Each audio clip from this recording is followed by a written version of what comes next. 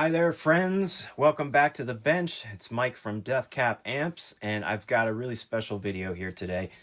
I'm hoping to do something very similar to what we did with this Gibson Skylark in a previous video. Just a few weeks ago, I finished this one and uploaded the video. I've gotten a lot of great comments from that, and people reaching out to me saying that a lot of the stuff I did in there helped them, so you're welcome on that stuff. I'm very happy to share that information. We did some really cool stuff with restoring this one, but this is the sister amp, the Kalamazoo 2. Now you might think this is a Gibson amp and this is a Kalamazoo amp, and if you're like me and maybe read some quote-unquote misinformation off the internet, I always thought that Gibson purchased a smaller company called Kalamazoo, which was also in Kalamazoo, Michigan at the time. Gibson was also making amps there.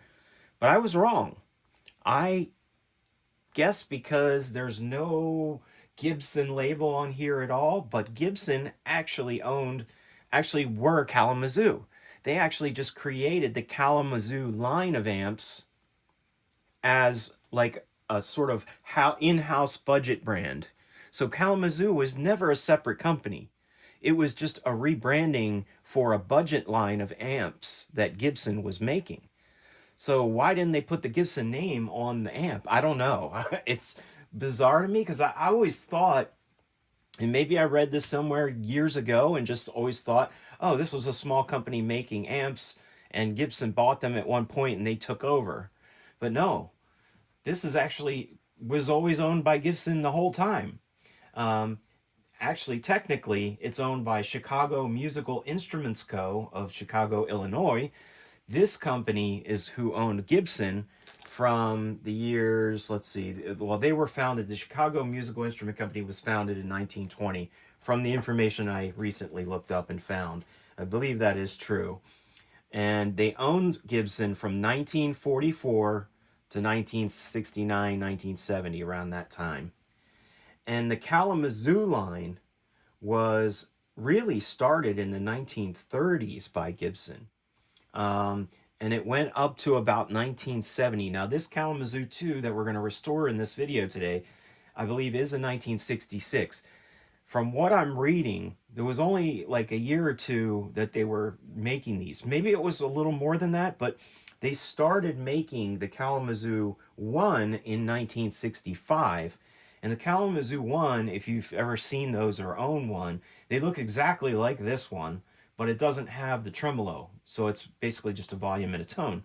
Very similar to like a Class A single power tube champ type circuit, right? Very similar to something like that. And it sounds a lot like a champ too, but it has its own character. I actually like this amp. I think it sounds really good. I don't know if I would say I like it better than a champ, but it definitely has the potential to have a lot more oomph to it than a champ, I think. And then they came out with the Kalamazoo 2, adding tremolo in 1966, 1 year later. So it has a 10-inch Alnico speaker and was manufactured by Chicago Telephone Systems, CTS. I'm just reading information that I found. So very cool. I love the history of this stuff. I love the history of gear. Things were so much simpler back then. If you had the money, I don't know what the prices were back then, but if you had the money to buy a Skylark, you were getting a slightly better product. I don't know, maybe they just put more into the materials, but I mean, like this amp here has the same exact features as this one, although this one is more wattage because it's a Class AB design with two 6AQ5 power tubes. If you want to see the restoration of this video, I'll put the link in the description, but I just restored this one. It's a very long video, but that's because I went through tons and tons of things with this. And so it's really a learning video. So if you really want to, if you're getting into the hobby of restoring, repairing amps, or even building amps yourself, it's a great video for you to check out because this is such a cool circuit. We're going to take a look at this one, which is a Class A design, which is a single power tube. So it's not a Class AB with two push-pull pair of power tubes. This is Class A, and I think that's one of the things that gives it an awesome character for what it is, right? It's about a 5 watt or so amp with an EL84 tube or 6BQ5 as the main power tube. And we're going to look at the tube lineup. We're going to test the tubes. We're going to look at the circuit. In this video, we're going to restore it. We're going to probably add some features. And just like I did with this Gibson, I'm not going to change the originality of it. I'm going to maybe do something where like I add a few extra features on a separate panel in the back where we can use them if we want to, or if we don't want to use them, we can still use the amp stock so that we're not messing up the originality, the original circuit, but we can do a few extra things with it. Because, you know, if this was the budget-friendly amp, I'm assuming was a lot cheaper than something like this to purchase back in the 60s, you may, you know, you're not getting any additional features, but you're not getting as much loudness as you could have with this. And the circuits do sound slightly different, you know. I wouldn't say one is better than the other. I just would say they're very similar, but they have some tonal differences, right? So yeah, a very cool amp. I've actually cloned this amp, the Kalamazoo 2. I've made, I think, at least 3 clones of this. Maybe more than that, possibly. One I did in an old radio for someone who I believe still uses that one in live performances. I cloned this one too. That person actually owns a clone of each of these that we did in old antique radio cabinets. So it looks really, really cool, and they sound great too on stage. Now, if you saw the little clip I put in the beginning of the video of me playing this, that was actually both of these amps running at the same time through a stereo reverb effect, you know, modular delay sort of effect pedal. So I played a couple of clips, but I don't know which one I actually wound up going with in editing. So, but both amps, the outputs coming out of this pedal, so it's just an absolutely phenomenal, glorious sound when you can play these two together. So we're really truly playing 2 Gibson amps. One would be the regular line, and one would be the quote-unquote, you know, budget-friendly amp, is what they're calling it. It was really just, again, a marketing thing where they could maybe use cheaper materials, although I don't think this is cheaply made at all. I think this is really well done. Yeah, maybe, I mean, both amps have this sort of, you know, angled chassis, only a couple of knobs, a couple of jacks. Yeah, this one has more tubes in it, so that, you know, that would have cost more to make. But we're going to take a look inside. It's a great sounding speaker. I think it sounds really good for this amp, and it has some awesome breakup. But this, I bought both of these from a guy in, he's in Pennsylvania, just south of Philadelphia. He owns a tattoo shop called Studio One Tattoo. If you go to Studio, the spelled out number 1, OONE, studio.com, Studio One Tattoo.com, I think it is. His name's Mark. He owns the shop. If you're really into old gear, old amps, old guitars, even old cars, tattoo culture, old, you know, music, punk rock stuff, all that, he's into that stuff, and I'm sure he would talk your head off. And he's got some amazing stories about gear. When I bought these, that he told me about some celebrities that he had a chance to purchase some of their equipment from back in the day. So he's such a cool guy. I bought these from him in a pair, and I said, I'm going to use these. These are going to be great teaching videos, amps for teaching. We're going to do some really cool stuff with them and restore them completely. And he kept these in amazing shape. Even the people before him that may have owned these kept them in awesome shape.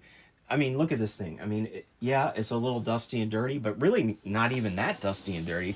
I've seen 1,000 times worse than that for an amp that's 60 years old. I mean, 1966 this was made, and it's 2026 now. 60 years this thing has been around. And look at it. I mean, it's in just phenomenal shape. I mean, the grill cloth is in good shape, the speaker, the circuitry, and I think I've already looked in here, and I think a couple of things have been done to this, just maintenance. But we're gonna look at that, and we're gonna also replace the electrolytic caps, even though I think that was done at a previous time. I don't know if it was done very well, so we're gonna definitely make sure that it is safe and is working properly for its age. So yeah, exciting video. I'm very stoked to have both of these sitting here to be able to make content for you guys. if anyone is really loves this hobby, wants to get into this stuff, or even is looking to build their own amps, I mean, that's what I enjoy the most. I mean, yeah, I love bringing something back to life, restoring something that's historic, that, you know, this is a Gibson amp. I mean, this is history. This is the 1960s here. This is what people were buying and playing and writing songs with, right? And even recording stuff with. I mean, this amp was used to record a lot of really cool stuff that I've looked up in the past. So, used by some great artists. It's such a great sounding amp. But yeah, if you know anything about the Kalamazoo 2, any interesting stories, or know any artists that may have used one, or anything like that, please put it in the comments for me, because I love learning about this stuff. And I always cringe a little bit about looking stuff up on the internet, because I don't know if it's true or not. And again, I think for years I was misled, thinking that Kalamazoo was like a smaller company that Gibson bought, but they're not. They were actually just like a branding thing that Gibson did to create a more budget-friendly line of amps so that people would buy them. So this amp wasn't made for that long, but there's a lot of them out there. I mean, you can get these, you know, on Reverb. You can get them on Marketplace. If you keep your eye out, they do pop up from time to time, and it's a really cool amp. And it would be a great amp for someone who is just learning the amp stuff, to be able to, you know, add features to an amp without, you know, that's what I'm going to teach in this video, is maybe add a couple of features without messing with the originality. I don't like to do that. I don't want to change the circuitry. Gibson designed it a certain way, and it sounds really freaking good. Why change that? Why change the originality? I want to keep it very original, but add a few things. And I'll show you, if you haven't seen the video of the Skylark, check this out. This is the way I approached being able to add some features to this, so that I can actually make this amp even more usable for my own playing without messing up originality. Notice how this Gibson does not have a tone control. It only has a volume, loudness, and a frequency, which is turns the the tremolo effect on, and you can increase or decrease the speed. That's it. So what I did here with this one was add a nice little removable panel. You can remove it if you need to. I mean, yeah, you would have to unscrew it and disconnect a couple wires, but it's very simple. And I wound up just literally adding this panel here, where we can now switch off the tone control. So we have no tone control, that's stock. Switch it on, and now this becomes engaged, and we have a full range of different tones. There's a mid boost switch, so we can boost the mids, or, you know, cut them down. We have a tremolo intensity, which the amp, when you turn the tremolo on, it's full intensity. It's just like having this knob all the way up. That's the stock setting. If you turn it back, you can cut the intensity down to make it more musical, make it more playable. So yeah, intensity of that. And I also added 2 speaker jacks so that I can connect this to a computer and interface and record with a speaker out, you know, to like an aux box or a Captor X 2 notes, and use virtual speakers to record and or play, you know, just play different IRs or virtual speaker cabinets to see what the amp sounds like through different speakers, right? All kinds of cool stuff I can do with this. I can hook up an extension cabinet.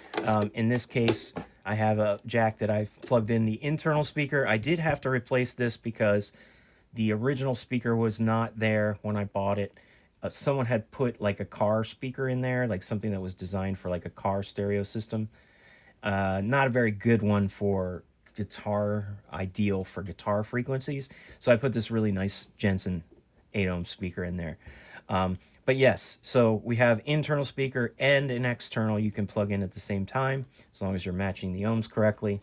But yeah, so this cool little panel was a way for me to add a few extra features to this amp that it didn't come with, without drilling holes, messing things up.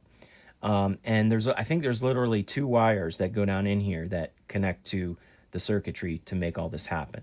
And all the rest of it's done on the panel on the back here. So I would like to do something similar with the Kalamazoo. Maybe what's one thing that's really cool with the Kalamazoo is that it does really sound good when it's pushed. And that's part of that Class A single power tube design. When it's pushed and you're really rocking out on this thing, it's got a good breakup, but we can give it more breakup if we add a feature to it. So maybe what I'll do is add like a gain boost, or even add a potentiometer to add more gain to it. Because I really like the sound of the breakup. Let's enhance that sound. So I'm thinking about doing something like that. I may also add an intensity on the tremolo, because that's a very easy mod to do. But again, I'd still want to be able to play it stock. So that's why having it on the back there, if I decide I want to use it, I can. And I haven't messed up the faceplate or drilled anything. So we got our work cut out for us. Stick around if you're interested in this sort of thing. We're going to get this all refurbished. Look at the circuit. We're going to look at the tubes. We're going to teach a lot of stuff about this. This is a diagram that I drew myself from one of these that I had a number of years ago that I actually restored. And I literally drew the circuit of the way they laid it out. I have a better copy of this. This is a printed copy. I also have someone, this is not the original schematic, but someone has drawn this on a better drawing software, right, than Gibson would have back in the day. And it's I think it's pretty accurate, and it has the voltages. So we're going to refer to this if we need to look up anything. It also has the tube diagram, the tube layout. And this is a picture of a gut shot of a one that was made that hasn't been serviced, so it has all the original parts in it, I believe. So I just thought this was a decent example of what it looked like, because I can tell from this, has this one been changed, anything been changed in it? And I think it has. I think someone has replaced this filter cap, but I'm going to change it to something else because I don't know when it was done, and it's definitely something that will have an expiration date, so to speak, right? So very cool. Stick in there, and we're going to have some fun with this one. Okay, we've got the amp chassis out of the cabinet. That was very easy. There were these 4 screws that were holding it in on the sides here, right? So just had to take those out. So I kept all those parts together, and that's it. A lot easier than the Gibson Skylark, because when I did that one, you do have to take the whole front baffle off in order to get its chassis out, just the way it's designed. So this was a lot easier. So let's just take a look at the underneath here. We had the power transformer. Obviously this is original. Everything here is original. A 3-prong cord was put on at some point. We're going to see if it was done correctly. There's kind of a right and a wrong way to do it, or possibly several wrong ways to do it. The output transformer here, these are the 2 leads that go to the speaker. Those do have to be unsoldered. But one of the things I'm going to look at doing here is putting an output jack on this, with adding a plug here for this, so that we could just plug it in and out. That way it's so much easier to take the chassis out and you don't have to unsolder anything.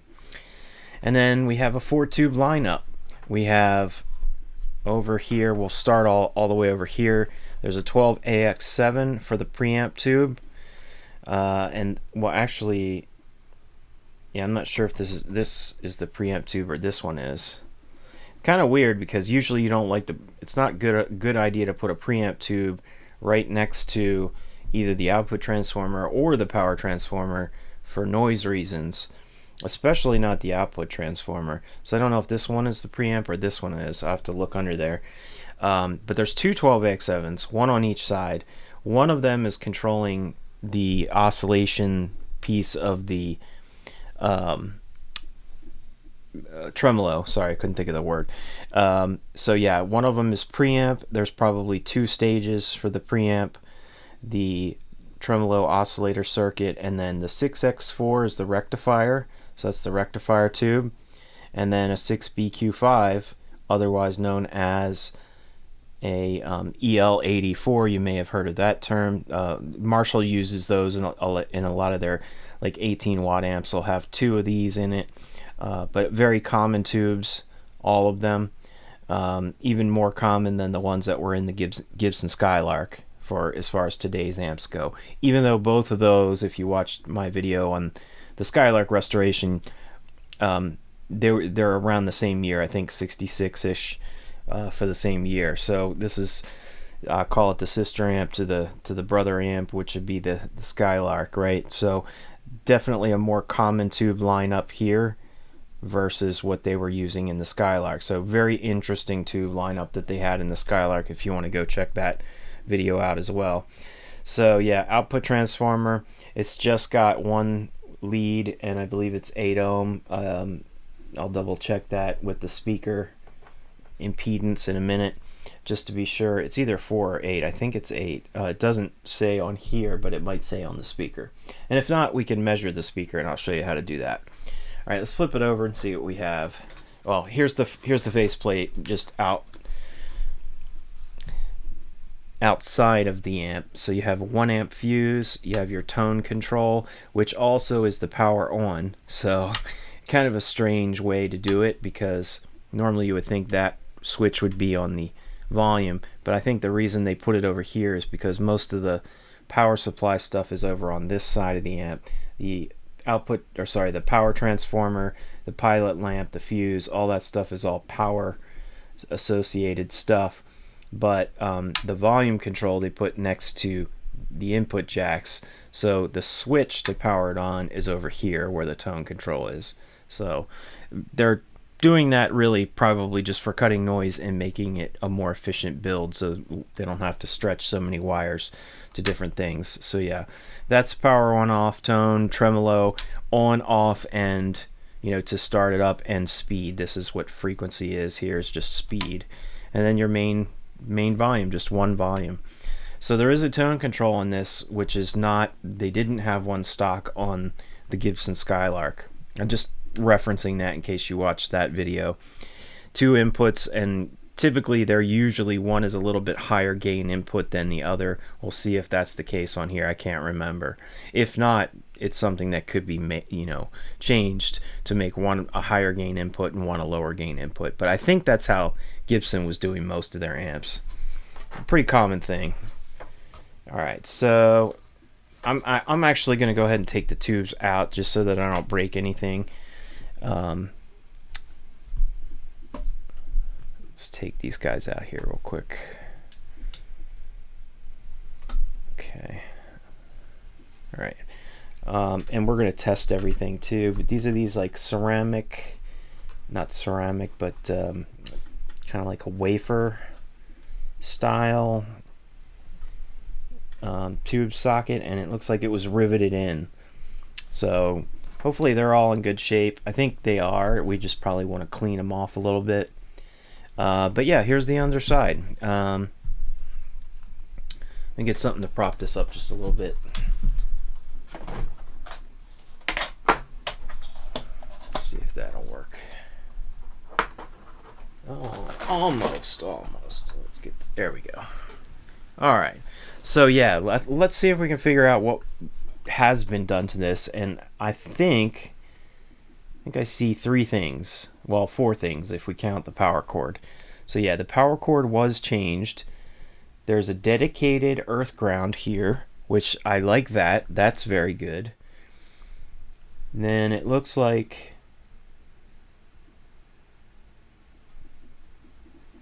I think this is the hot lead. I'm not sure. I think brown is the hot. This is kind of a strange power cord because usually it's black and white and green for earth.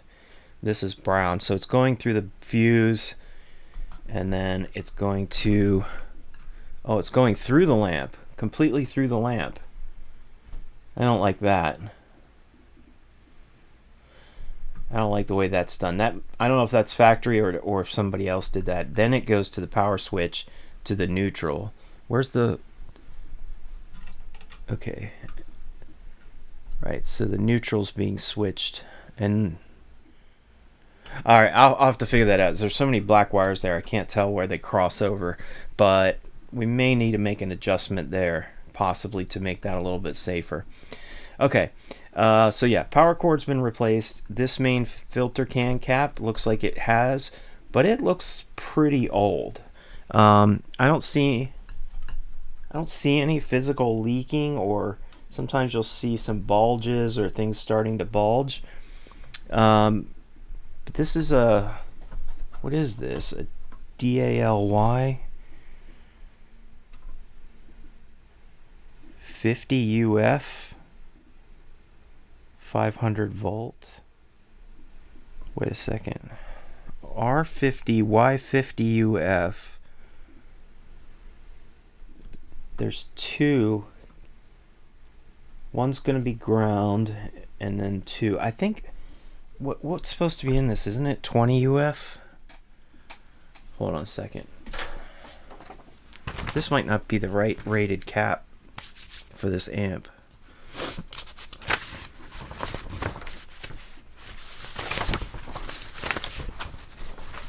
Alright, according to schematic here, let's see what they had.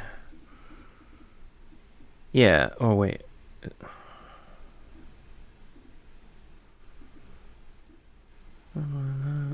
20 UF, 10 UF, 10 UF.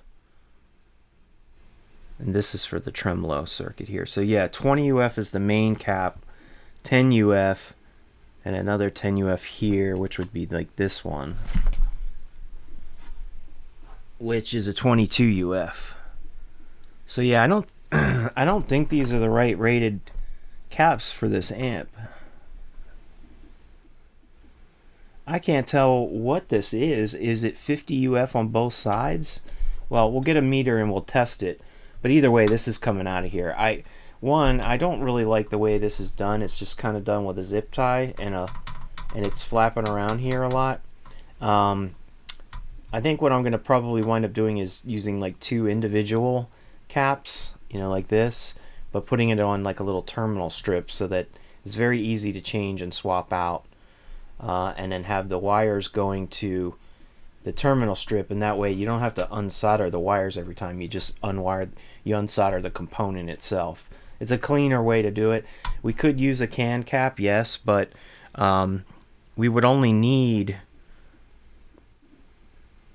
a 20 and a 10, and the can caps are very expensive. If you can even get a can cap that's a single 20 and a single 10, I've seen like 20 and 3 10s or 20 and 2 10s, but then you'd have parts of a capacitor that aren't even being used, and you'd be paying a lot of extra money for that. So I'm probably just going to use two individual caps instead of the bigger one. But yeah, I am curious to test this to see what is it rating. There's two sections, of course, and one ground. But yeah, something just doesn't seem right. The way it's labeled, it just says R50 Y50 UF. Is it both 50? And then there's a J4 75/28. I don't know what that means. I've never seen. This is a UK made cap, but it does look pretty old. So maybe it was changed in, like maybe the 80s or something. Maybe it had something changed, and this is definitely a replacement, but I don't think this is the right value either. Okay, regardless, everything else besides this one little cap right here, that to me looks a little too small for its, meaning the voltage rating on this doesn't look right for its position. What is that one? Is that another 10 UF? Hold on, I can't. It's hard for me to see what that is. 15 15V8? I have no idea. Some strange looking caps in here, man. Sorry, I normally can tell exactly what rating it is, what voltage rating, but this is very weird. Maybe it's a 15 volt cap and it just doesn't have its value on there. All this rating here is just saying it's 105 Celsius. It's like operating temperature. Weird. Okay, well, we'll test that one too. But in either case, we're going to get the correct values in here for everything. And we're going to test all the components and make sure that everything's good and clean this whole thing out. There is a little dusty, so we're going to, as part of the restoration, really just fully clean stuff. And we might even be able to make some of the wiring a little bit neater. and then start looking at what we might want to add as far as adding additional features to this without, you know, messing up originality. I say that all the time, yes, but let's, while we're at it in this little section, let's just see what these values are. I'm curious as to what somebody did. Was somebody trying to upgrade and give it more filtration, which could make the amp sound a little bit more like attacky, you know, have a little bit less lag. I don't know if you guys, if you're watching, if you know what that means, but like when you're playing a modern amp, like a modern high gain amp, you know how it's real crisp and like it just cuts like, whereas a lot of vintage amps, they just have a more smoother sort of gradual feel when you're playing your guitar strings. It's not as sterile kind of feeling. It has like a warmth and a slow build kind of a thing. Even though when you hit the strings you hear it right away, it's still like a fraction of a second different. A bigger capacitor, value capacitor, could make it feel tighter, you know, like a more modern type amp. So I don't know what they were doing here, but all right, let's I'm going to try to show you this so that you can see. This is my LCR tester. Usually, sometimes you can have trouble trying to get the value of a capacitor when something's in circuit like this, but usually not with these big caps. I shouldn't have a problem with these. We'll check this first one over here. So this is part of the filtering going on in the preamp section.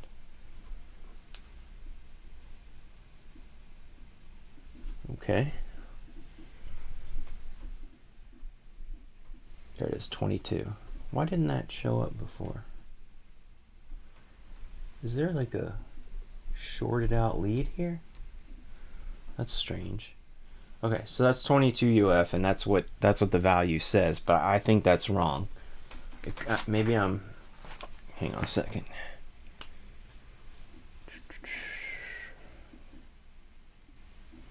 It's the 15 picofarad. I think it's supposed to be this one here, this 10 UF. It's okay, it's not going to hurt anything that this is 22, but the amp is going to feel a little bit different potentially. Alright, let's try the other one. So the ground is here, and this blue wire, yeah, that's 46. That's close to 50. So that's like a 50 UF cap. That is definitely higher than. And then the other side is the same. Yeah, it's 250 UF. Did they do that on purpose? I mean, that's way more than the schematic says. Huh. Wonder if they were trying to upgrade it, change the sound a little bit. And it's not going to change the EQ or anything, but it will change sort of the responsiveness. Now, one thing I want to mention here, that I did have the back off of this thing before I shot any of these videos when I first purchased it, and I cranked the amp all the way up, and I was playing for a minute, and I saw some arcing, some sparks going on, and I don't remember where it was, but it was on one of the tube sockets. And when I hit the string hard, there was literally like a spark going from one pin to the other somewhere. I think it was on this tube, I'm not sure, but I could see it arcing, and that might be due to these filter can caps being too high of a rating for this rectification, for this 6X4. It might not like that, so it might be a little too much for it. I don't know. We'll figure it out though as we go along here. Let's check this one here. So this other one that I know has been replaced. It's a very small one. Okay, that's a 10 UF. It's strange because it's, I wonder if this one's failing. It's like, I had my leads on there pretty steady for a second, and it looks like it went out. Okay, yeah, that's a 10 UF, but the voltage rating on that is definitely not high enough, I don't think, because isn't that, this is the 6BQ5 tube. Maybe this is the preamp. Maybe this is the one in the preamp. No, this is preamp here. This is because it's got the all right, so hold on. So this is the 12AX7 preamp. This is for the tremolo circuit, which are all these caps here. Sorry, I'm thinking this out in my head. That means this is the 6. This is the 6x4. Because this is probably the biasing resistor of the 6BQ5. Okay, so I'm just looking at this differently than I saw it before because it's now flipped over. Okay, so yeah, something just doesn't look right here for these. But anyway, we're replacing these caps, so we're just going to make the right values. Interesting find. I wasn't expecting the values to be different. Usually when people do a recap, they replace it with the same value. Maybe that's all this person had that did it, were these values, and they thought, it'll be fine, which, you know, it might be, but again, I saw this arcing and sparking, and I have a feeling that might be due to a difference. I think what can happen is when you have a rectifier tube, there's a limit on how high you can go with capacitance with that type of a circuit. And sometimes if you go too high, you know, like if you're using diodes to do rectification, it's a little different. You don't have to worry about it as much. But there's a little bit of a lag going on with a tube that's doing your rectification, and in this case it's a 6x4. So what I'll do is I'll look up the data sheet of that 6x4 and see what the maximum value is for the cap, and this might be exceeding that because it's 250 UFs. 250 UFs. This is a 10, this is a 22, which I don't know. The arcing could have been from something else, could have been something weird going on there, but all right, well, I'm probably going to clean this thing out first, dust it out, vacuum it out, get it all cleaned up, and then we'll start maybe seeing if I can reorganize a little better and figure out what new parts, the new caps I'm going to put in there. I can definitely tell that I definitely want to clean out these tube sockets because they definitely are starting to get some caked on corrosion, and you can just see that the little clamps here, hopefully you'll be able to see that. I don't know if you can zoom in on your video, but right in here, the pins of the tubes go through these little tiny clamps. That's how these tube sockets work. And they're not shiny at all. They're like covered in like a film, like a kind of a yellowish, whitish film, and that's just corrosion starting to build up. So I want to really clean those off and make them shiny again, because you can get bad connections with the tube pins when they go up through there. And even these tube pins we should clean too, because I could tell they're really dirty as well. So they've been sitting in these tube sockets and corrosion's been building up. I mean, it's been 60 years, right? And no one's probably ever cleaned this thing. So we want to make sure that all those, and even if we can, we're going to clean all the actual solder connections for all those. Basically everything in here just needs a good cleaning. And this terminal here is absolutely just covered in like a white film. See, if I scrape it, it's coming off. Now, it's a ground connection, but it's not being used in the amp. Nor is this one either. So that's interesting. This one is. But yeah, just all that funk. It does matter. Having a clean amp, a clean circuit matters, because you can get intermittent problems. Things can go in and out if it's not making a good metal on metal, bare metal on bare metal contact. Especially these tube sockets. So we definitely want to clean those off really well. And I'll probably do what I did last time, which was I'm going to use like a toothbrush with some isopropyl alcohol, 100%, 99% alcohol, and then I may need to go in and actually scrape or use something like a file or something to lightly scrape away so that we get down to actual bare metal if it's really bad. So I can tell it's like this side looks worse than over here. Maybe because of the way humidity was coming in through the side, the back of this pot. Just everything has definitely got a little coating of something on it, dust and or little particles of things where it's starting to build up a little layer of corrosion, but not to the point where it's damaged anything. And again, we'll test all the rest of these parts too. So I'm going to move on to, I'm going to get everything sort of cleaned up first, and then we'll figure out what we're going to replace next for parts.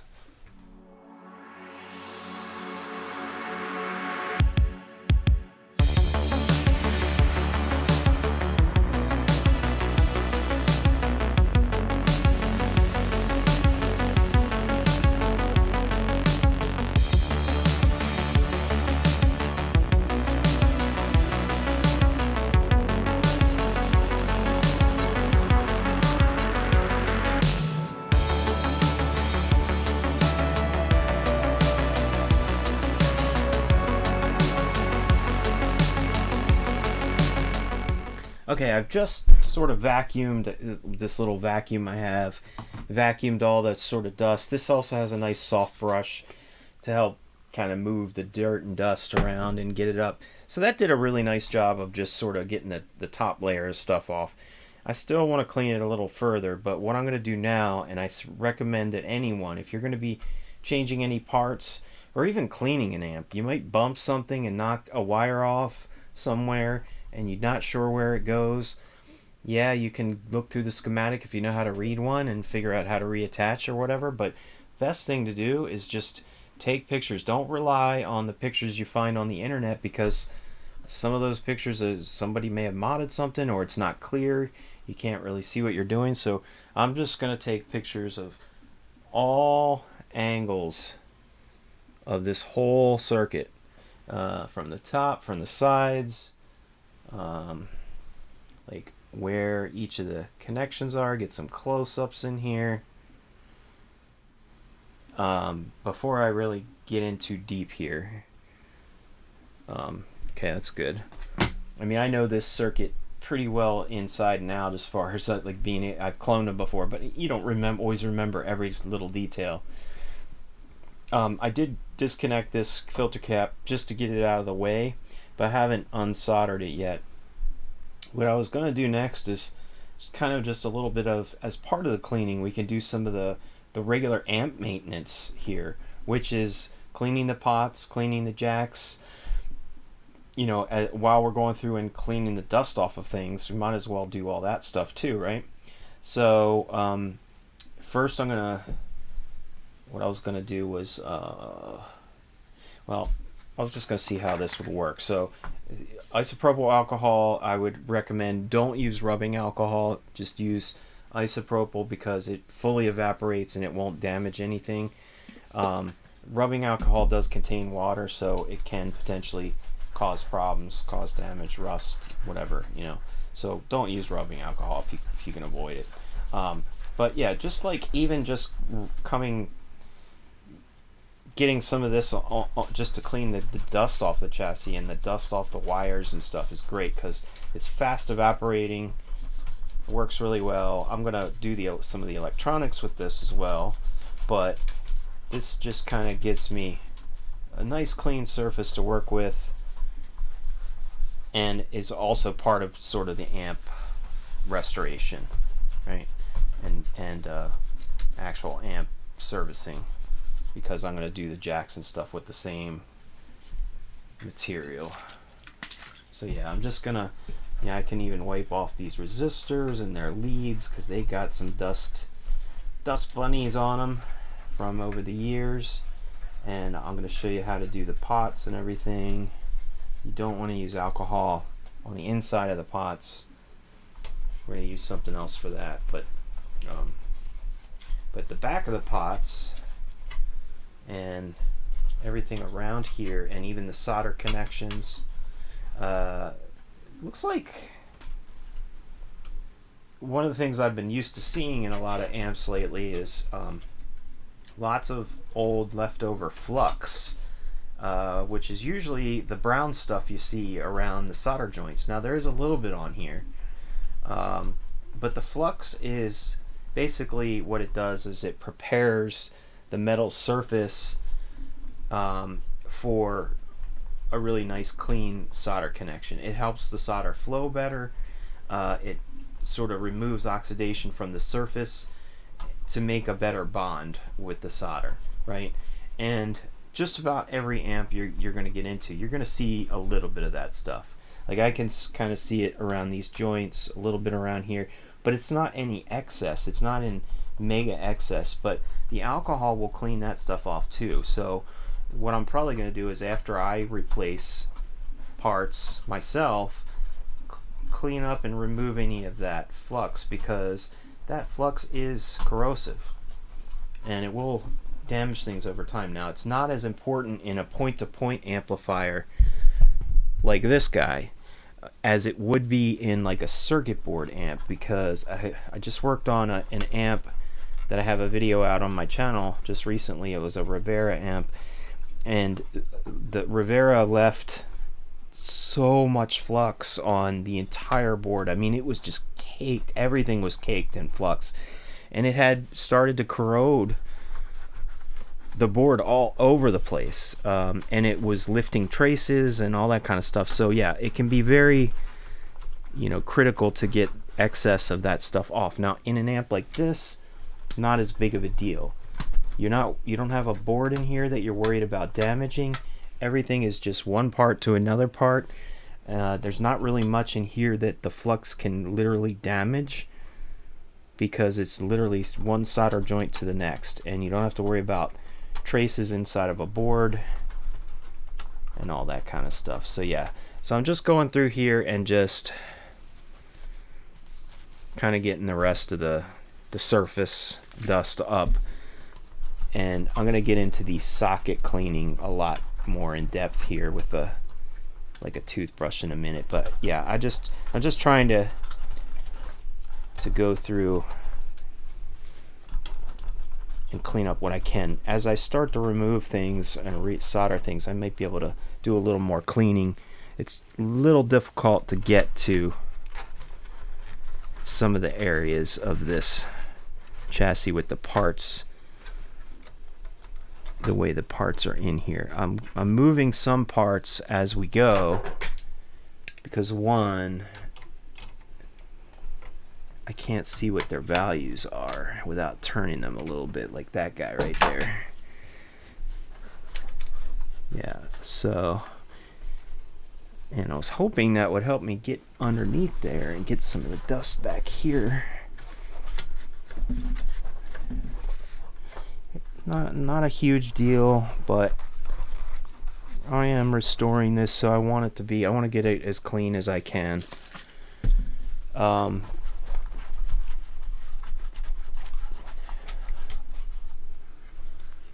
don't think we're going to need to replace any pots or jacks. They used really good high quality Switchcraft jacks, which can last a lifetime. I mean, really nice jacks. I have had to replace them before if they've really been abused and bent up. Where your guitar cord plugs into an amp is definitely one of the most abused parts, just because mechanically you're yanking a cord in and out of there, and you can bend stuff, you know, over time. But the way to clean these guys is rubbing alcohol, or sorry, not rubbing, isopropyl alcohol. So you really just want to clean the tip here really well. Since I have it on a rag here, that's just how I'm doing it. So that's where the cord itself is literally touching and making contact with. Sorry, I'm trying to find a cord here. See, look, when I plug my cord in, right there where it's making contact, that's where that's the main piece of where you want to make sure it's really clean. Make sure you see nice bare shiny metal, and you won't have a problem with at least the input jack connection. And the other thing I like to do is get some Q-tips and clean out the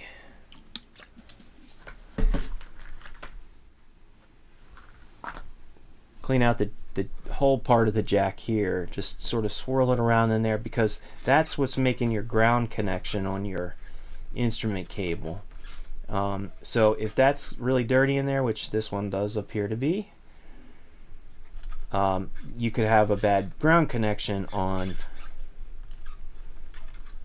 your guitar input. So yeah, that's much better, much better. Let's do this one. So again, I'm just kind of swirling it around on the inside.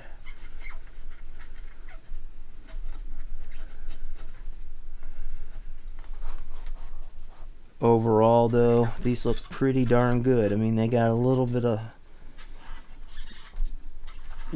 black stuff, but nothing that's like caked on or anything like that. We're just cleaning, giving a nice fresh surface, because that is where your signal comes in. That is your literal guitar signal from your pickups coming through the cord. It has to touch this, which then goes out through these resistors and straight to the grid of the first preamp tube. So we want to make sure all that is solid. The next thing I can do is clean the pots. Very easy to do that. I like to use, for these types of old sort of CTS style pots, just use some deoxit, D5. It's just sort of the standard deoxit. There's many different kinds of deoxit for different things, but this works really well for pots. And I know that the volume pot on this is very crackly, so these pots definitely need to be cleaned. What happens is there's a little wiper on the inside of each pot that runs on a little track that looks almost like the shape of a letter C. And I'm just putting this paper towel in here so that I can just catch any excess deoxit. It's not going to harm anything if it gets on resistors, caps. Don't worry about that. It's just, since I'm cleaning this board, I want to just try to keep everything as clean as I can. But anyway, it runs on this little track, and that track, think of it like a vinyl record, where if you have an old vinyl record and it's got dust all over inside the grooves of that record, you're going to hear cracks and pops, right? It's not, everywhere there's a piece of dust, it's not going to make a really good clean connection to the audio, which is in those grooves, right? So what you're going to hear? You're going to hear the cracks and pops, and not the music. When the needle goes over that certain part of the track. Same thing with these potentiometers. It has that track in there, and if it's got dirt, dust, which it will get because these are open, these have openings, and just like dust got all over this thing, dust is also getting inside of them. So typically, as long as it's not too crazy, which I was playing this amp and it's not too bad, just a little bit of, the only one I really noticed a real problem with was the volume, but we're going to clean all of them. Let me switch to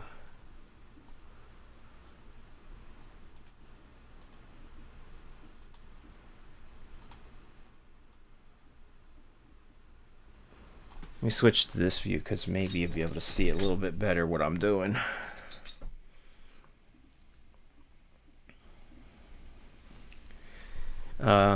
Yeah, so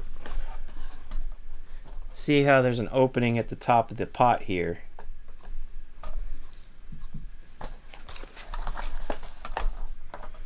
I just want to take my deoxit and spray it liberally while I'm turning the pot. Just very liberally.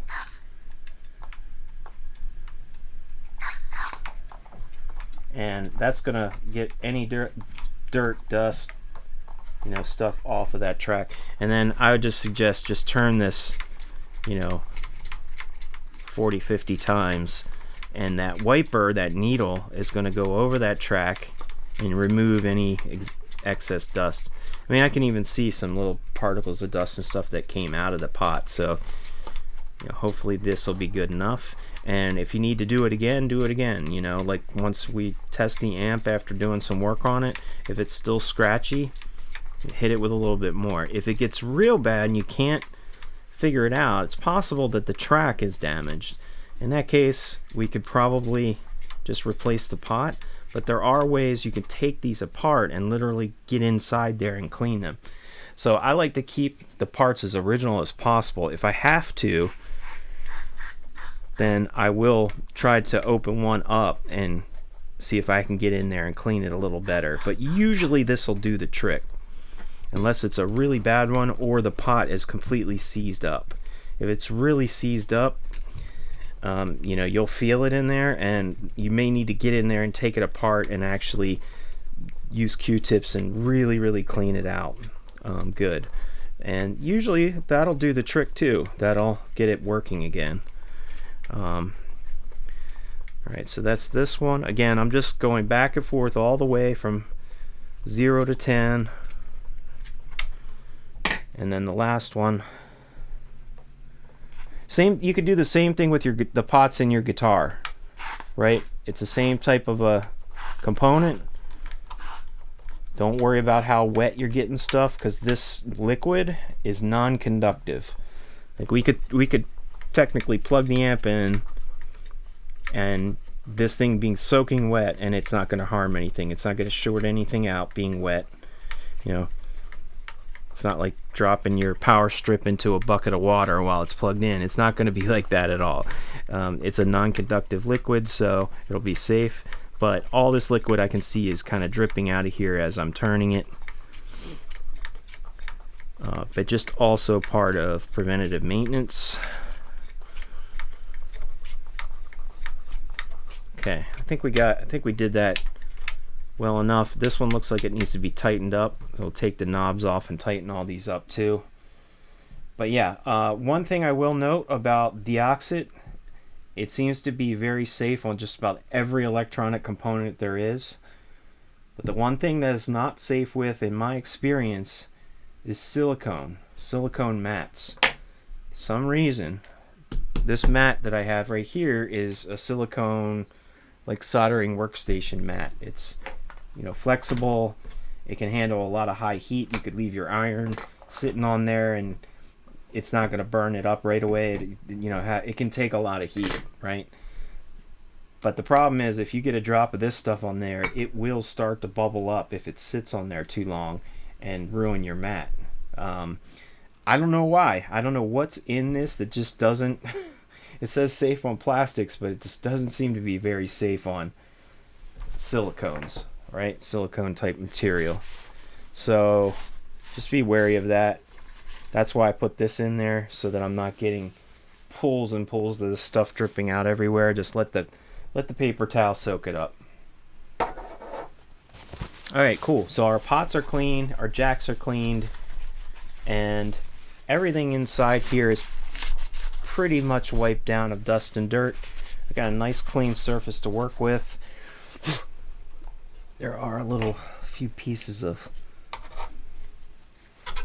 I don't know what this is. Maybe just pieces of plastic from, yeah, I think it's just pieces of plastic from these little orange drop caps. No big deal. But the last thing I want to do here, as far as regular maintenance, is clean the sockets really well. I'm almost wondering if I should do that after. Nah, I guess it doesn't hurt to do it now. I was going to say do it after I do all this other work on soldering, desoldering, because I am going to be probably removing a lot of old solder. But still, the most important thing here... sorry, you couldn't see what I was doing. The most important thing on these sockets... I'm going to try to get you a good close-up of this if possible. I just don't know why this doesn't focus. There we go. See this? These little clamps are what are holding the pins of the tubes, and they're not shiny metal anymore. I'm sure they were when they first installed them, but they have like a yellow coating on them, and I'm hoping that I'll be able to just use alcohol and a toothbrush and get those pretty clean. I feel like I did that before, and it was pretty good, but then I had to do some more scraping on the Gibson Skylark I just did of the same year of production, and they used the same type of sockets. So what I like to do is just get a toothbrush. I need to get myself like a little, I guess I could use this container. I was gonna get like a little glass bowl to put some alcohol in, but this should work. This is like an aluminum tray. Put a little bit of alcohol in there. Oh, and by the way, if you need to know where to get this type of alcohol in a big jar like this, because you probably will be using a lot of it if you're doing a lot of amp stuff, Amazon sells it. There's a chemical distribution company. This one's Vaccine Labs, I think. But yeah, it's something you can definitely order on the internet. It's not like it's hard to get. So, but yeah, I just want to go in here and really get the bristles down and get it really nice and wet, and try to get as much of that funk off of there as possible. And then as I'm doing this, I'm also sort of cleaning the little posts that the components are soldered to. They definitely have a little bit of old flux on them as well, which it doesn't hurt to get that stuff off either. Yeah, so I'm just trying to work it in there.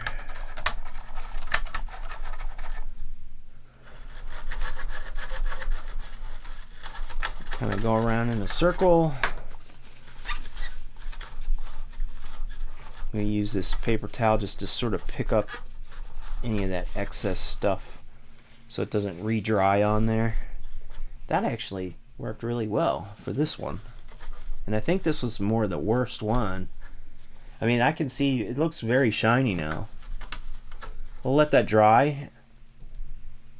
I'll let it dry and kind of see what it kind of dries to, because I can definitely tell that these all of them have like a coating. It's sort of almost like a whitish yellow, same kind of stuff that was on the back of the pots. I've seen that a lot when it's a really dusty piece of electronics that's been around for many years and the environment was a little bit humid, like in a basement or something like that, and it starts to turn like a whitish yellow color, like the film of dust that's on it, and it just gets really caked on there. But this seems to be doing the trick. And again, this is safe for all this stuff, and I'm just being very gentle. I'm not trying to force anything.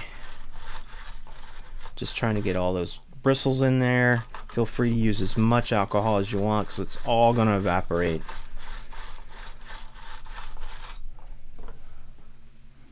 I try to use this microfiber cloth to just soak up and wipe it out. Yeah, I mean, that looks so much better than it did before, and it's just going to make for so much better connections too. All right, now this one's going to be a little tricky because there's a lead that's crossing. This lead is actually going to a ground point. They're using this one socket pin as a ground point because that pin is not being used in that particular type of tube. So I can tell that these are 9-pin sockets, right? The 12AX7 tubes, these guys, and the EL84 tube, they're all 9-pin, but the 6X4 rectifier tube is a 7-pin socket. So it only has 7 pins on there, and they're using a pin that's not being used inside of the tube as a ground spot, whereas they could have probably just used any one of these grounds here as well. Might have made it for a little less crazy wiring going on over here, but in either case, this connection to that connection is just grounding these components.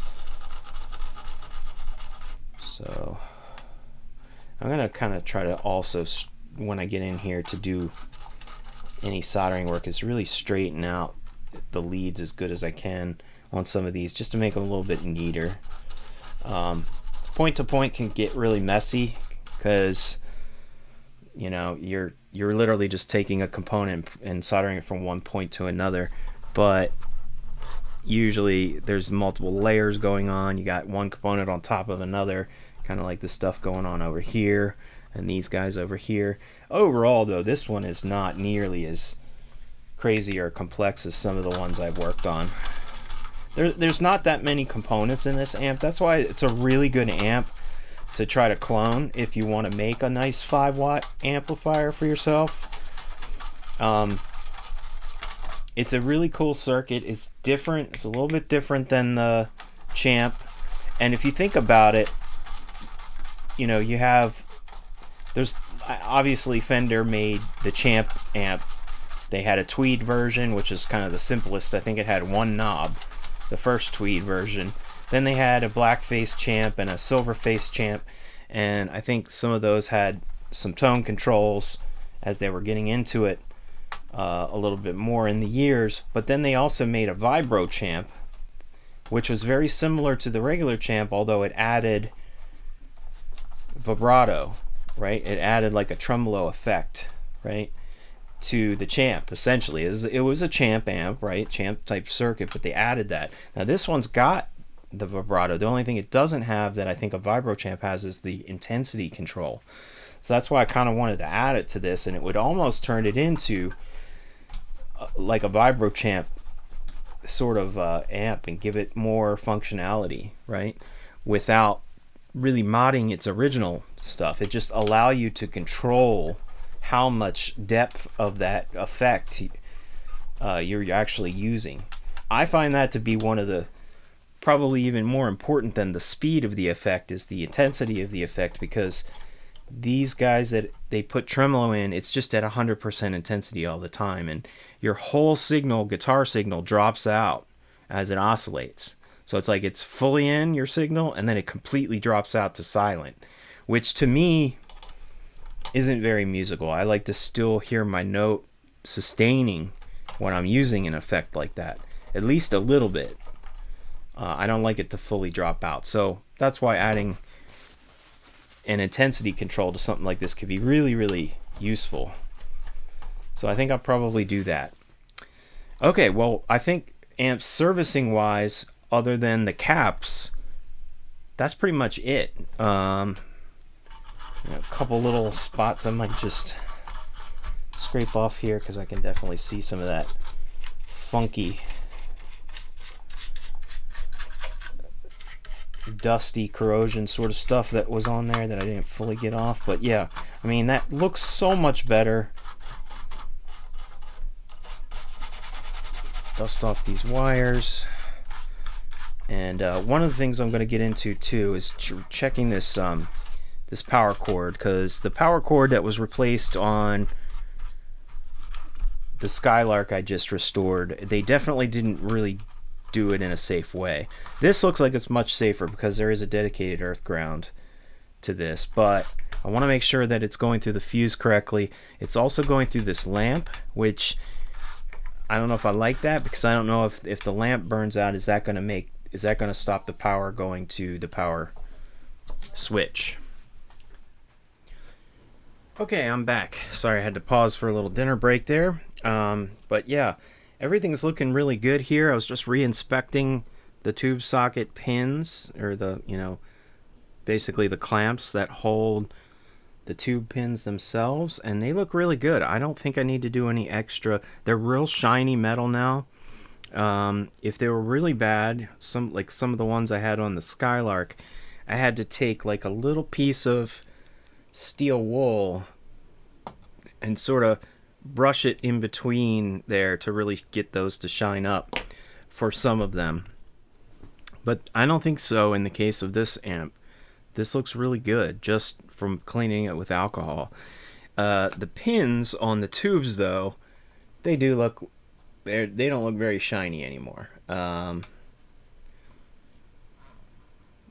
they're not terrible, but they could use a little brightening up. some of the tubes I think look a little worse than that. But yeah, so I'll do that in a bit. But I wanted to take a look at this replacement of this power cord. So this is a 3-prong power cord, and that they replaced it with to make the amp safer. And while I love this dedicated earth ground, I mean that's current code, right? Today, 2026, I don't know when the code changed, but you know, this amp was originally made with a 2-prong cord. This is now a 3-prong cord with a ground, and that's where this ground is going to.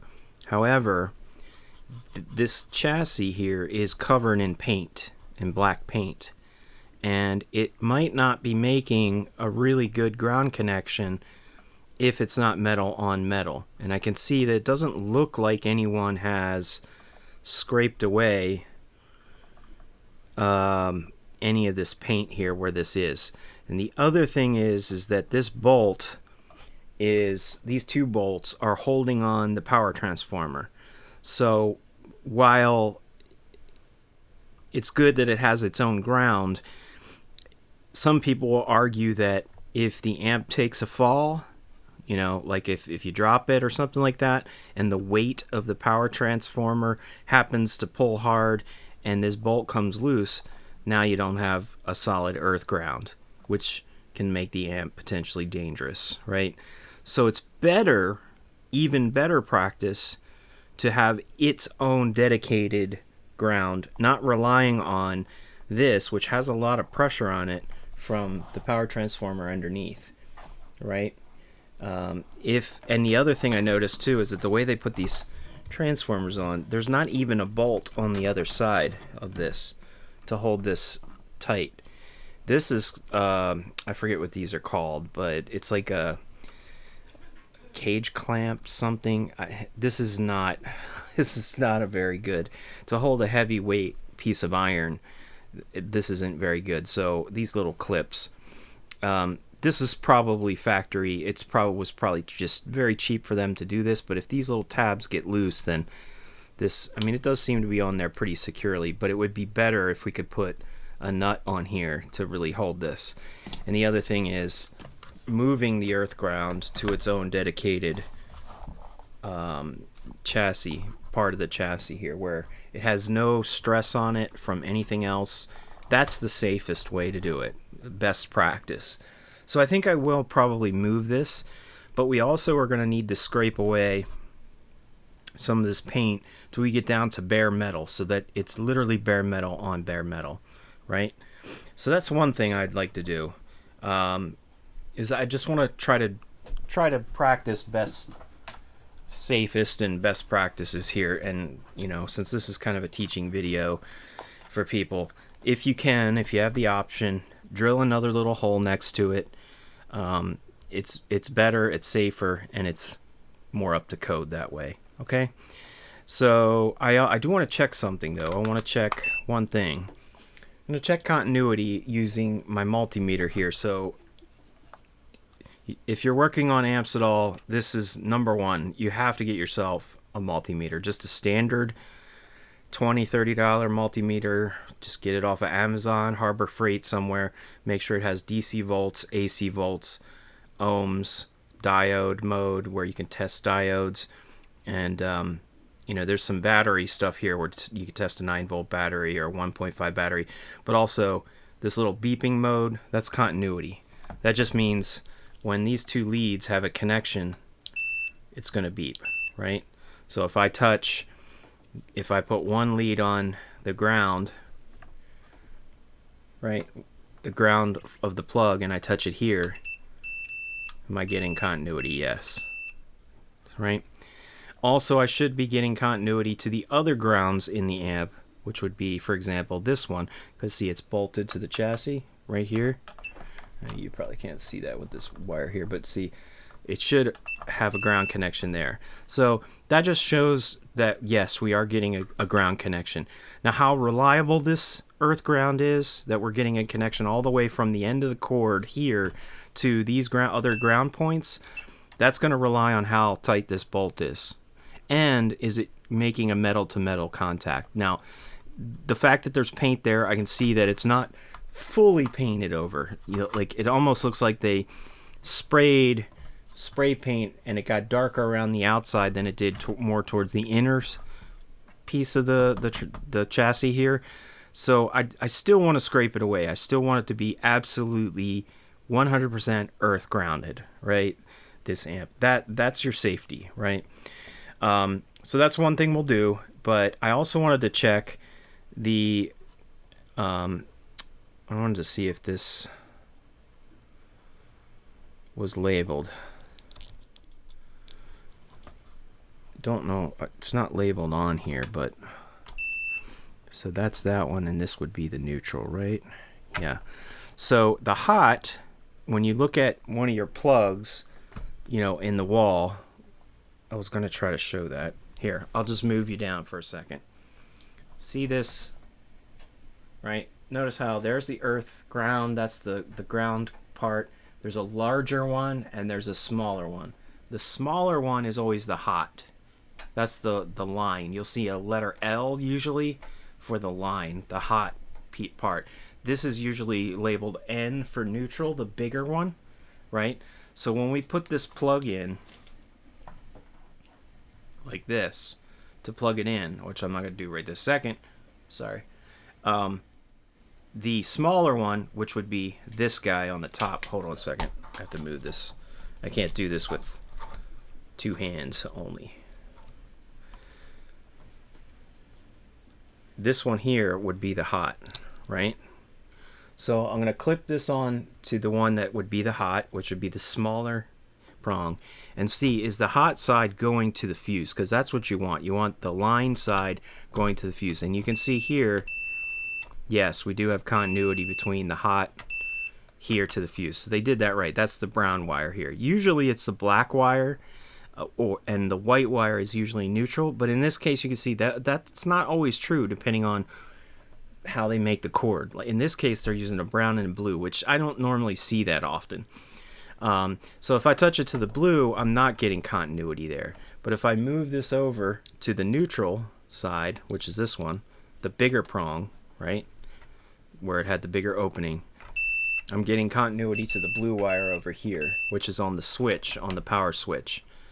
Okay, so just so we can tell hot and neutral, this is hot, brown, neutral is blue. That's how it's wired with this power cord that they installed for the 3-prong. So the good thing is it is going through the fuse first, and it's going through the right side of the fuse. There's two sides to where this fuse is. And yes, it doesn't matter which side you connect that wire to, but for safety reasons, it's better to put it on this back side here. Why? Because when you take the fuse out, let's say you're testing, you want to check the fuse. If this hot side was soldered here, let me make sure you can see that, sorry. If this brown wire was soldered here, then that means that this part of the metal is hot all the time, whether the fuse has blown or not. And if you're unscrewing this and your fingers touch this part of the metal when you're pulling the fuse out, you're going to get shocked, right? So it's better to put the hot on the back side, which is this end of the fuse. And if the fuse is blown, right, you're not getting power to the amp, it's plugged in, no lights coming on, no powers, the tubes aren't heating up. If you accidentally touch this, at least you're not going to get shocked because the fuse is blown, right? So it's a safer way to just always make sure you solder this to the back end of the fuse, right? Okay, so that's good. So what's on the other end of the fuse? What goes through the fuse? Well, one end is this lamp. So this lamp operates at 120 volts of AC, because that's what we're getting here. That is a hot 120 volts from our wall. And also this black wire is going down into the transformer as one of the power transformer primaries. Now there's two, right? You need one connected to the hot line and you need one connected to neutral. So the neutral one is going through to the switch. So that's where the other end of the power transformer is going to. One end is going to the other side of the fuse, right? So if the fuse blows, it stops power from the line, from the hot 120 volts, right? Neutral is 0 volts, but you need both of them to operate this power transformer. But at least no power is getting into that transformer if the fuse blows. So that's good, right? So if a fuse blows, it's protecting your power transformer, it's protecting your tubes and everything else. It stops right here. It never gets to this point. So that's why a fuse is super important. Another thing we should do here is make sure it's the right rated fuse. So this is a bus fuse. 250 volts. Where's the amps? That's the most important part. AGC2, so I think it's 2 amp fuse. Is that what it's calling for? No, it's a 1 amp fuse. So somebody put a 2 amp fuse in it. Not a good idea. We should put a 1 amp fuse in. It shouldn't be drawing more than 1 amp of current. So already right there, not the right thing. I'm going to change it right now while we're talking about it. Typically for power mains fuse, I usually use the slow blow fuses. It means that they don't fire as instantly. It takes them a second to fire when it detects something pulling current more.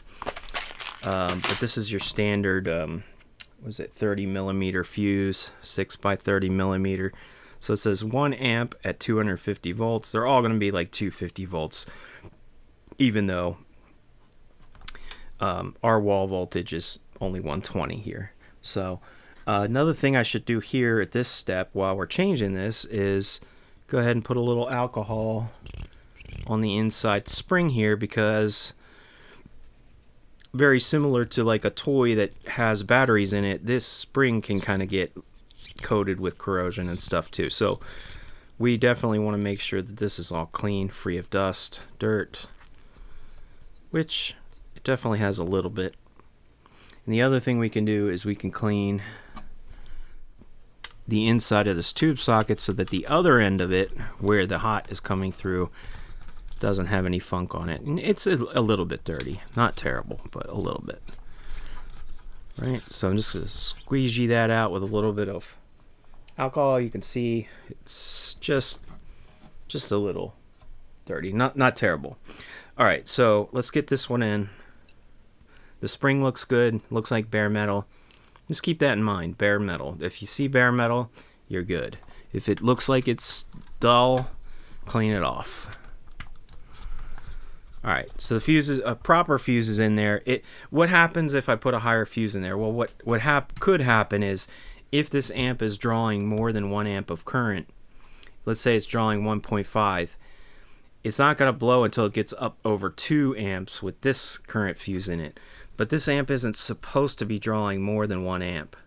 Now, there is one thing that you can keep in mind, is that in the 1960s, our wall voltages on average were about 110 in the 1960s in the United States.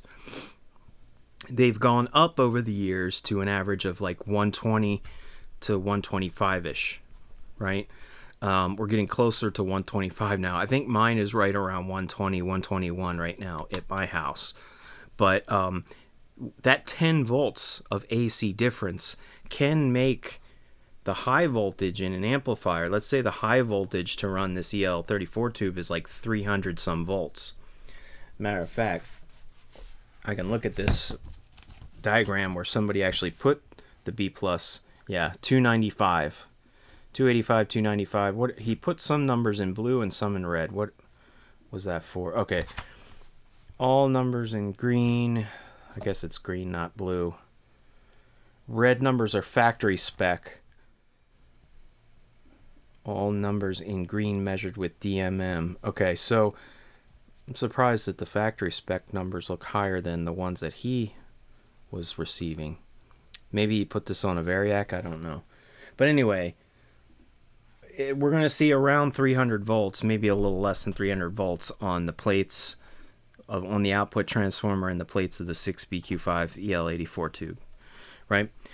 But now, that was in 1960, so now it might be somewhere up around 330, 340 because of the 10 volts difference in our walls now.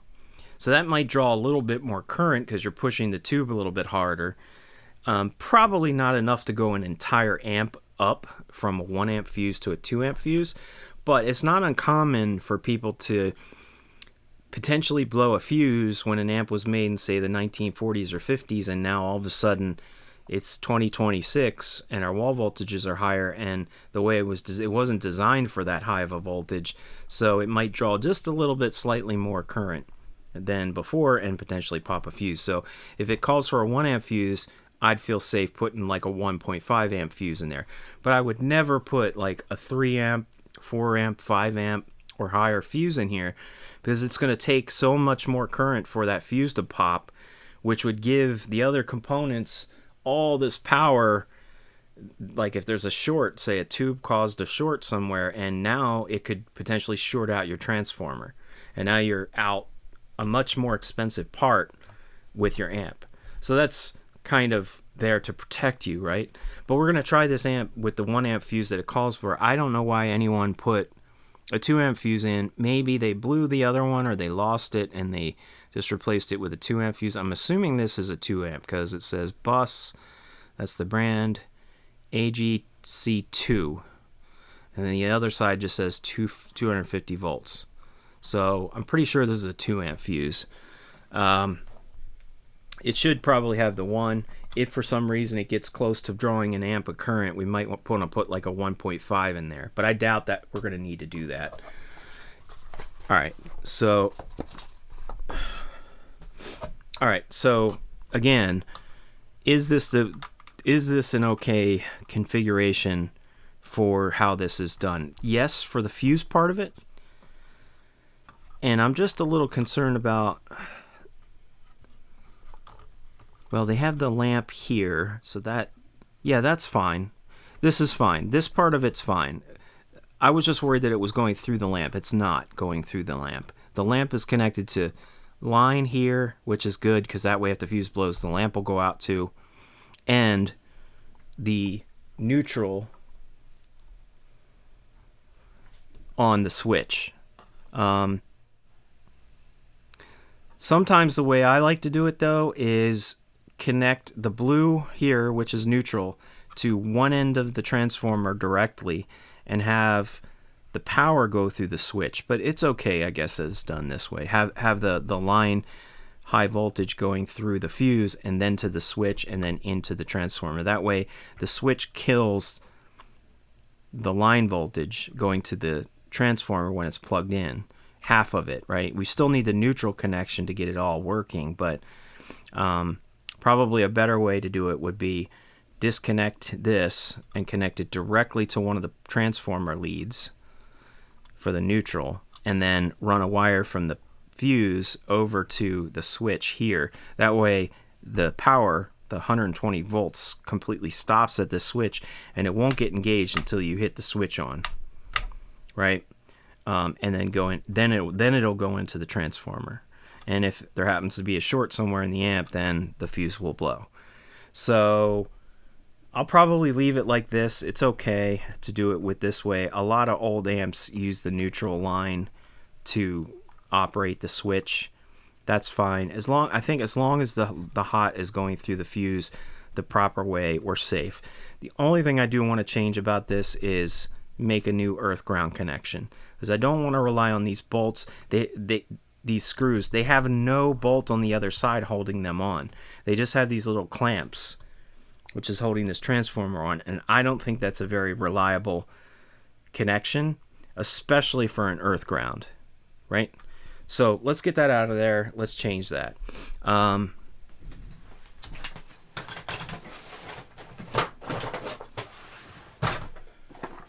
getting a socket wrench here. I want to see if I can. That's about right. It'll just be easier for me to get this out with a socket wrench.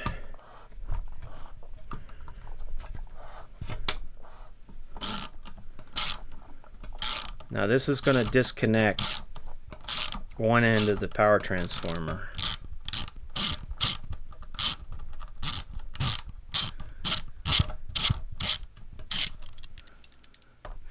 Yeah, there's no there's no bolt, and they did not scrape away the paint.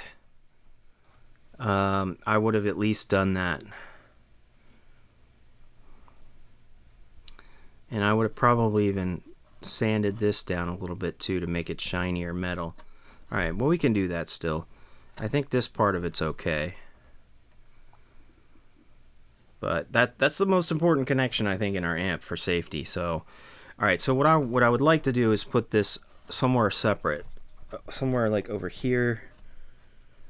I'll go ahead and just want to see how much space I have underneath. Put a little punch there.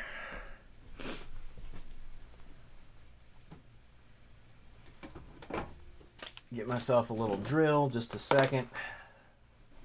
I'm going to drill a little hole. I have to figure out what kind of bolt I'm going to use to clamp that on there. I think what I'll do is, it doesn't have to be anything too crazy. I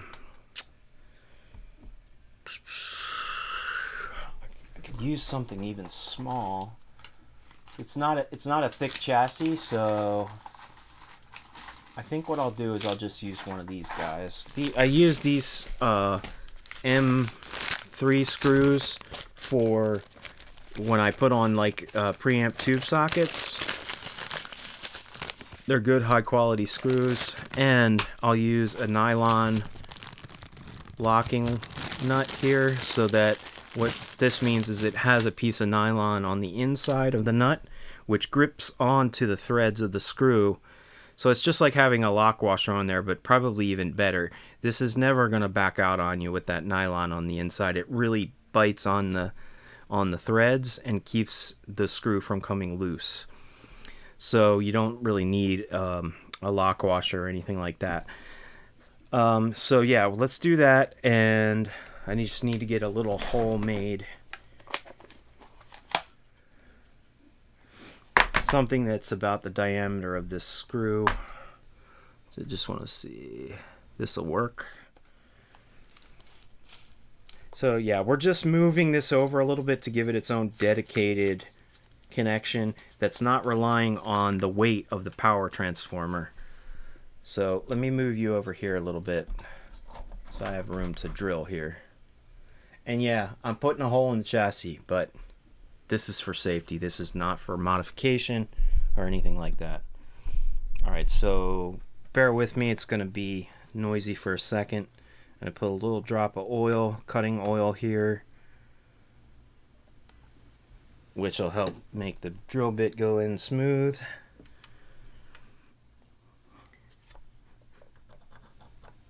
And there's nothing underneath in that section that I need to worry about.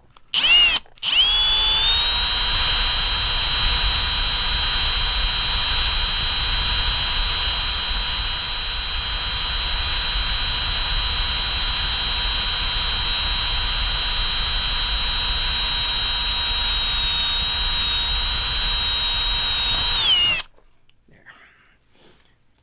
I was just taking my time doing it gentle, so I didn't create a lot of burrs, hopefully. Okay, let's wipe that off. Now there may be some burrs on the other side, and I can use this deburring tool. So this is like basically a tool with a little blade on it that rotates around in a circle. So we can use that to remove burrs from the other side. Burrs are just jagged edges. Alright, so take a look at the other side now. You can see that we have just a little bit of jagged edges there from the drill bit. Oh, this one might be too small. This hole's too small for that. So I have a different deburring tool that'll work better. Just have to find it. It's basically just like a little sharp bit that will take those little jagged edges off, and that way I'll have a nice flush flat connection with the bolt. I won't have those little burrs sticking up. Okay, so yes, that is the hole, but we're not done yet before we can screw this on. We need to scrape away some of the paint. We want a bare metal. That's what they didn't do over here. We want bare metal here. So I'm just going to take a little screwdriver and see if I can't. Sometimes this works to just get some of the surface paint off, but it looks like this paint's pretty heavy duty. I'm starting to see a little bit of bare metal onto there. Again, this is the you know, you might think this might be a little anal to do this, but this is important. This is your earth ground, and I've had connections where I thought the ground looked good. I thought the ground connection looked great, but there was paint on it, or even where it looked like it was bare metal, but the manufacturer had coated the chassis with a particular type of metal coating that was non-conductive, and it wasn't conducting through to the bare metal chassis, and that's your ground. That's where you get your safest ground point. Okay, so you see what I've done here. I've just scraped away the paint to make bare metal. I do want to hit it with a little bit of sandpaper, just to get some of the rest of that off.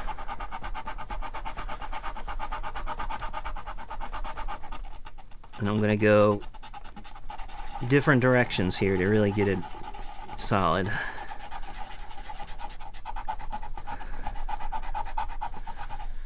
Okay, that looks pretty good. Let me get a little alcohol, clean that up, just to make sure that we've got clean bare metal. It's okay if it's got some scrapes on it, that's fine. But what I'm looking for here is this. I don't want any paint there at all. All right, now here's the little solder tab. This looks pretty good, but I still should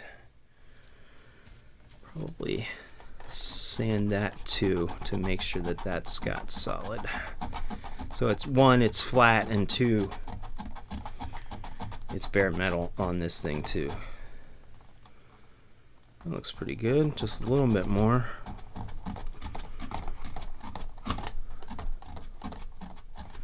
That way there's no question it's bare metal on bare metal. Now you can see just from sanding that it got my fingers dirty, so I want to clean all that off. It's just paint and stuff. Clean this connection and clean off this solder tab where it's going to be touching.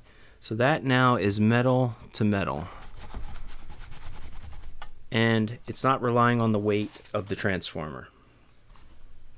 That way, if the transformer happens to, if the amp takes a fall and the transformer comes loose with these bolts, the bolts won't be loose, and your earth connection won't get loose from that either. So I'm going to go ahead and put since this bolt is a little small, I'm going to put a little washer on there. In fact, I might just put a little lock washer. Here, even though I don't really need one, that'd be overkill because I have this nylon locking nut. I'm just gonna, let's see if this will work. I'm gonna go ahead and put it through like this. So I'm gonna put the head of the screw on the other side. Put this down. Put this little lock washer guy on there. I know it's overkill. I really don't need the lock washer because this has got little jagged edges too, but I'm going to go ahead and put it on there anyway. Just hold that in place. And then the nylon locking nut, which is really just going to provide extra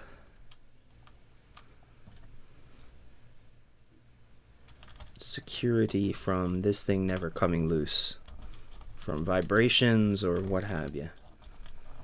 And then I think we're going to have a perfectly solid connection to ground. Alright, so I just need a screwdriver that I had one out, a small one out somewhere. I know I didn't put that back. Give me 1 second to find that guy. Oh, here he is. Sorry. I was going to use this because it's just easier to get under there. Right. And then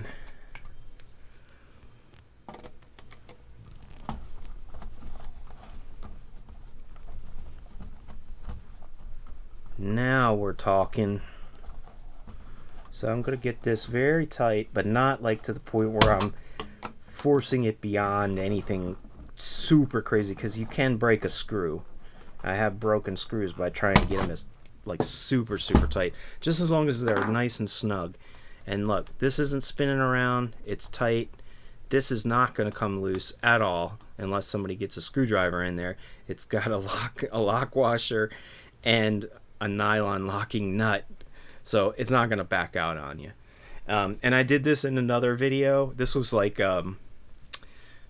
triple overkill for safety. You don't have to do this. It's a little over the top ridiculous, but since I have a little bit of screw sticking out, I could, if I want, put another one on there, so that way the one on the bottom, even if it did somehow back out, now I have a second one right there to hold that one in place. That is never coming loose on us. All right. I know it's stupid. It does not need to be like that, but I did it anyway. Okay, just to show you how important this connection is. All right, so we have to get the transformer back secured, and you know, I really don't like the way this is done, but I'm gonna see if I have a nut or something that we can put on the other side of that to make that a little more secure as well. Where's my...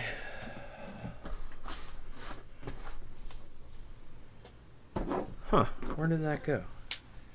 Oh, here it is. It fell on the floor. I get my socket wrench.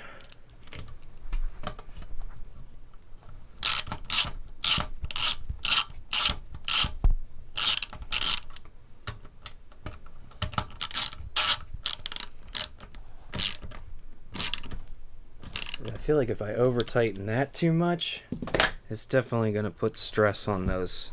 Let's take a look at those again real quick.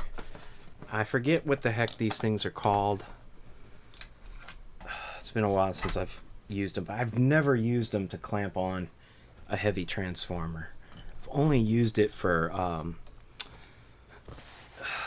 like securing a part of like an amp case to another piece of metal kind of a thing, but not anything like this. It's just really weird that they would have put this on here like this. I don't know. It's not that secure for a heavy transformer component. Let me just see if... I don't think I got any bolts that are going to fit that. Because I think like some of the screws they were using back in the day are different sizes than what I use now. I like to use metric stuff. It's very simple, like M1, M2, M3, M4. They're specific sizes, not, you know, a thread size and a head size and a, you know, all that kind of stuff. For me, it's just easier. Metric just makes so much more sense. But yeah, I was just going through a little drawer of... that's never gonna work. Or is it? Oh, maybe this will work. Ooh, look at that. Okay. Well, I do have one that'll work on that side, I think. Hang on a second. So this part's little extra screws and things. This comes from other amps, other radios, things where I had extra parts. So some of these nuts might be older too.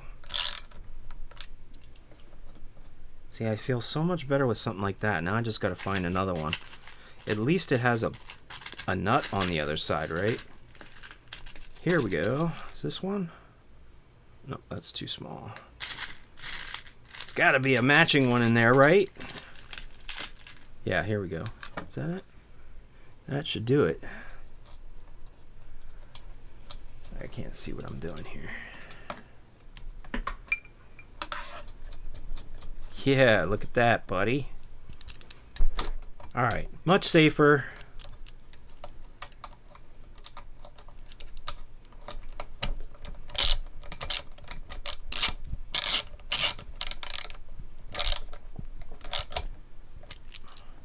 Now this transformer should not pop off of there. Is that those little tabs that they had there, if they get weak, we're gonna have problems. You do not want that transformer to get loose. And while it's not the biggest and the heaviest transformer in the world, it's a pretty small one as far as amps go. You know, because it's only needing to power a 5-watt amp, but that's more secure. The transformer's more secure, and we have an earth ground now that is not relying on the transformer being secure or not. So if we left this earth ground over here, I'd feel better at least putting a bolt on it like I just did, right? So that it won't, I know it won't get loose because of the threads of this little clamp that they had it screwed into. All right, cool. So I think the power section stuff is good. We're gonna leave the rest of it the way it is. Just in the interest of keeping things nice and clean, I am gonna put a little zip tie around the transformer primaries, which are these 2 black leads, just to kind of keep things together. Keeps things neat. And put one on this side too, just keeps things from moving. Movement in an amp, you know, wires moving around, parts moving around, that can kill stuff, you know, over time. Vibrations, moving it, putting it in the back of your car, the bumps in the road, all those vibration things move, and it can weaken connections. So the less something is literally moving and shaking around, the longer it's going to last. I've seen so many cases where, you know, a wire became loose, made a solder connection go cold and crack just because it was a spot in the amp where something was very heavy and it was flopping around. This is actually okay. This guy here's not moving much at all. This thing was moving around like crazy though, so we're definitely going to put something more secure for our filter caps that we're going to change. Now, if you've been watching my videos, I do talk a lot about filter caps and the importance of changing them on a regular basis. What's a regular basis? Well, seems today most people are saying about every 10 to 15 years. That's what I hear. But I've had caps in amps from like the 1950s that are still working, right? You still should replace them even if they're working, because 2 things can happen. If a cap busts open, which it sometimes does, it's very common for a cap to open, there's a dielectric fluid in here that is extremely corrosive, and it will eat away different other components. It will eat away at stuff, it will corrode stuff, and you'll have a much bigger problem.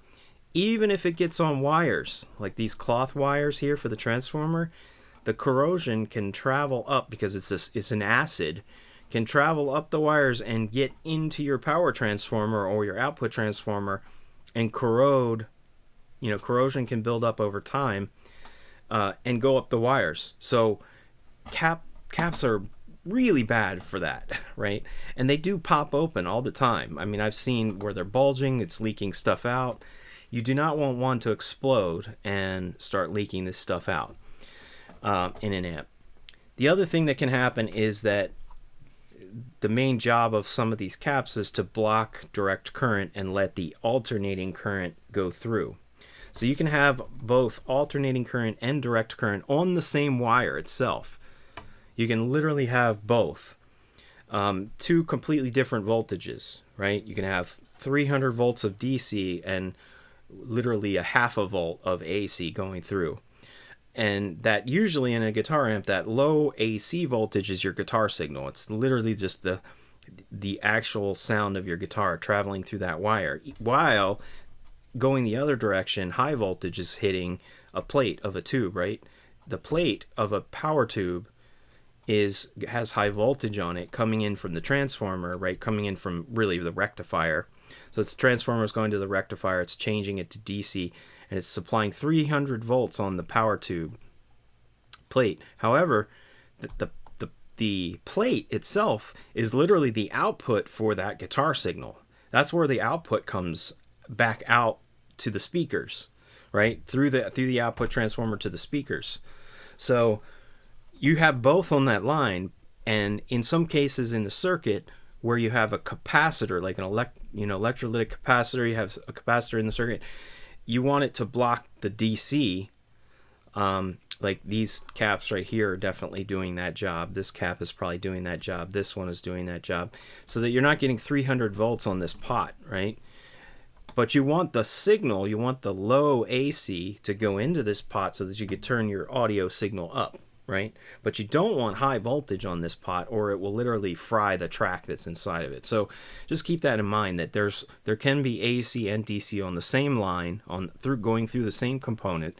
But the job of a cap in that case is to block the DC. So if you, over time, maybe a capacitor is going bad and it's not literally leaking fluid, it could be leaking DC, right? It could be letting some of that DC that it's supposed to be blocking go through and potentially frying or taking out other components, right? So it's important to change them. It's regular maintenance. 10 to 15 years is kind of the industry sort of rule of thumb. That's what I hear people saying these days. I think it probably depends on the quality of the caps. Some caps are rated for different lifetimes. It's hard to find that information out, but if you look at the right supplier, sometimes you can see that, oh, this particular cap that was made is rated for 1,000 hours. And if you look at another cap that's in the same line as this one, but it's a little more expensive, it could be rated for 10,000 hours. Some of them could be rated for 20,000 hours, right? And so on. So depends on the cap, but typical rule of thumb is if you want your amp to be running in good order, change the caps every 15 years or so. Just do it before they go bad, because you're going to be having much bigger problems if you let that cap stay in there and all of a sudden now it starts leaking out corrosive fluids. All right, that was a long spiel about caps, but yes, we need to get in there and figure out a new way to do these caps. So we're going to get rid of this guy, and we're also going to put the proper value in there, but I want to figure out a good way to do it. I found a really cool way to do it in the Gibson Skylark, where it would make it very easy for the next tech in 15 years or so to change those caps. I don't really like this method of heat shrinking this, having wires going out. You have to take these wires off. You have to, make sure that they're still, like, this does not look like it's a good solid connection here. So you might need to run a different wire. In either case, I'd like to have it where I could just literally take the component out and put the component back in. And we might not even need to run wires at all. So let's see what I got for components, and I'll be back.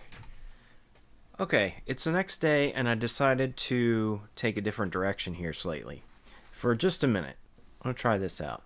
I did pick out some parts for the capacitors. I've got some really nice F&T, best quality caps you can do, and I think in a guitar amp you can replace with.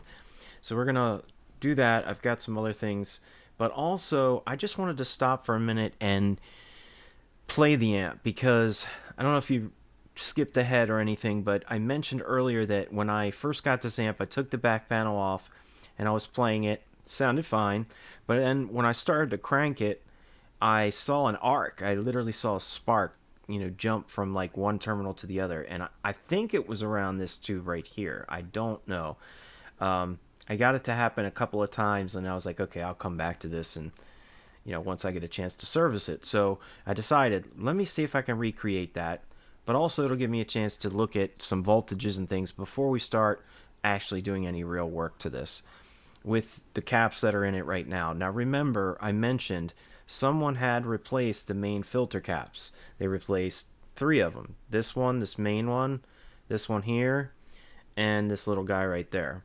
Those are all electrolytic caps that would need replacing every 10 to 15 years for standard maintenance.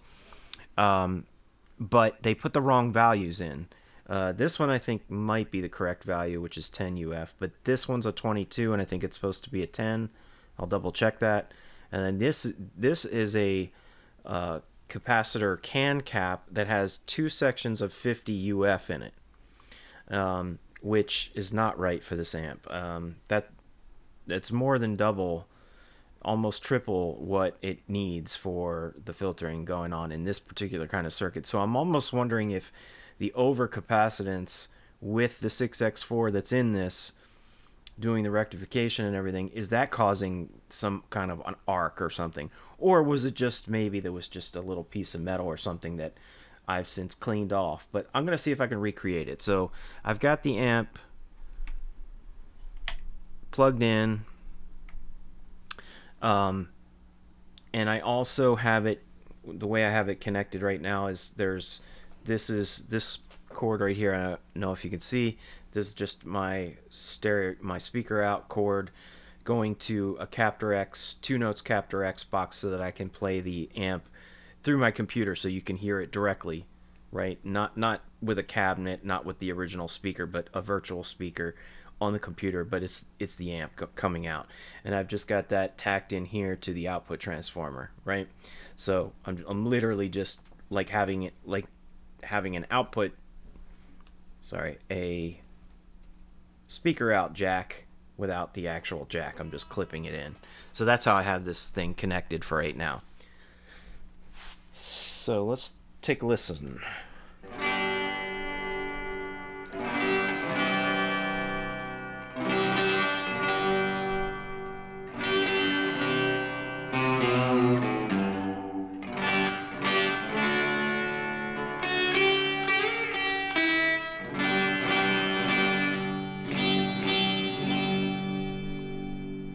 Tone.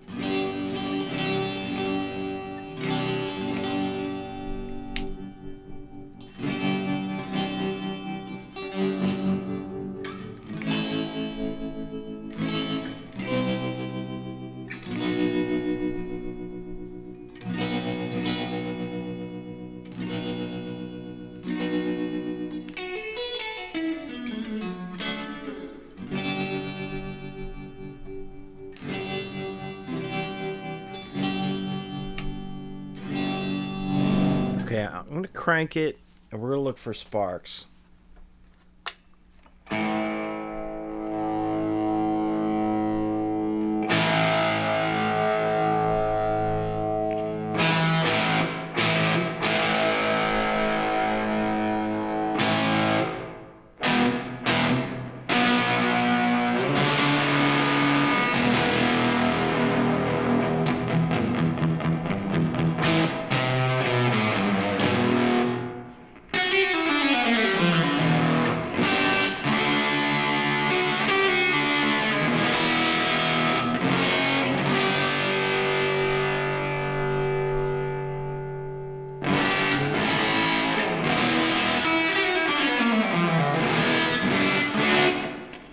I'm not seeing anything.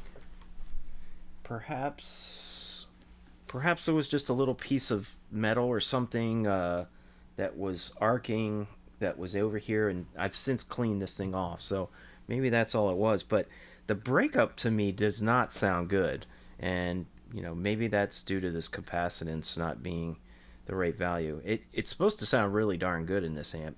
We need to also check these components to see if any of them are going bad or drifting beyond their spec, so we'll do that here too. But I just wanted to see, let me just try a few more things.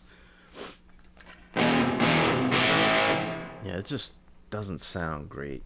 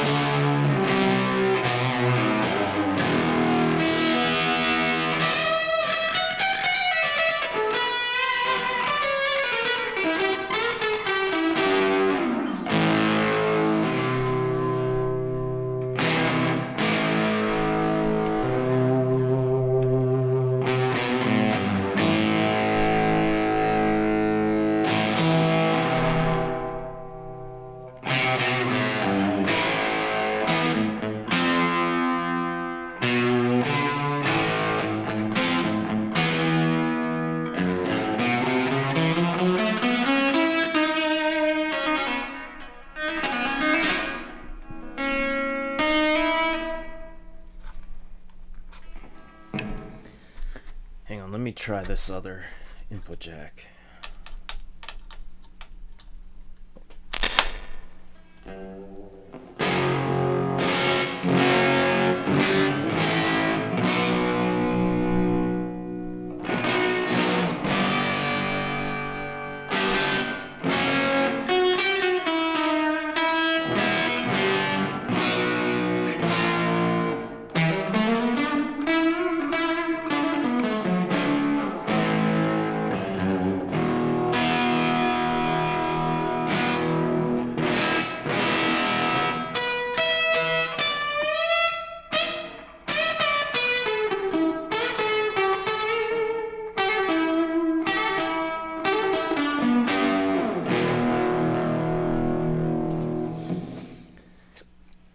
It's just not sounding. It's sounding like too overdriven in a bad way. Sorry, I got the hiccups right now. Let me try something.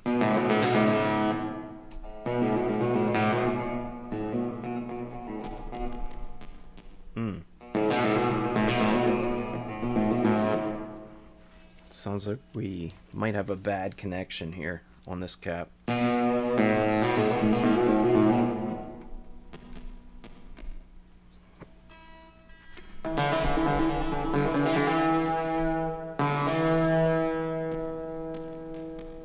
Something's not right.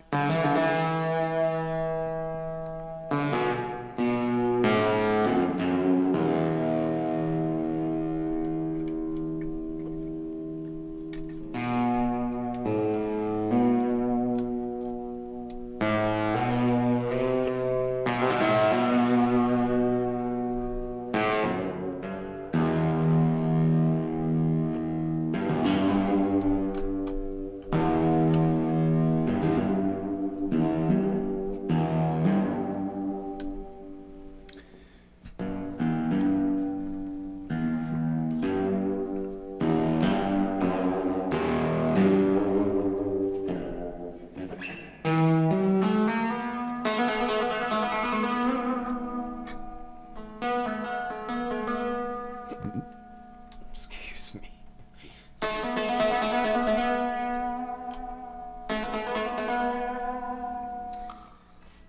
Yeah, just this one spot here. It's a little weird.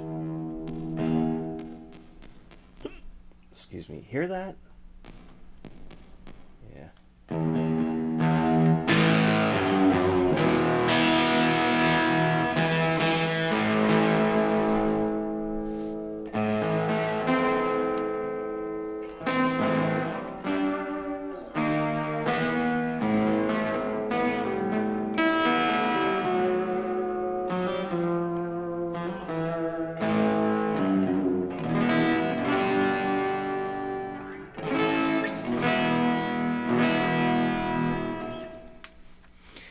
Yeah, it just sounds a little weird. It not very good. It's a kind of a weird muffly breakup. All right, I'm hoping I got my hiccups stopped there. This is real life, man. This is real content. Real things happen to real people. People get hiccups. All right, so anyway, hopefully that is gone. And yeah, I'm just not liking the sound of this. These amps sound way better. The breakup usually sounds way better. And I'm wondering, is it because there's too much, you know, capacitance going on for this kind of circuit, for this rectifier tube and whatnot? We'll know when we change the caps. But it doesn't hurt to go in here and look at some of the other components, make sure they're still operating, and check a couple voltages and things, because I would like to see before I change stuff. Maybe that would give us a reason why it's sounding the way it's sounding, right? Because once I take these old ones out, I'm not going to put them back in there, so might as well check this now. So here's my meter. It's set to DC. I've got my ground for the meter on the earth ground, so solid ground there. If I had just attached it like this to the chassis, which I do a lot of times when I'm testing things, right? The only problem is, remember, it's a painted surface. It's probably not going to get a good solid ground connection with these painted surface you know, chassis. So it's better that I get something that I know is dedicated ground. So that's that. All right, so first thing I'm going to check is the V plus. So here's the 6x4 rectifier, and the high voltage leads are going to, we can check this, which we know is working, but we'll just check it anyway. I'm going to put it on AC volts.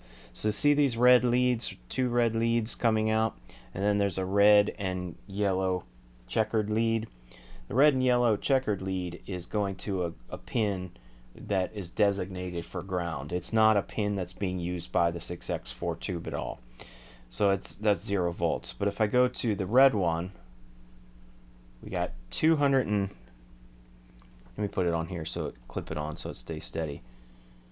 252 volts of AC. That's power coming in from the wall, through the fuse, through the power switch, into the transformer, and the transformer is taking 120 volts from our wall and stepping it up for high voltage AC to 250-ish volts, right? And we should be getting something similar on the other red lead, which is this one. Yep. 253. Now, our wall voltages do vary, right? And tubes draw current, and these numbers aren't going to be exactly steady all the time. They're going to be wavering a bit. But yeah, both leads are around the same, 250, 251, right? Now, the job of the rectifier tube 6x4 is to change that AC into DC for the amp to use, right? Because most of the power is direct current. So if we go over to where the output transformer is, we can look at, well, actually, we'll do that in a second. One thing we can do is look at this pin right here, because see how there's this green wire going into the filter can cap with 50 UF on it? If we check this lead right here, we have 271 volts of direct current going into the cap from that pin of that 6x4, right? And here's the other pin is going to, where is that? This is red, black. These are for the heaters right here, I think, right? No, sorry, that's going to ground. They're using that as ground. No, I'm sorry, it's that pin, and then it goes over to there. And this filter can cap, let's take a look at this one a second. Where's that red wire? Yeah, so that red, okay, so sorry, I couldn't see because these are layered. So here's this pin right here is from the 6x4 is where the DC is coming out of. So it's doing its job, the tube is doing its job. And it's going through this resistor. See how it's 270 right here? On the other side of that resistor, it's 244. So it's dropping some voltage. I'll have to see what that value is. Well, it should say on here on the schematic 2.2K, and it says or 3.3K. And then after that, it says about 268, I think. See, I remember this guy that did these voltages here from the internet. He made this really nice electronic version of, you know, the schematic, not just a hand-drawn one.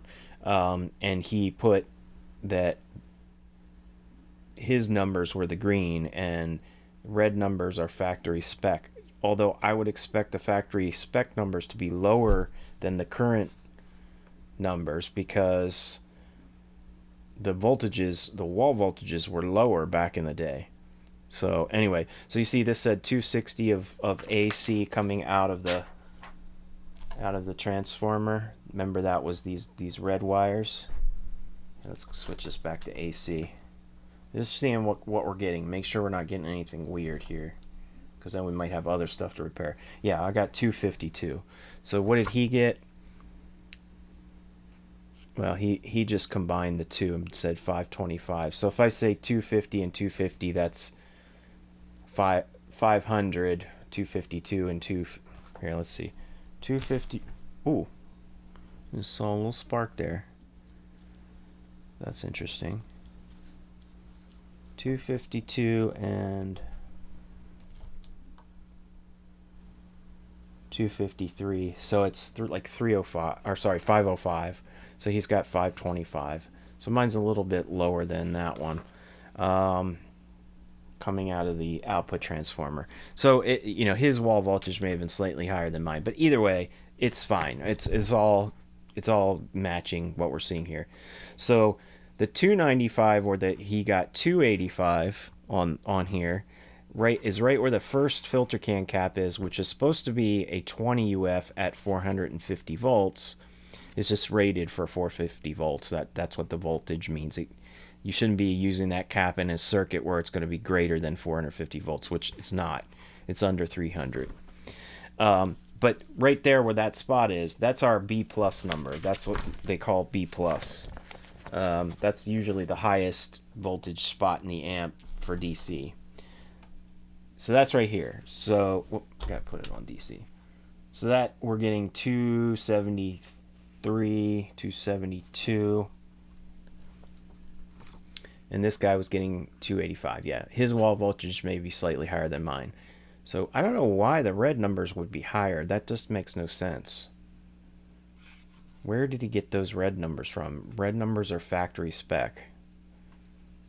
That doesn't make sense. It should be lower. But, okay.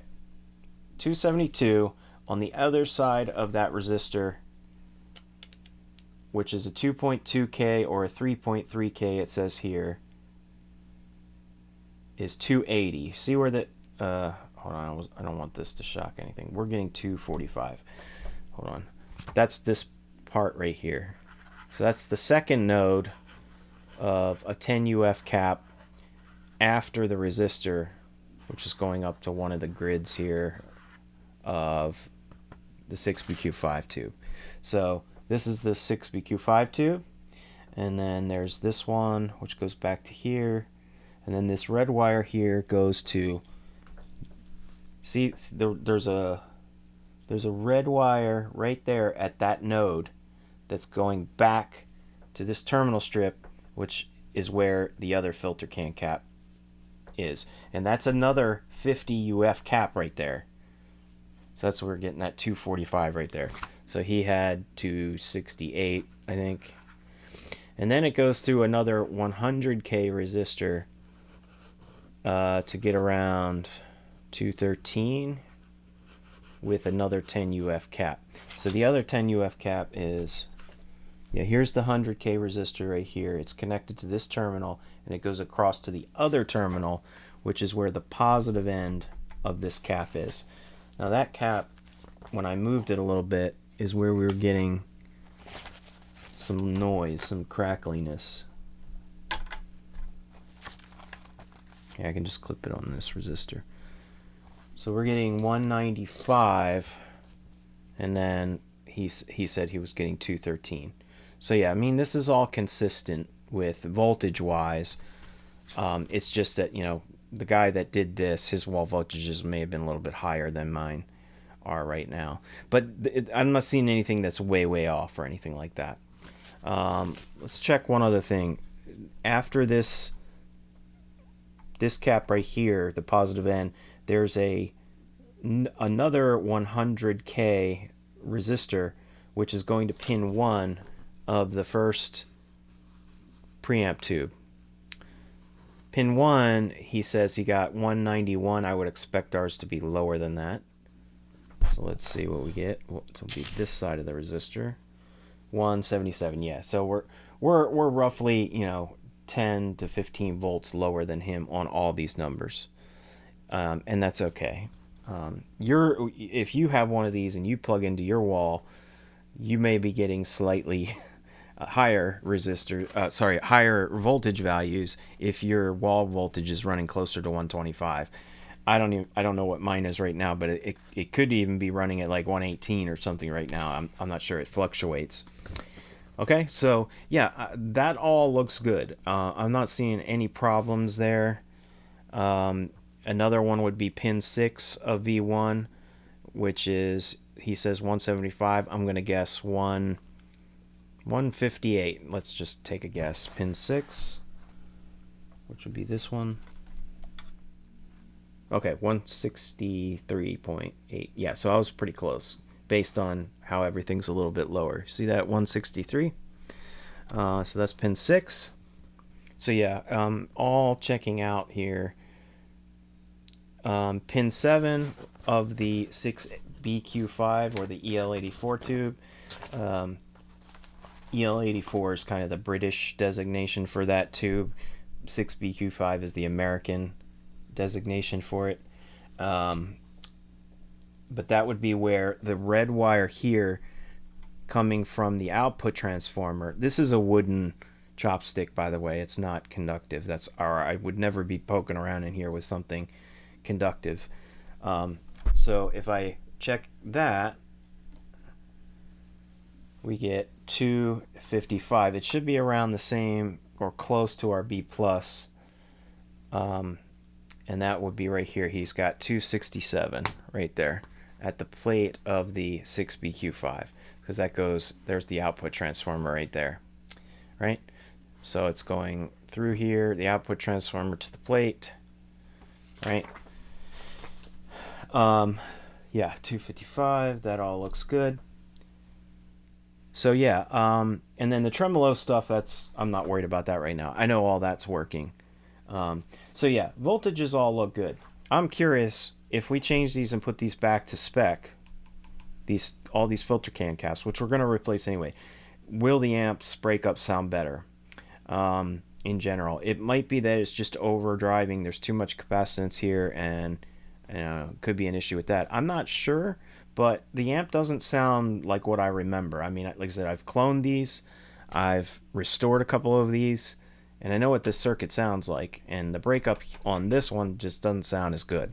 So I'm going to see if we can figure that out, but I wanted to check all that. So I'm going to turn it off here at this step, unplug it. Let's see if the caps drain on their own.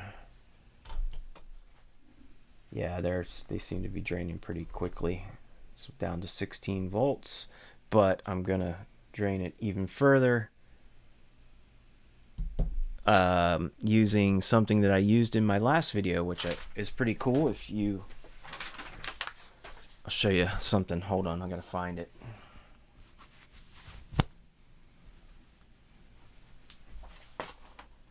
What did I do with it?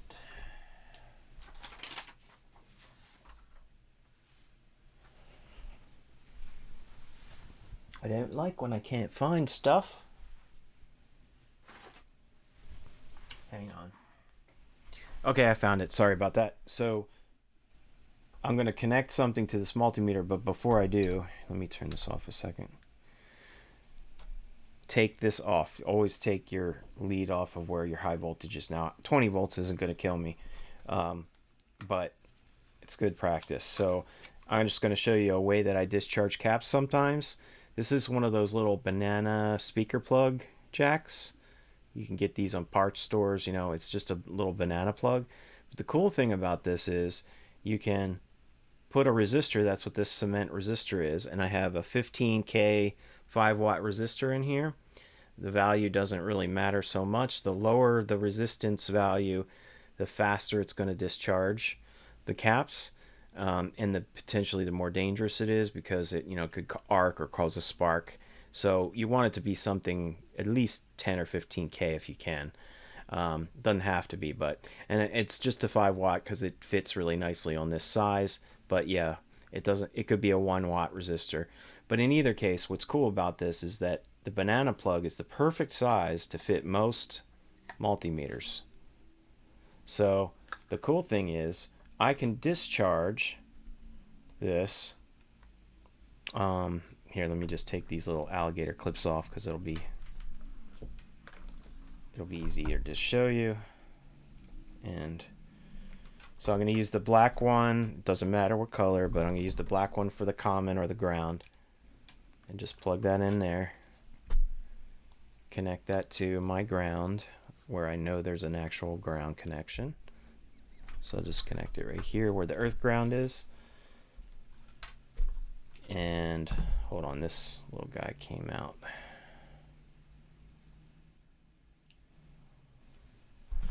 Put this guy in here, And we can watch and monitor the caps draining. So I'm just putting it where I see the cap leads. It doesn't matter which one it is. We could do this one. Now watch, it'll go 14, 13, 12, 8, 9, 7, 6, 5, 4, 3, 2, 1. So it's draining down to 0. So it has a path through ground here. You just want to be careful not to touch this banana plug when you're doing this, because if you had 400 volts sitting in these caps and you're like, oh, here, I'm just going to grab this lead here, you could shock yourself. So you got to be careful with that. But in either case, you don't need you could do it just like this. As long as it's going through this resistor to ground, that's a safe way to discharge the caps. The cool thing about this, again, is you can monitor it while it's happening, right? So anyway, yeah, we're safe now. This cap here should be also drained because that's all part of the same circuit. So yeah, we got that. We got this one. They're all under a volt now. Now, when you see this, it looks like, oh, no, there's 100 volts on there. No, it's not. It's millivolts. MV means millivolt. That's less than, 1,000 millivolts is 1 volt. So that's less than a volt, right? So when you see 127, 108, you see that? That's millivolts. Now, the caps have a memory. They have a little bit of a memory to them, almost like a battery. Some batteries do, where you can drain them, but then they start to like recharge on their own a little bit. So you may notice the caps could go up a couple of volts, but they usually never go more than a volt or two. I've never seen them go up to like 50 volts because of their memory. That's just not possible. But they could go up a volt or two. So you may see we were down to 50 millivolts there a second ago. Well, let's wait a few seconds, and then let's see if it's higher than 50 millivolts. Yeah, it was 100 millivolts. So it's charging itself back up slightly. I don't know why that happens. There's some science to it. But in either case, it's less than a volt or two. It's not going to harm you. So the amp's safe to work on. We discharge the caps. And what I want to do now is check with my other meter. I want to check a couple of other components that I haven't looked at yet to see, have their values drifted. I'm not worried about these caps because we're going to replace those guys, but we can check some other capacitors in here. So I'm just going to name them off while we take a look at them, because there's not a lot of parts in here to see. As part of my plan of replacing caps, am I going to need to replace anything else because it's way out of spec now? So here's a cap here that's not an electrolytic cap. I'm getting 0.01 UF. I've got it on the UF scale, 2 UF scale. So I've got 0.013, and this is on the label a 0.01 cap. So that's a good cap. This one is also 0.01. Well, hold on. Yeah, so I got 0.014. The fact that it's slightly higher than 0.01, that's fine. That's not going to make a difference. What I don't want to see is like 0.1 or 1 UF or something like that that's way out of what it's rated for. Typically, you won't see that. You'll see either a dead one where you're getting no connection, or you're getting somewhere around that value. This one is, what is that, 22? I think this is a 0.022. Wait. Hold on. It's upside down, so I can't read it. What is that? Oh, it's a 0.0047 cap. So, yeah, I see how it said 0.004. Why is it going? Hold on, let me get a steadier connection here. There we go. 0.004. So it's a 0.0047. So this just isn't showing that last decimal place. But yes, this is used for tone. What is this guy supposed to be? This looks like a 0.0047 as well. It's strange. It's got a 20% tolerance. This is like 7.5 on it. SK75. Hold on, let me check that. That's pin. It's going to pin 6 with another 100K. Oh, 15 picofarad. That's probably that guy right there, isn't it? Here's the 0.01. Where's the 100K? Here's the 100K. So yeah, it's a 15 picofarad cap. So if I go down to the 200 picofarad scale, that might give us a better... Oh, we got 34. Okay. Oh, wait, I'm sorry. That was the wrong one.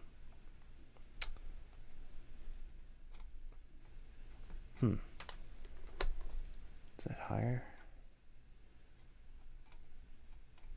Hello? It won't show up if it's not the right scale, so that's what... 200 picofarad. Huh. That's strange. Is this one really drifted? Or is it a different value? Huh, so, okay, I'm getting 4.6 nanofarads, which would be in microfarads, 0.0047. So that's the same as this guy. 0.004. 0.004. I don't know if that's the right cap.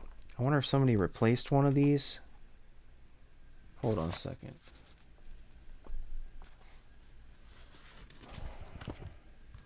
$15 picofarad to ground. It is going to ground. This one's not going to ground. This one's going up to the tone pot. So that's the 0.0047 to the tone pot. This 15 picofarad is not. It's almost like a 4.7 nanofarad. So I don't know if this is the right value either. I mean, it looks original, but I don't know. Again, the person that made this schematic might not have. That could be an error. I'm not sure. So I'll do a little research into that to see if this is. And this looks like it could be an original cap. I mean, it's interesting. Yeah, I think this is supposed to be saying 5K, which in a cap form that would be probably why I'm seeing 4.7 nanofarad. Why isn't that showing up? Sorry, 20 nanofarad. Yeah, 4.5. Huh. Okay, so that's not really what's on this schematic, but let me do a little more research and see if that's even the right value there. That's really just going to probably be affecting tone and not really anything important for voltage, that kind of stuff.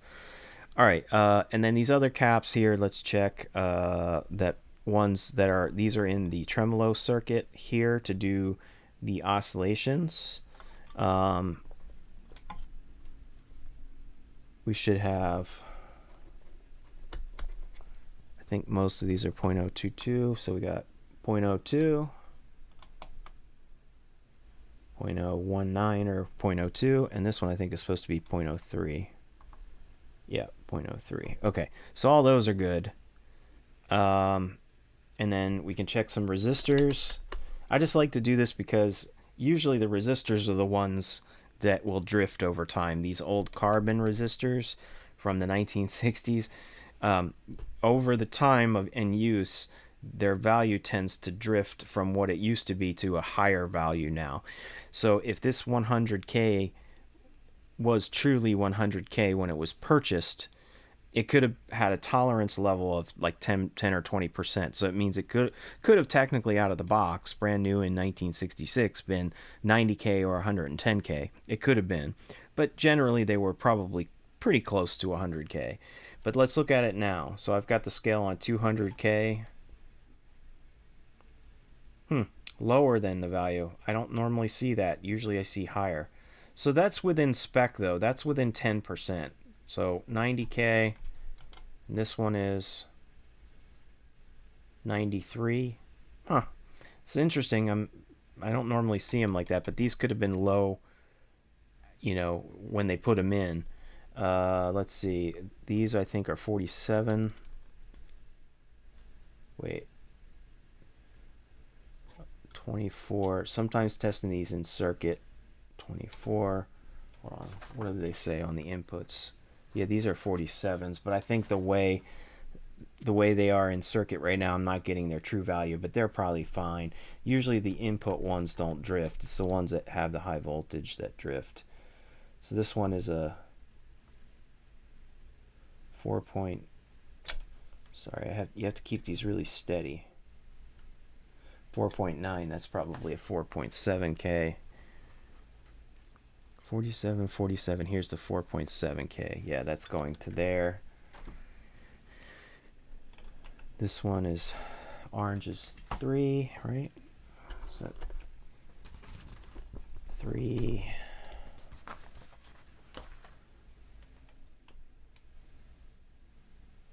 $330 or $300. Looks like $310, but I think it's supposed to be a $330. 2 oranges are 3s.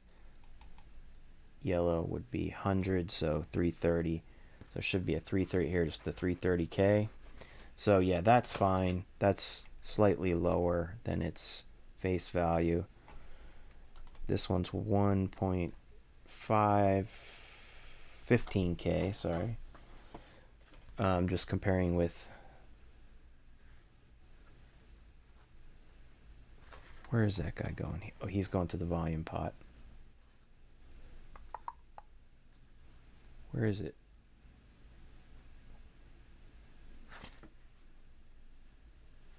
Is that the 6BQ5?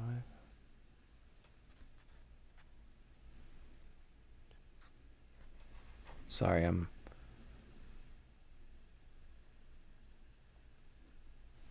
0.01 right here. I don't see that one on the schematic. This one. Oh, there it is, 150K. Sorry, it was, I think it's this guy, right? Does he go up to the volume pot? I don't think he does.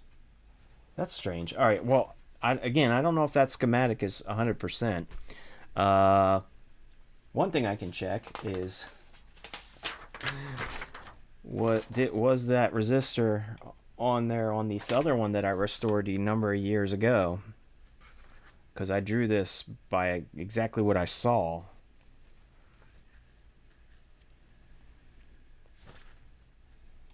Volume, tremolo, power, tone.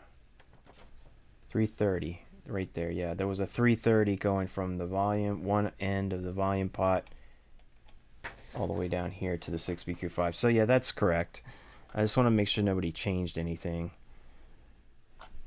15. Is that what I'm seeing? Because this one I know that I had drawn from, nobody had touched it. It was definitely 100% original. This one I know has been touched based on these caps. So I just trying to be careful and seeing, did anybody try to mod this thing? Because I would like to have it back to stock if possible. Okay, so we got a 4.7 right here. Let's put this on 20K. Okay, we have 4.8. So yeah, that's drifted up slightly, but still within spec. Totally within spec. This is the bias resistor, which I think is 150, supposed to be 150K. And we got 145. So that's good. Yep, this was a 3 watt. And notice how this resistor is bigger than most of the rest of them. This is a 3 watt versus a 1 watt or half watt. I think these are half watts. I may change this with like a 5 watt, something a little beefier, but I don't want to change it yet because I want to see I want to take a bias reading, because this is what's going to set the bias of our 6BQ5 tube. So we may be able to play with it a little bit and get it closer to a good dissipation number where it sounds good and is performing good, and which means we might be able to increase or decrease this value to get a better performance out of the amp and a better sound, and even squeeze a little bit more wattage out of the output. Okay, so yeah, I mean, the rest of these are all looking good. I think, what's this one? Around the tremolo circuit, I don't think any of these are going to have problems. This one is, what is that guy? 150? 500. 500K? Hold on. Oh, yeah, 510. Yep, that was 5.1. That's a 510. This guy, I think, is a 1.5M, which is a pretty high value. Let's see if we get that. 1.7 1.6, it's going down. 1.5, yep, that's still within spec. All good there. So yeah, I mean, all the resistors look good. I don't see anything that I have to replace. Here's one. This is probably 6.8 something. Let's see. What is that one supposed to be? 68K, sorry. That needs to go up 1/200 scale. Yep. Well, 69. So yeah, that's perfectly fine. Yeah, all these resistors look fine. I'm curious about this one. Was this a replacement to change the sound of the tone or something? Because it doesn't look like it's matching that one schematic. But I'm going to see if I can find another schematic. I don't know if there is. There might be a hand-drawn one from Gibson, but I don't know if I have that. I might have to see if I can find it. But I am curious, what did they have over here on...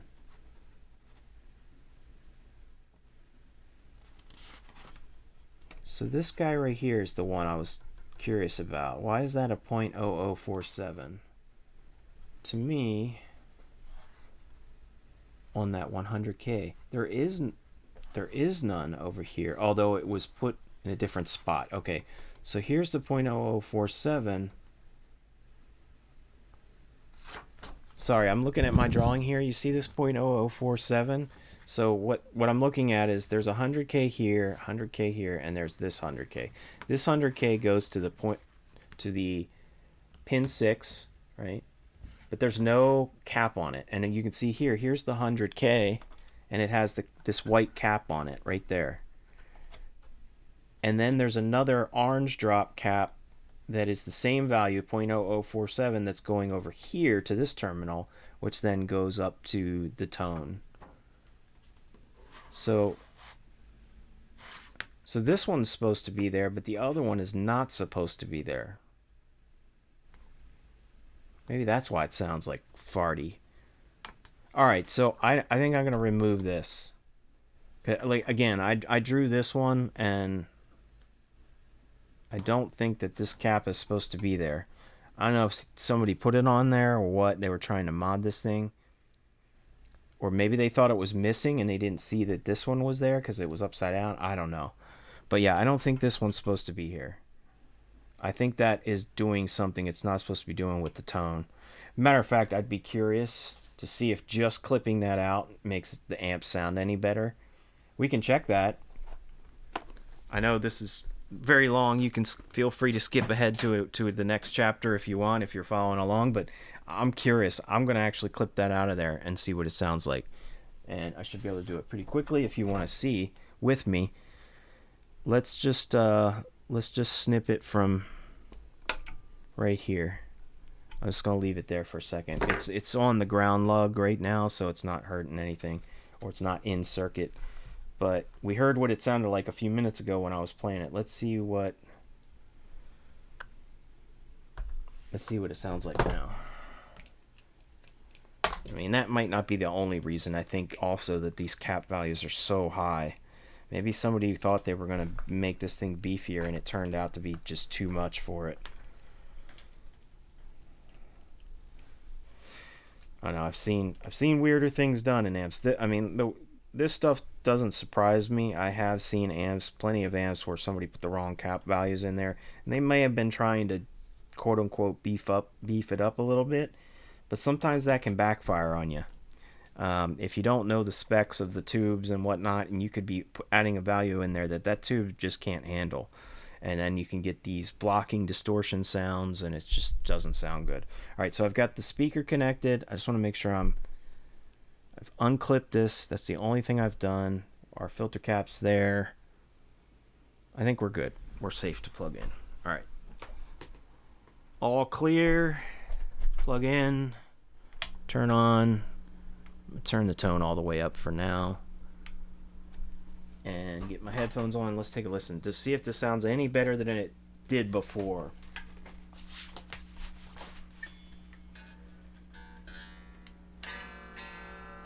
It's warming up.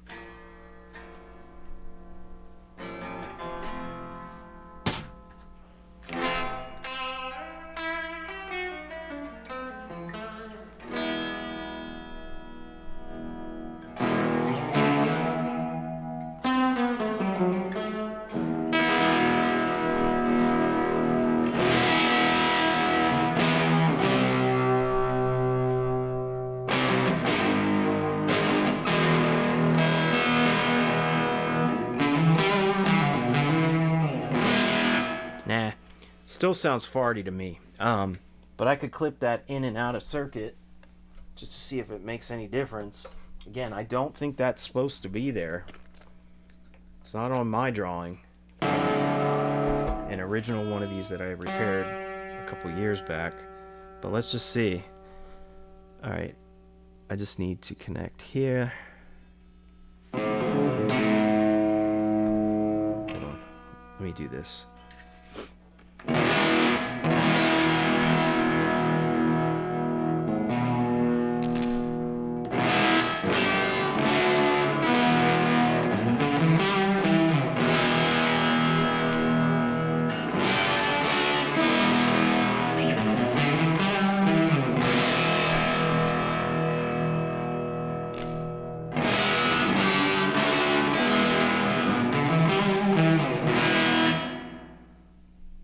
I'm not really hearing any difference at all. Let's try it with a different setting. Less pushed.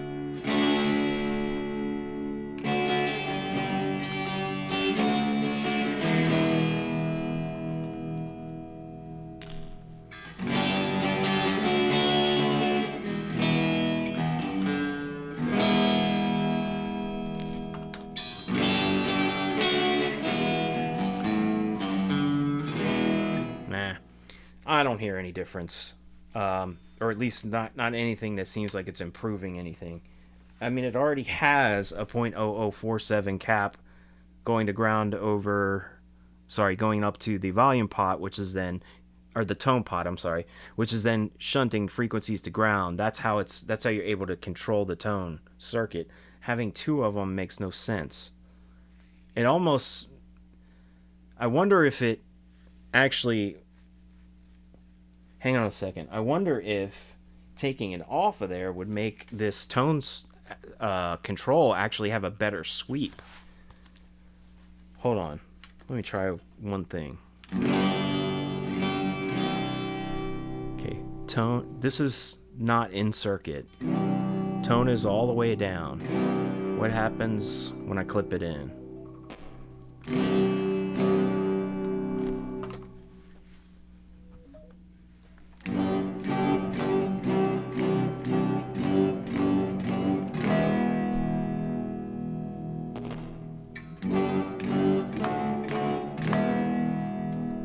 Sounds a little different.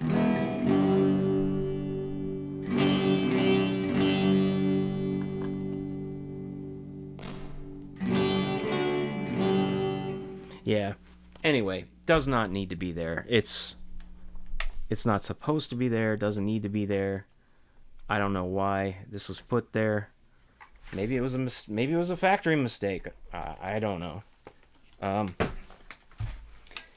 It's not really affecting much of anything. I mean, yeah, you can hear a slight difference in the tone frequencies. It sounded like a tiny bit darker without it, only when the tone control was turned all the way down.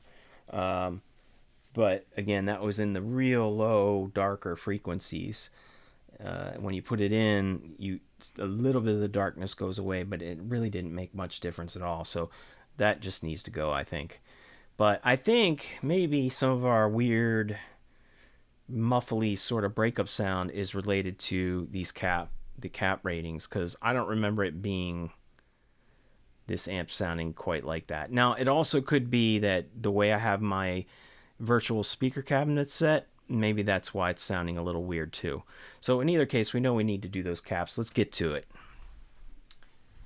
Okay, before I change the caps, I do want to test the tubes, because that sound that I was hearing, that breakup sound, just doesn't sound that great to me. And I think this amp sounds better normally. So to eliminate the possibility of maybe some weak tubes, possibly, let's see what they're testing at. So this tester, let me grab my booklet here. This tester is sort of my go-to tester for generic sort of tube testing. It doesn't test every possible facet of a tube. It doesn't do, like, there's all kinds of complex testing that you can do with tubes, like emissions test and all the different kind of leakages and stuff like that. But this will tell me the general overall health of a tube. Is the tube shorted out? Is it good? Is it working? How strong is it working? And so on. And really what I'm looking for is, are we getting something in the good range, or are we getting something in the weak or replace range? So let's just test them. Let's see what they're testing at. So first thing I'm going to do is test the 12AX7s. There's 2 of them in this amp. So I just need to, I have a printed version. There's also this little scroll, which is cool, but it takes I don't want to mess this up. It's kind of frail and fragile, and it's just like a paper scroll wheel, and I only use that if I have to. But I have a printed out version of this. So for a 12AX7, we put for this tester, we put the shunt on 11. That's this guy here. So right around there. 6.3 is the filament voltage. You put the selector on 1. That's the line 1, 2, 3, 4, right? And then this will show you the up pins will be 1 and 2, and 3, 4, and 5. Now that's only for 1/2 of the tube. So let's go ahead and turn it on and get it warmed up. Let me see if this might look better without this light on. So I'm going to make sure that the filaments are glowing, which they are. Let this thing heat up for a second.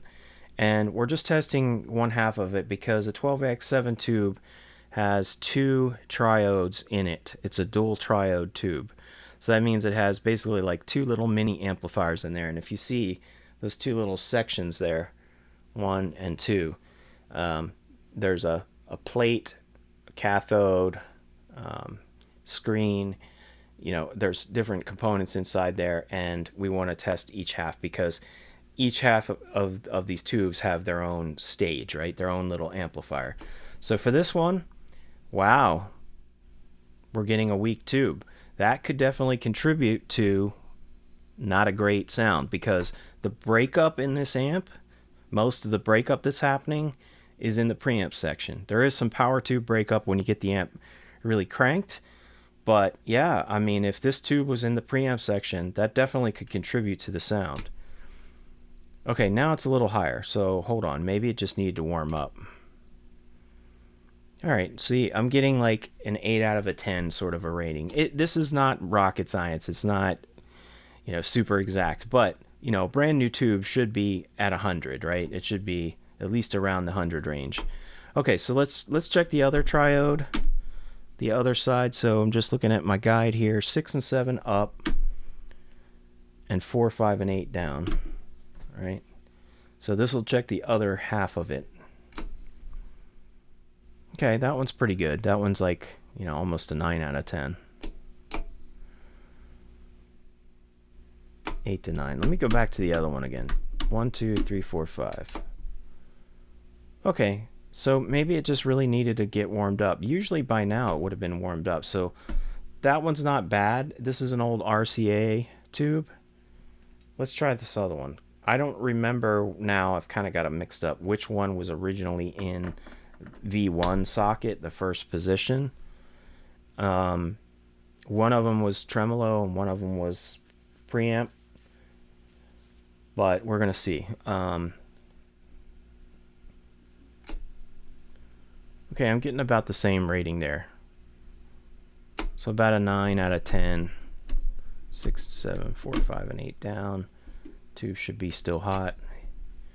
Same thing. Okay, let me, just for comparison, because I don't know if this shunt, being on 11 is exact, but let me just grab something that I know should be good. Let me check this Motorola. I think this guy should be testing high. If not, I can grab like a brand new like JJ tube out of the box.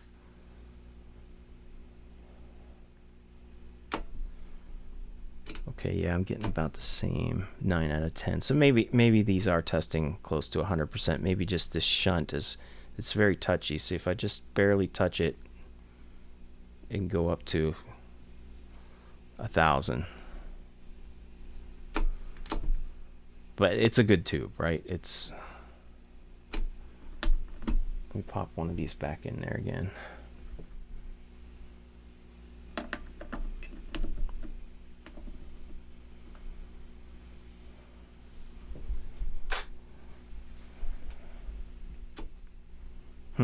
I'm just curious as to why was it looking like it was so weak when we first started up. I guess maybe it just really wasn't truly hot enough. It should only take about 10-15 seconds for these things to warm up. Yeah, I mean, that looks great now. Okay. Well, I think those are okay. Let's move on. Let's do the power tube, the 6BQ5. Let's switch this off. This is also a 9-pin tube, but totally different configuration because it's a different kind of tube, a power tube. So this will be this, we're looking for 6BQ5 EL84. I have it written down because I don't think it was printed on here, but it's shunt 15, 6.3 filament, line adjust is 3. Okay, we have to do up pins are 1, 2, 6 and 7, 8 and 9, 3 and 4 down. Okay, now we can turn it on, let the heater do its thing. I see it glowing.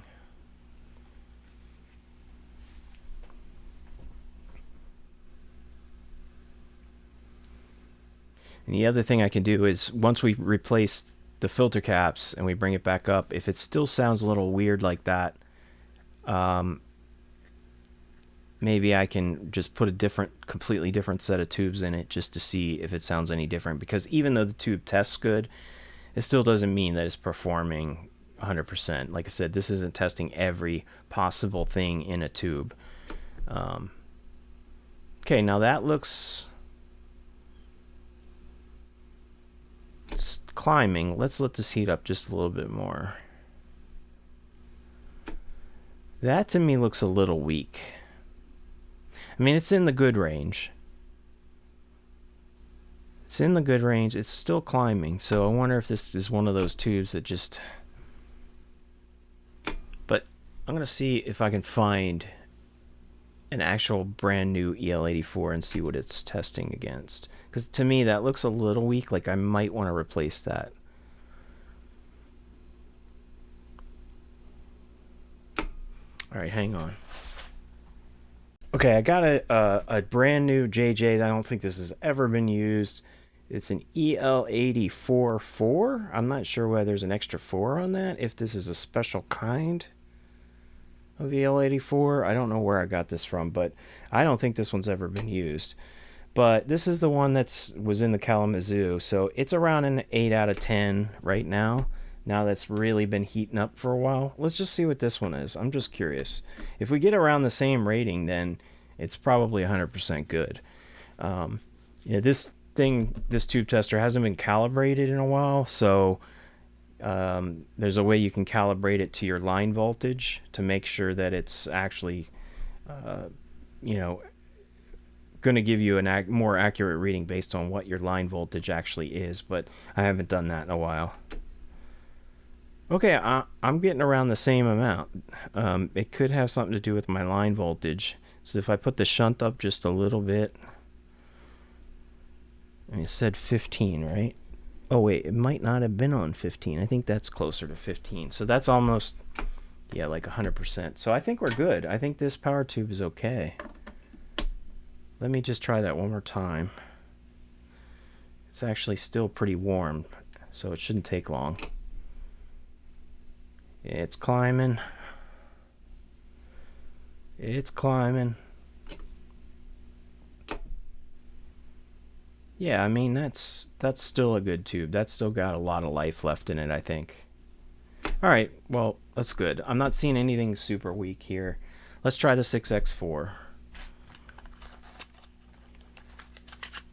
All right, so I just have to find 6X4 is a rectifier. Here we go. So this one is another tube that has 2 halves to it. So there's 26 shunt, 6.3 selector on 3. 1 is up, 3 and 7 down.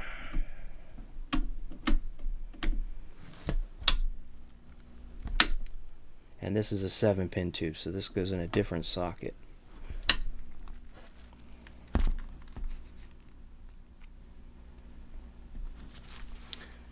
Right, so everything's the same for the other half. It would just be 6 would be the one that goes up instead of 1 for the other half. So I'm just going to let this warm up a second.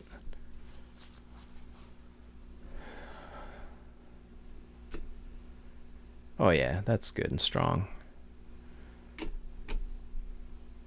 Still in a very good range. Let's try 6. Yeah, slightly less on that side than the other side. So we got about, let's just say, an 8 out of 10 versus, oh no, it's pretty close. 8.1 out of 10. So yeah, good. This is good. Again, I think these, normally I'm used to seeing everything right at 1,000. Like if it's a good tube and it hasn't been used a whole lot or abused, or it's been in a circuit where the bias was set way too high, they shouldn't wear out. Even 60 years, right? Tubes can last a really long time if in a circuit that is designed well. You know, unless somebody's been playing it like every day for whatever. But I think this is the kind of amp that somebody probably would pick up and play just every now and then. So it's not going to wear your tubes out with that kind of an operation, as long as the bias is okay. And I haven't checked the bias yet, but I think we're good on tubes. I just wanted to eliminate that possibility of that contributing to the sound, but I don't see anything definitive here, any true evidence that would say, yeah, it's a super weak tube, that's why it sounds like dirt, right, when we crank it up. I'm hoping that it'll get better when we change the caps, so let's move on to that. Okay, on to replacing the caps. So there's multiple ways we could approach this. I've made a decision to not use a CAN capacitor because we could order, we need a 20 UF or 22. They don't make 20 UFs very commonly anymore, like they did in the 60s. Now the common value is 22, which is fine. Those 2 microfarads aren't going to make any difference here. You know, if we were jumping up to a 50 UF, yes, that will make a difference. So there's one 22 UF and 2 10 UF caps. So I have F&T, definitely my go-to brand of cap for guitar amp filtration, but I'm not using a CAN cap. I could order like a 20 UF and 2 10s. I think they make a CE distribution might make a 20 and 2 10s or a 20 and 3 10s, and we could have it all in one CAN cap. And we got to run wires like this. The only downside to that is if all 3 of them were in these bigger caps, were in one single can, then that means that they all have one ground point. And I find that in my own personal amp designs and when I'm building things and all that, that typically, and it might not matter so much in an amp like this, it definitely matters in high gain amps. If you can separate the filter cap, the main filter cap grounds from the power amp grounds, like right, so there's a 20 UF here, and there's a 20 UF going here to the output tube. Sorry, there's a little red wire that goes over here. That's why you see this here. Those are, I would consider, power amp grounds. If you could separate their ground from the preamp filtering, which is this cap over here, because this is going to the first preamp tube, the amp will be less noisy. It may not matter as much in this amp if you were to get a CAN capacitor, but remember, if you do get a CAN, they all share the same grounds. So you'd be better, probably noise-wise, to get a 20 UF and a 10 UF and do the 20 here and the 10 here, and then this one have its own. I'm not even going to do that. I'm just going to put in individual caps instead of running wires. I'm hoping that maybe what I can do, I was thinking originally about using a terminal strip to kind of make things nice and neat, like something like this, you know, like a simple terminal strip, and put it on one of these bolts and having them all nice and lined up in a row. But then I got to run wires from them and all that kind of stuff. And I'm thinking, you know what? This is such a simple amp. Why even bother? I could technically, I mean, these are a little big, so I'm, still haven't thrown that idea out. But if I put, this one's where the 20 UF goes right here to this node. Sorry, let me,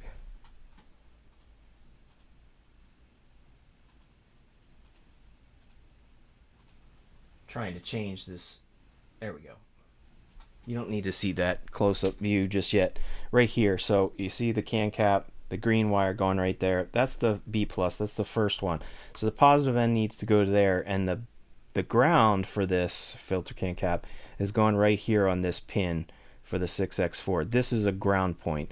The high tension center tap, this red and yellow wire is going there. The bias resistor is going there. This this radial capacitor here is going to that ground point. That's I would consider that the main power amp ground point. And it is ground because I've checked continuity. That's definitely a ground point, right? We're getting the beep sound. So that's the power amp ground, and I would consider this over here a preamp ground. That's where this cap's going to. There's multiple preamp grounds going on in this amp, but the amp's not really noisy. Otherwise, I would change the way the ground scheme is if it was, but it's not a super high gain amp, so I don't think it matters. But there's ground points at the input jacks. There's a ground point here for tremolo stuff, and I don't want to really mix them up too much. They're all working. This definitely could have been done a little bit better ground wise, but there's not really, this amp isn't really noisy to begin with. So I just don't want to do anything new that's going to contribute to noise levels. So I think as long as I follow this, we'll be good. Can I put this 22 UF, because it's gigantic, and float it above and use this ground point? Yes, I could bend the wires down and put this here and just sort of having it sitting up and above everything like that, and then I wouldn't need to run a wire like this.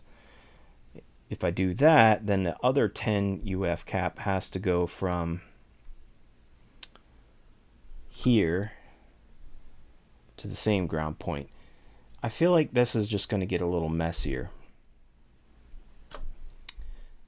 I'm almost wondering now if I shouldn't just put a little terminal strip in here or something to keep these things. It'll be easier to change. It'll be easier to get to other stuff just because of the size of these guys. I mean, it can be done.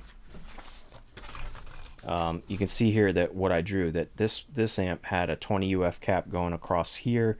Maybe that cap wasn't quite this size, and then there were two 10 UFs in a can form that were going to these two terminals here. One was for the preamp, one was for this 6BQ5 power tube. That's what the can cap was. The negatives were going to pin 2 of the 6X4, which is that main power amp ground. Is that because it's grounded here? No, there's no wire there. How is that getting its ground? Maybe through the power transformer center tap lead. Well, in either case, this is a ground. This is the main ground point. Okay, so I'm talking this out of my head, but you're kind of seeing the decisions I have to make if I'm recapping this thing. I do want to make it easy for somebody to change them in the future. I hope this amp lasts another 15 or so years and needs some brand new caps after that, and somebody's enjoying it for a while. So maybe I will do it the cleaner way, which would be to maybe put them over here. There's space over here. There's things that I can put terminal strips on, and then we can line them all up. I am going to need to run wires if I do it that way, but I only need to put 2 of them over there, and the third one can still go over here. And that way they're not sitting up and above here with leads coming down and getting in the way of other things. Like if I want to get my multimeter in there and check stuff, the caps are going to be in the way. So while that may be more efficient, we could reduce a bunch of wires here. We could get rid of 3 wires if we just did them like this above the tube sockets. But these wires aren't carrying signal. I'm not worried about that. They're just carrying the high voltage. They're doing the filtering on the B+. So this one here is so close to the tube socket to do the filtering for the preamp section. That's totally good anyway. So, and it has a dedicated ground on this terminal strip. So yeah, let's just do that. Let's just put a terminal strip in, and I may wind up running a wire for the ground point. Well, let's see. I don't know. Let's see where we can put this thing. If we put it here, like I said, we only need 2 caps. We need one. One of them needs to go to here. That'd be the 20 UF. I could always just do this. Actually, if I put 2 terminal strips in it, we could really set it in here really nicely. We could just have one like this and one like this. And then when you replace them, you're literally just unsoldering these components and then run the wires that way. But I'd have to have another. Let's see. Let's see if we can make something cool. There's going to be terminals on here that won't need to be used if I do it this way, but let's just see something. What if I did this? No, that's not going to work. What if I put this one here?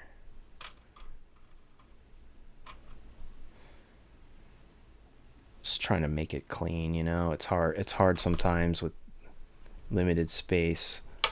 So if I had one guy like this, one guy like this, roughly. I mean, I might need to drill another hole to mount one of these if I'm going to make it straight. And then run the wires of where the positive ends go to here. And then I won't need this wire with this red wire. I could just run another wire up this direction or run it around here. So I could get rid of this wire and this wire. And then either run it up and over this way or up and over that way. But that would be probably the cleanest way to do it. Let's go ahead and do that. We're going to use this bolt that's already there. I will have to drill one more. But one thing I'd like to do is clean these up a bit. Let's put a couple of these zip ties on here to kind of get these wires to bunch together and make things a little bit neater.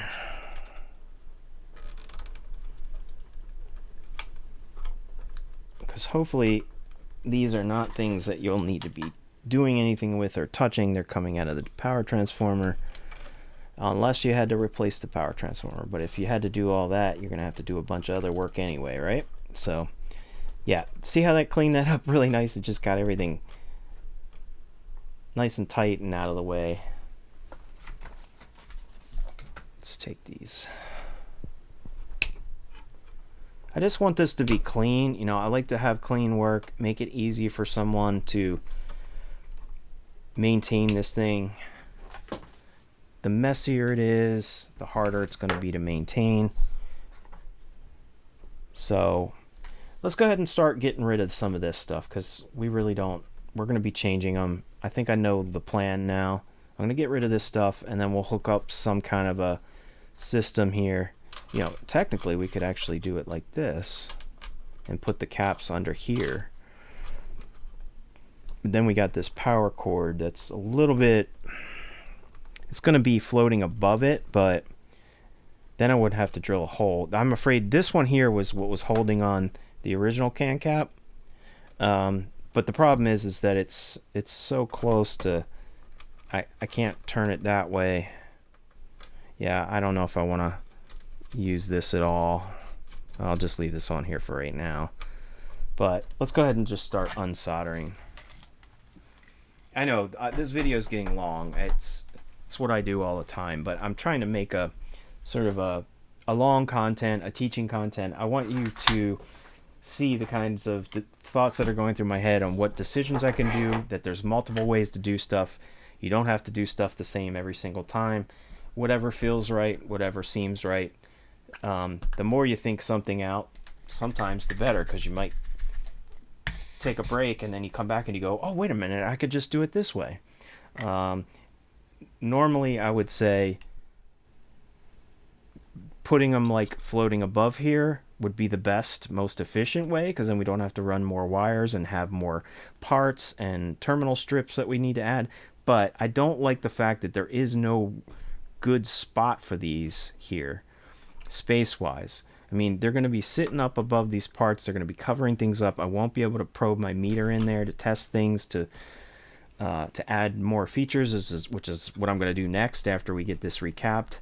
I'll have a lot more room. The filters will be out over by the power section. You know, let's do it that way. Let's make this thing clean.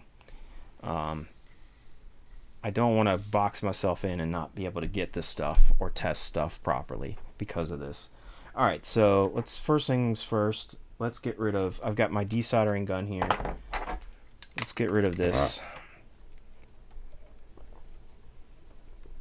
cap lead. There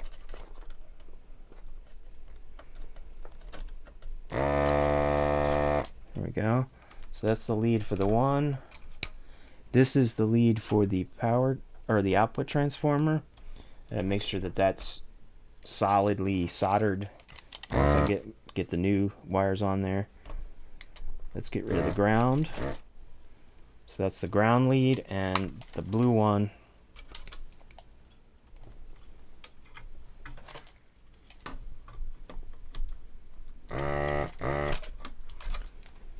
and I can get rid of this red one too, because we won't need this anymore. We're not going to come all the way over here and then come back to there. We're just going to go straight to the power tube socket.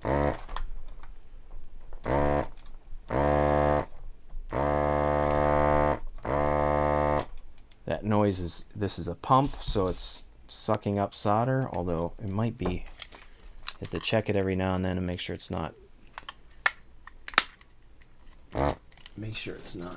clogged up. They do get clogged up, and I do replace the tips of these pretty frequently if I'm using it a lot. But this helps to get rid of some of that old solder. And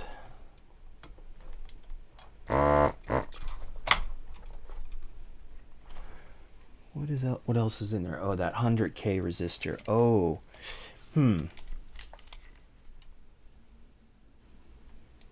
hang on a second. We might need to leave this wire here then. That 100K resistor is going over here. Hold on a second. We might need to leave that there. Forgot about that 100K resistor connection. I thought that this was just the red wire going here from the one can, but we do have a 100K going over here. So we might need to, we might need to leave that. All right, we're still going to need to run. Yeah, I need to leave that there. I forgot all about that. I couldn't see it because of all these parts when I'm looking at it this direction. But yeah, there's a 100K here that's coming over here to make that connection there. That makes sense now. Okay, so let's just go ahead and get rid of this old cap. Okay,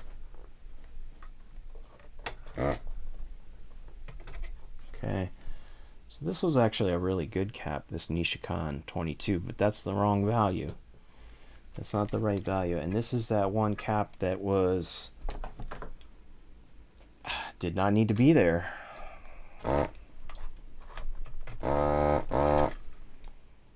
Trying to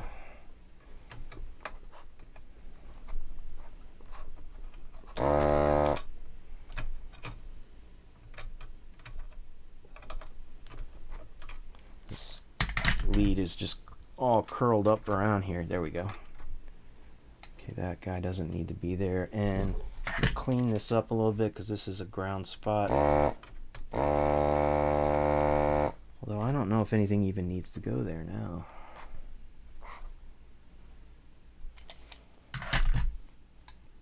Nothing needs to go to that ground.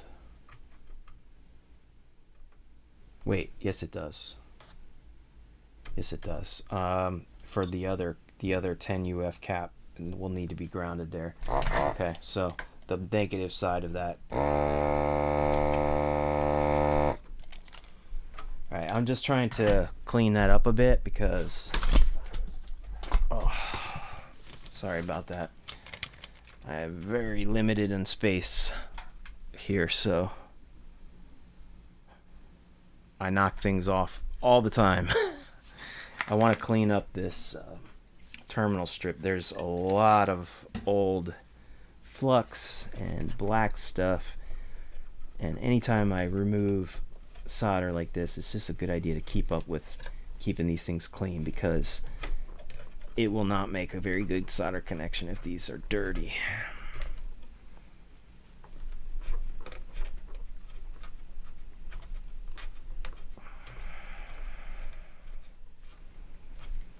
I mean, most of the solder connections in this old amp, for being 60 years old, they look pretty darn good. I mean, whoever, the tech or whoever actually put this together, like assembled it and soldered it, did an excellent job. I mean, the only thing I don't personally like is that for a lot of these components, some of them they wrap the lead around once and even a second time. That is just overkill. It does not need to be like that. So if you ever have to maintain these things, it makes it really difficult to get out the parts out, and it's not really necessarily making your connection any better. You go in and you put it through a terminal and you make a quarter turn. That's all you need. That is enough of a mechanical connection. That plus solder is enough, and it makes it very easy to remove. That's what I'm going to do with these guys. Is I'm not going to wrap the lead around 2 and 3 times. It just makes it so hard to change stuff if you need to. Okay, so it's like they did that with a mix of components. Like this guy, they put this resistor in and they just turned it one time and they soldered it perfect. But then the one next to it, it's wrapped, there's this wire here that's wrapped around 2 and 3 times. So yeah, it's just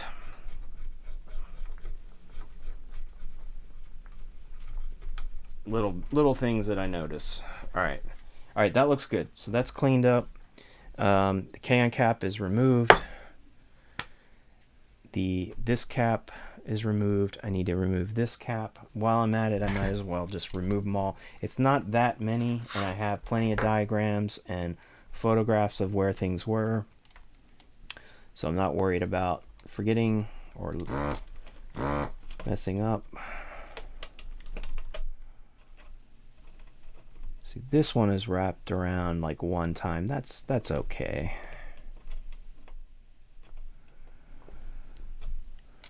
Come on. Oh, maybe it is wrapped around more than once. That's not even that lead, is it? Sorry, I'm trying to...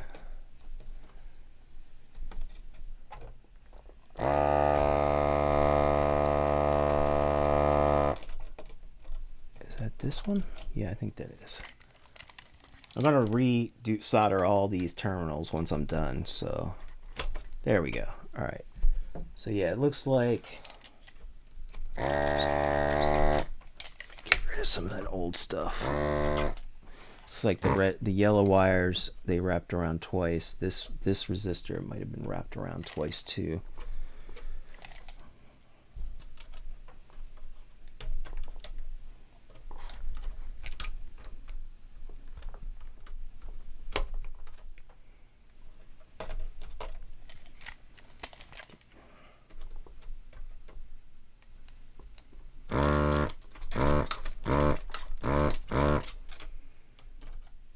That was wrapped around once, not terrible. What is all that excess stuff right there? Did that have a wire connected to it at one time? I don't know if you can see all that, but it looks... Oh, that was the old cap, because they replaced that one cap. That was the lead they left on there from the old cap.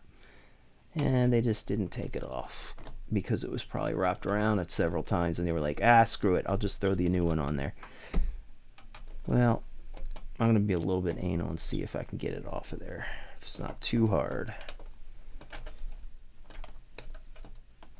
See, this is what I'm talking about. This is why it does not need to be wrapped around twice, because then it's like untying a knot just to get little pieces off of here. Alright, I've got it very loose. I just can't pick it off of there. Come on, you lead.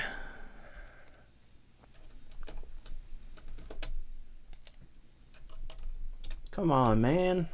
Let's go. Why are you so difficult? Gosh, no wonder the guy didn't take it off. Okay, I think I got it off somehow. I don't see it. Where'd it go?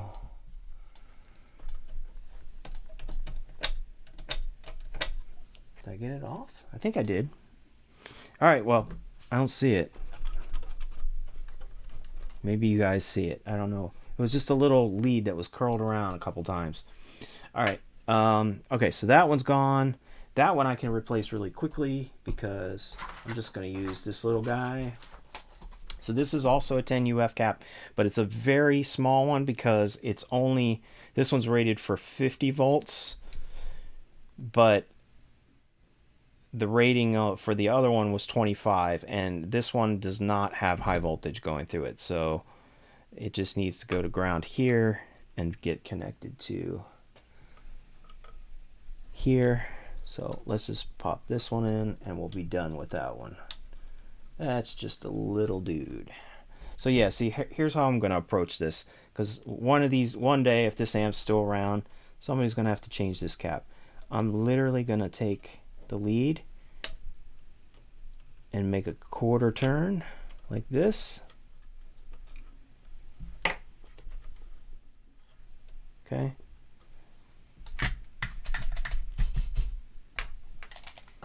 Get my solder.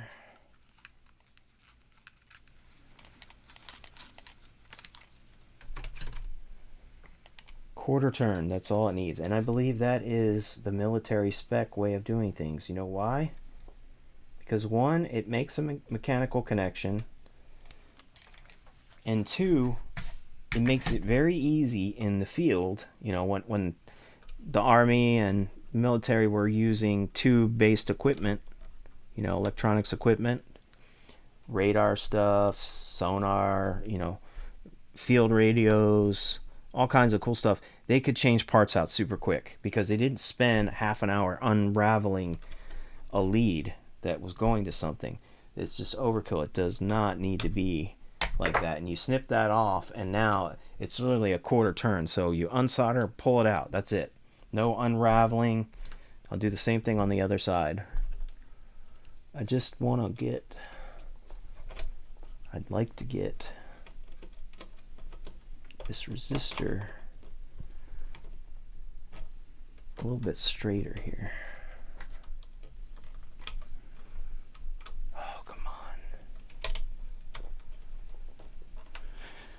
Sorry, guys. I wanted to straighten this resistor out, but I feel like I can't now with the way. Alright, so yeah, this goes in, quarter turn. I'm just going to turn it up.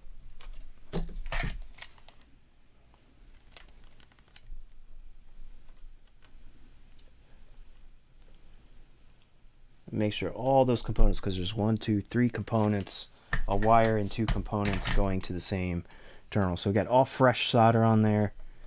Give it a little tug, make sure that it's not loose, wire's not loose, everything's good, and this is going over here to ground. This little bridge here that's going from this pin to the power amp ground where the bias resistor is, that's actually part of the lead of this resistor here. That is the lead, so it's not like an extra piece of metal, it's all one piece. So that's cool. So just using that lead as a bridge to put these two components to ground. And I don't think there's anything on this pin. And we could look at the pin out of a 6x4 rectifier tube to see, is there anything on that pin? There's nothing on this pin here because they're using it just as a ground connection. So instead of putting a separate terminal strip in here, they're saying that's our main power amp ground. That's why they have this going to there, this center tap for the high voltage winding. All right, so that one's replaced. I could replace the other 10 UF that's supposed to go over here. Maybe I should do that now. It would be easier to put another radio cap in there. See how they did it? This is a radio cap where the leads are coming through one side of it. So you could put this is the negative side that has the little negative marks on there, and this is the positive side. So negative to ground, which is the middle piece of the little terminal strip, that's bolted to ground. And then the positive end right here where these two 100K, three 100K resistors go. This one, that one, and that one. And that's the positive end, that's the filtering. They put a 22 UF cap in there last time when they changed it. I don't have a radio cap that's 20. Oh, wait a minute. Maybe I do. No, I'm sorry. That's 10 UF. I don't have a radio cap that's 22 UF that's as good a quality as this. That's 10 UF, sorry.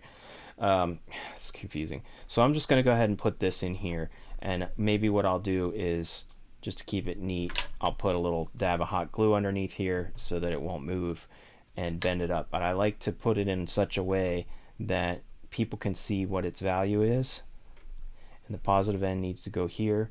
So let's just use this space wisely. Nothing needs to be too crowded or whatever, and I can still get to these terminals without it being too close if I bend the lead over and angle it like that.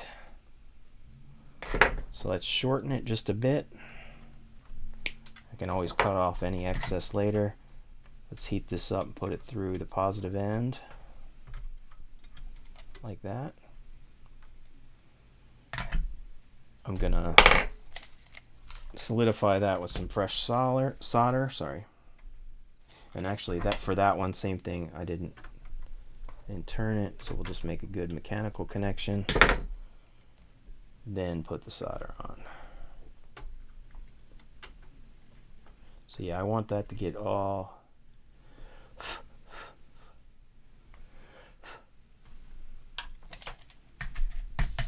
Let me just double check that because I did move it a little bit while it was setting.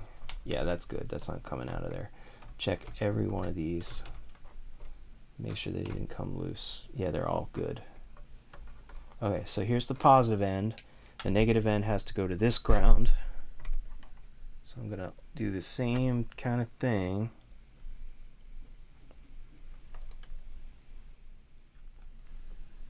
Bend the lead.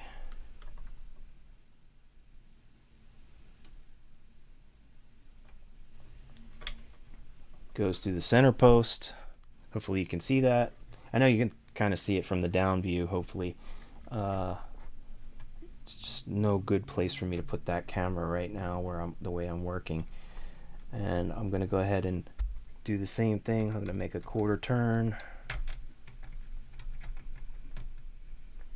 And squeeze it against there.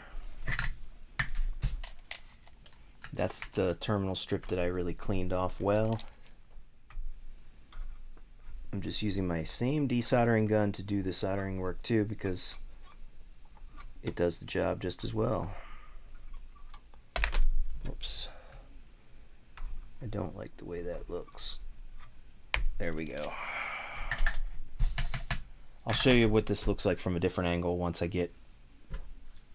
have the ability to move things around a little bit. So I'm going to go ahead and just cut this little bit of excess lead off. And now these leads have shifted slightly with the brand new solder on this side, so I can trim them slightly. Just to keep everything nice and neat.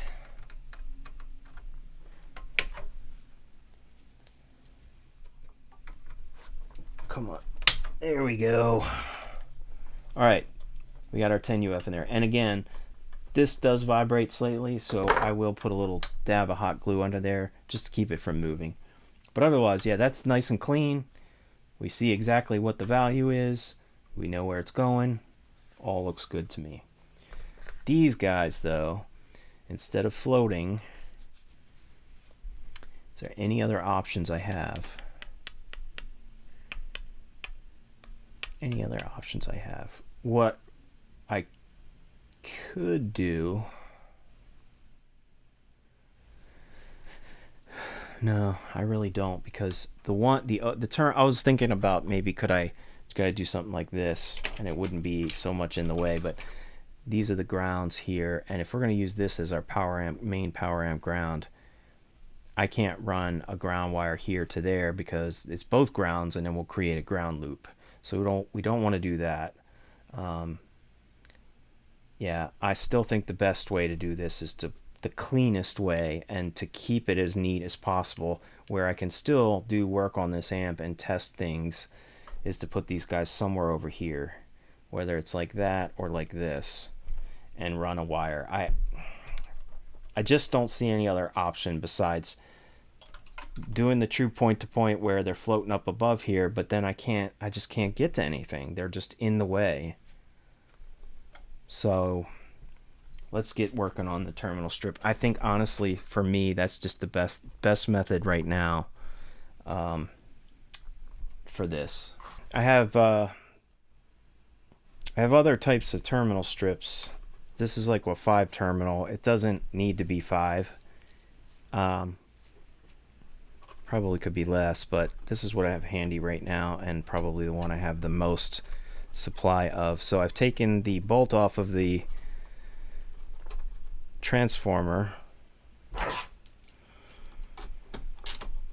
That's what I'm going to bolt this one to, and I don't need to rely on this particular ground connection because I'm not putting anything on it. I'm just using this to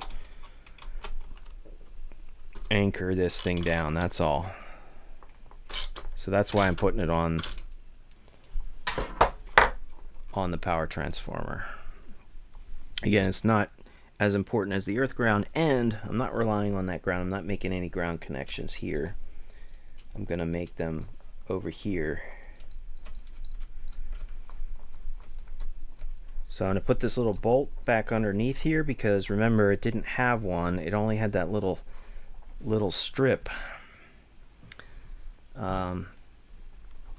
If you can see that, but yeah, I added this little bolt with a little lock washer on it so that it holds this transformer on much better. There we go. That was not stock. That's just me shoring things up a little bit. Okay, so we have one side, and now we need another side, which this one I might need to drill a hole. Unfortunately, these wires are slightly in the way, although they don't have to be. I could snip off a little piece of this to give room for those wires. I just want to see how far apart they need to be. So we're really going to be putting 2 caps here. We're going to need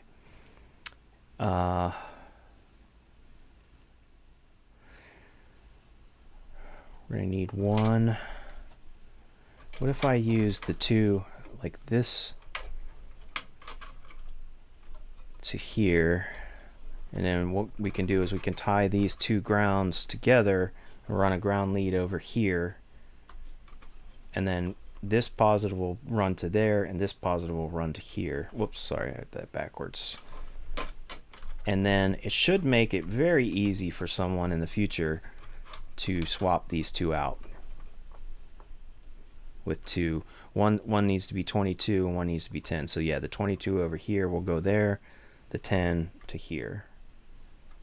I like that idea. I think that'll work, but I need to snip off this one terminal, because that'll give more room for the... See, I'm just snipping off this. That'll give more room for those wires. See what I mean? Hold on a sec. If I do it something like this, got room for those wires. It makes this nice and even and straight, Plenty of room for the caps. So I just need to mark where I need to drill my hole, which is going to be about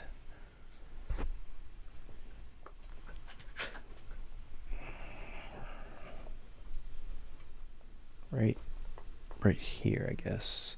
I'll give it a little bit extra space in case somebody puts some slightly bigger caps in there in the future. All right, we're good there. So I am gonna drill a hole, but yeah, I think this is worth it because it's making it cleaner. Let's get our punch. There's nothing under here that's gonna get in the way. This thing I can take out now. This doesn't need to be here. This is the screw for the old can cap mount, which was literally just a zip tie that it was being held onto this bolt with.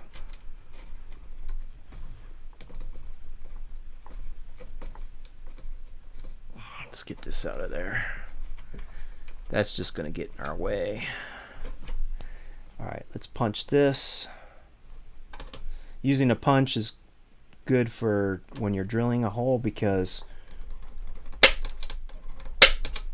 not only does it mark where you want to drill, but also it gives it a little divot for your drill bit so that it's not bouncing around and getting off center.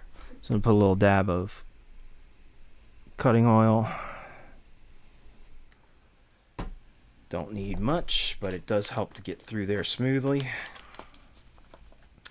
And I think I'll use the same, although you know what, I could probably use this guy.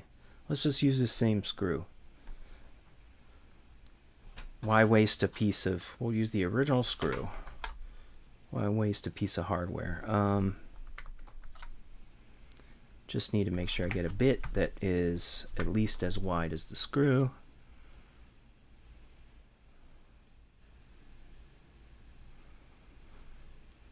I think that's just enough.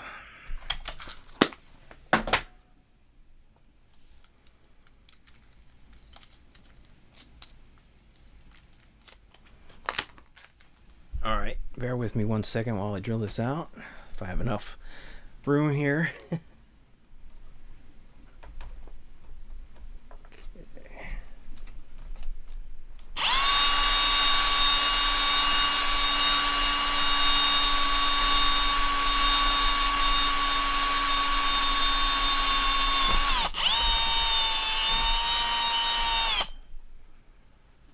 Okay.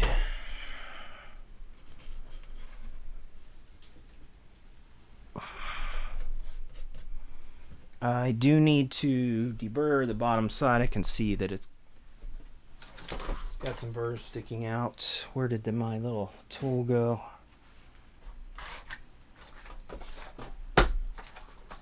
Oh, where'd it go? Oh, here it is.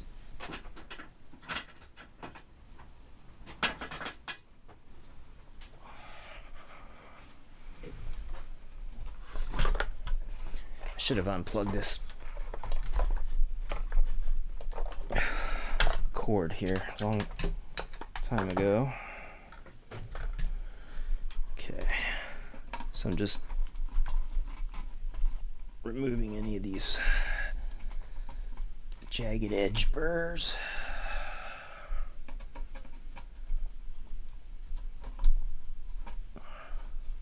Okay, that'll work. Let's get this guy back up. Again, I'm also not relying on that ground connection either. I just need to mount it, that's all. Let's go ahead and degrease while I'm at it. To keep my work surface clean. Obviously, we'll go back and clean all this stuff up once we're all done. I will wipe everything down again. I can see little bits of dust and stuff that have kind of come off from soldering and doing other things. But yeah, all right, so now we're going to use this screw, hopefully. Yes, sir. And we got room for these wires to pass. This has got a little washer. We'll just use the same one. So really, we're just reusing the power transformer's natural bolt that it had, and the original capacitor we removed, the can cap. Where did that go? I lost it. Oh, here it is. Yeah, this had that screw here, and it was held on like that. So we're kind of doing the same thing, just in a nice clean way to do it. Hold on a sec. Need to make sure that this is.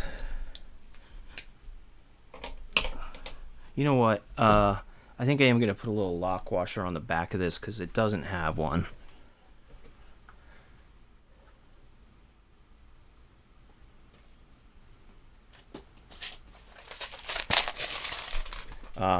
You may be wondering, where do you get all your little parts and pieces, hardware stuff?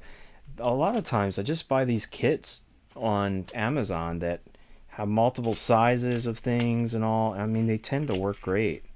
And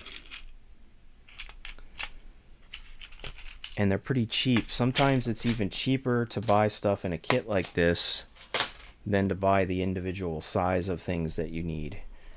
You know, you might wind up paying like $8 for a kit, and if you're trying to buy a specific size, it might cost you like $6 or $7 for 20 of that one size, right? So sometimes it's better to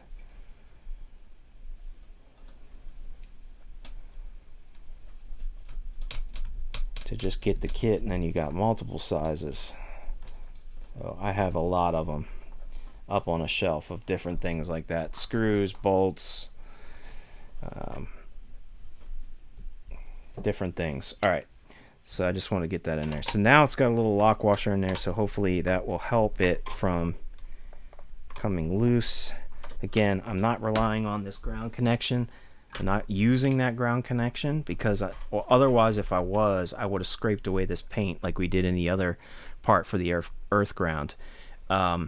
But we're not using it for that, so I'm not connecting anything to the ground lugs. I'm using the terminals around it and just using that as the mounts, okay? Just like they did over here. Like, they're not using this one, they're not using this one. This one they are using for a ground connection. I don't know if they removed the paint or not, but it does have continuity to ground. So, all right, so we want the 22 UF over here. Actually, before I put the component in, maybe I should run the wires. Let's do that real quick. Okay, I'm going to run the wires. What I'm going to do is a couple of things. I need to have a ground wire going from the main power amp ground to both negatives of these caps. Now I'm going to have the positive ends up here, so it's less wire to run from here to there. The ground wire is going to be a little bit long, but that's not a big deal. But I need to connect both grounds together. So here's what I'm going to do. I apologize. I didn't realize that this camera had cut out probably when it fell a while ago. So now you have that refreshed. I had to restart the software. Okay, so what I'm going to do is I'm going to get a length of wire here for ground.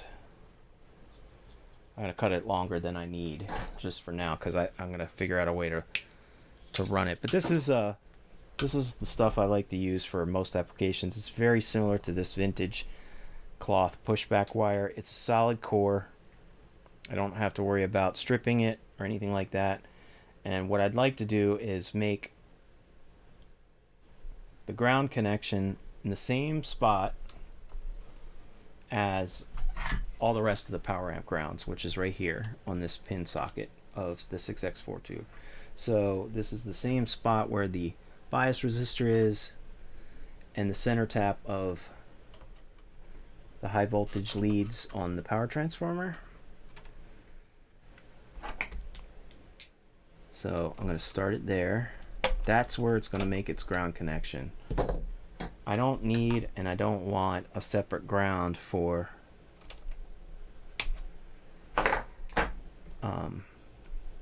these new filter caps. I want them to go to the same spot they were going before, and then we reduce the risk of creating some kind of a ground loop or having multiple grounds for the same thing. So alright, so I just trimmed those up a little bit, but I am going to hit that with some more solder.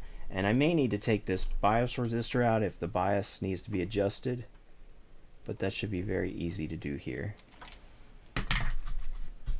Okay, now we have a good solid connection there for this. And what I'm thinking is probably the cleanest way to do this is I'm going to feed it under these wires back here.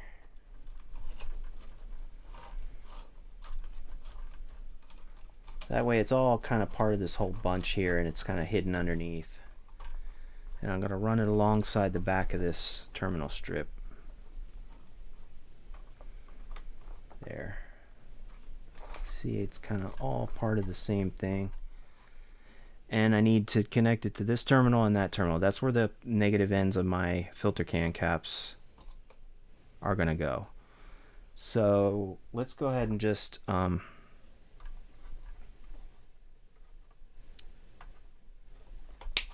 here's what I'm going to do.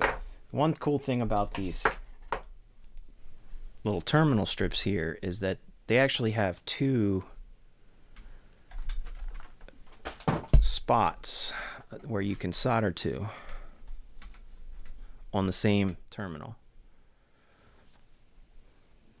And I like to use, since this ground wire is going to be where these components need to run to, right? I like to use the bottom part for the running the wires, because then they can sit nice and flush against the chassis, and then you could just put the components through the top leads, and that way when you change the components out, you're not worrying about, did I unsolder the wire too? Do I need to resolder that wire? All that stuff, that's soldered in another hole. It just, again, makes it very easy for someone in the future to change stuff. If you're not worrying about all that, you're just like, oh, I just need to pop these out and put the new ones in. All right, so I'm just making a little bend here, and I'm going in the lower part of the terminal where I need to solder it to. And again, I'm going to do a little quarter turn so it's mechanically on there. So I can pull on it without even soldering it yet, and it's not coming out of there. All right, same thing, I need to connect. I want the same exact ground to go to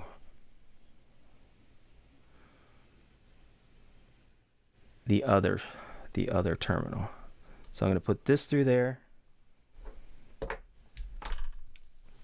going to do the same kind of a turn, quarter turn here, clamp it flat against that little strip. I'm going to go ahead and put a little bit of flux on here. It does make a better solder connection on these terminal strips. If you can do that. So I usually just I get my solder flux paste, put a little dab of that on here, and I'm going to need some on the top where the components are going to go. I'll do the same thing over here.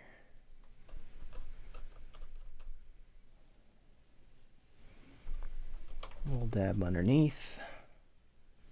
We'll clean this off after we've soldered and made our connection. But this just helps prepare that surface. It just distributes the heat a little bit nicer, and it should give us a really nice connection. You don't need a whole lot of this stuff. A little goes a long way. Okay, so let's go ahead and solder the first ground for the first cap, which is here. So I'm just going to put my gun on the spot where the two leads are coming out through the bottom hole.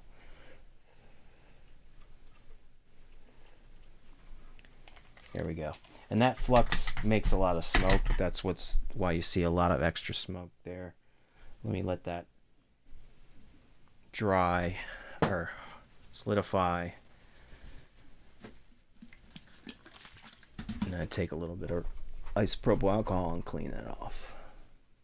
Okay, that's good.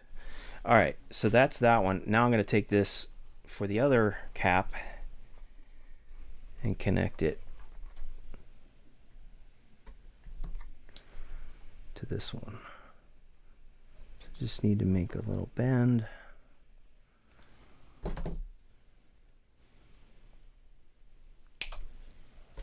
And all this, again, is being done underneath on the bottom side of the terminal strip. That way, the top side's free for components. All right, so I just want 1/4 inch of lead coming through there. Put it through the hole here. Give it a little turn and press it flat up against the strip. Now I can solder that bottom end.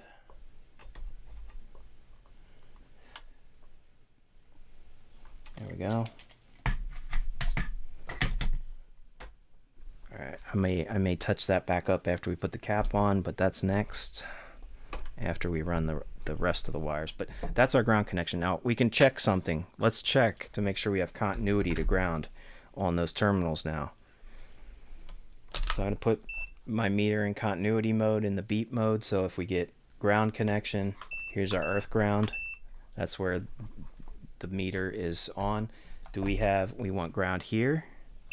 Yep. And we want ground here. Yep.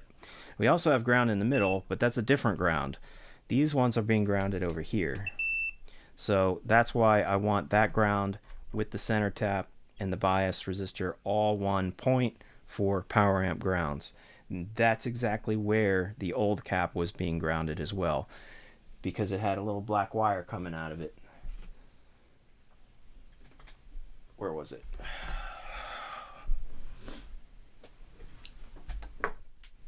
See, this black wire here was running straight to that same spot. So I'm literally putting it on the same spot, just in a different way to mount it. Okay, so 2 more wires to run, and then we can put the caps on. One is going to be, and I'm going to use red for this because this is going to have high voltage on it. I like to have red wire for high voltage. I know that that's going to be really hot, really dangerous. So I'm going to use that. One needs to go here where our B plus is. So I need to run the 22 UF, which is going to be connected here. So I just need to run that up here. It really doesn't need to be a long piece at all. That's actually a pretty short one. So let's go ahead, and what I'll do is I'll connect it here and then run it back to the terminal strip. So literally just put it through here. Oops, that's a little more lead than I really need. I'm just going to do a 1/4 turn upward and cut off that excess. But that way it's laying flat against here. This blue wire, this is part of the primary of the output transformer.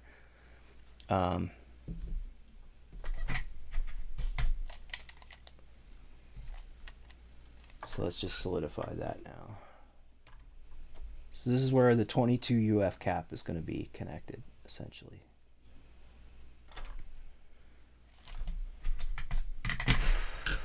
All right. Let's trim off that excess. And I do want to clean that off a little bit because it does looks like it had a lot of flux from the previous connection. I didn't add any to it, but it's pretty brown and grody looking. Okay, that looks good. All right, I'm going to tug on the blue wire, make sure that didn't come loose. Yep, that's good. I'm going to tug on this resistor, that's good. Tug on this red wire, that's good. All right, so I'm going to feed the red wire now underneath these components, and we just need to make it go to, I'll just put it in parallel with this red wire, We just need to make it go right here. Oh, sorry, this one.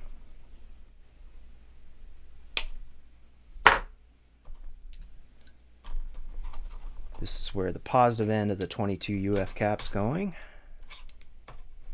And again, I'm going to use the bottom hole for this. Right there.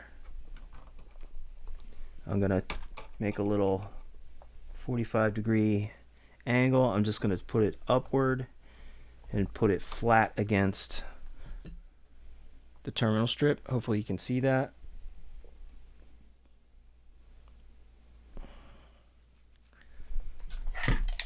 Alrighty. I'll go ahead and solidify that now. Yep.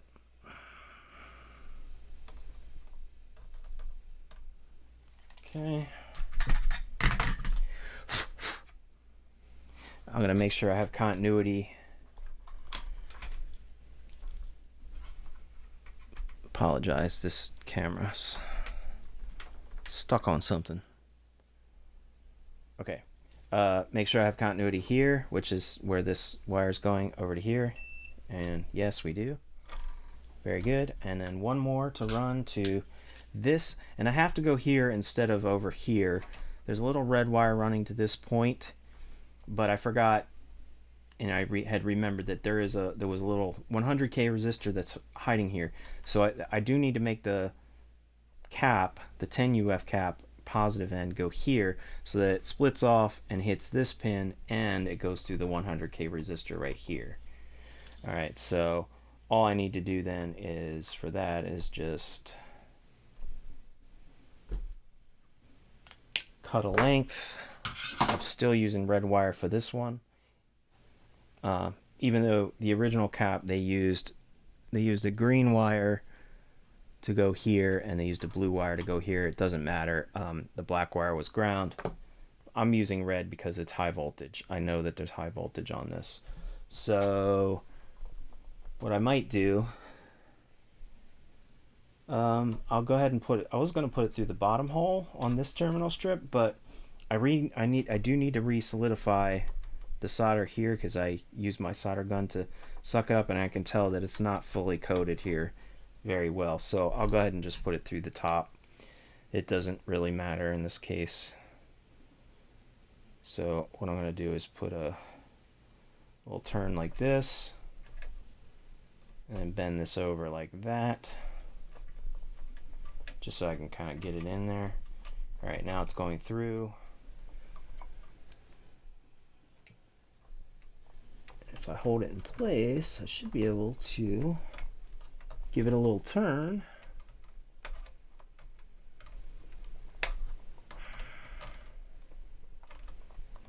There we go. I think I got it.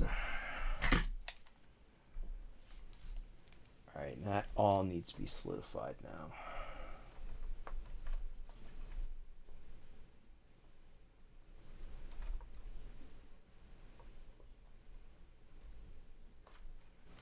Probably put a little more solder on that than I needed, but that's okay. It's not crazy excessive or anything. Just need to make sure this is still secure. That resistor is still secure. Now this red wire can't be pulled out of there. That's secure. Okay, so now I'm just going to run this red wire parallel against here just to make it nice and clean. Put a little turn here because that's where we're going to go. Cut that off. I love pushback wire because I don't have to strip it. It's just so nice. And the cloth, you know, it gives it totally a vintage vibe. You know, all the old wiring like this is all in this cloth stuff. Now some of this isn't. Some of this wiring is like a rubber, and it's braided wire, not solid core, but the transformer stuff it's got that style, that vintage style wiring. So it's just, for me, it's easier to work with, and I don't really need to worry about loose braids and stuff like that and making messes when I'm unsoldering Solid core is very easy to take off if you need to, if you're working on stuff. So, all right, so I made a little turn there. We're gonna solidify that.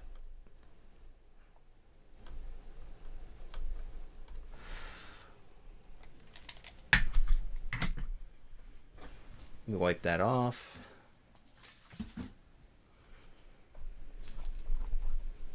I should actually clip a little of that excess off. Is a little too much. Okay. Clean this one off.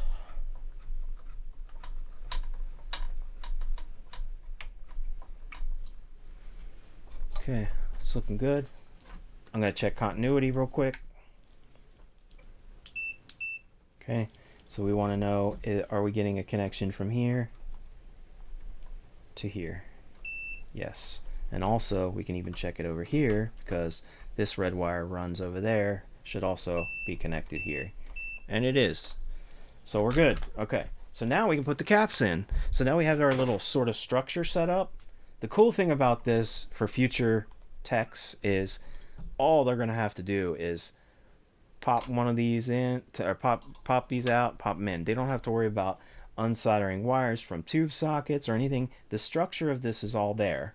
All they'll have to do is pop this one out, these two terminal strips, and pop these two out. And I'm going to try to make it as easy as possible for them to do that. You know, they can see what value it is that they're replacing. So I'm just going to put the positive end here, negative end here, and again, we don't need to go nuts and wrap this thing around 20 times. I'm literally gonna just make one 45-degree angle turn. That's plenty enough to hold it in place mechanically and then solder it in. That's it. Easy as that. So when someone replaces this, it'll be easy to take out. They won't have to mess with wires. This is how I design most of my amplifiers as well. Something like this where you can just take the part out. You don't have to worry about wiring, any of that stuff. That's it. It's as easy as that. Cut off the excess. Now you got your cap in there, you can read it. Perfect. Same with the 10 UF. I'm gonna go ahead and there's no other components in the top part of this, which makes it nice, right? There's no wires. I don't have to worry about, did I loosen that wire? Do I need to resolder it? Did it come loose? Do I need to put a new piece of wire? You shouldn't have to do any of that stuff now. All right, so same thing. I'm gonna try to line it up best I can. Put a quarter turn upward, another quarter turn upward,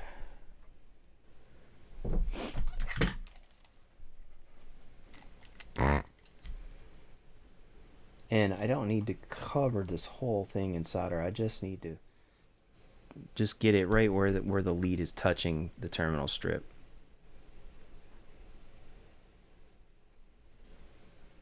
Should be it, right? There we go. Let me just put a little tiny bit more on that one. Make sure there's enough heat there for it to really make a nice bond. Cut the excess.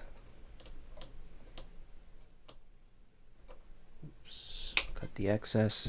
Look at that. Nice little terminal strips to hold it in place. And I don't need to put glue on it or anything because look, they do not shake. They do not move. I don't need to worry about it. This one I probably will because it could kind of bounce up and down just because of the way it's put in there. But these will not move. They're not going to move. They're not going to turn. Excellent. All right, so did we get everything? Let's check our work. We got this 10 UF, this is a 10 UF, this is a 22 UF. We've already checked the continuity of everything. I can recheck it too, just to be sure, to make sure all of our connections are going where they're supposed to be going, and is our polarity correct as well. Let's double check that, because if we did install something backwards, that cap will explode and we will have very corrosive dielectric material on our amp that will corrode things. So we don't want that. Let's make sure. All right, positive end here indicated by the plus signs here and here, negative end here.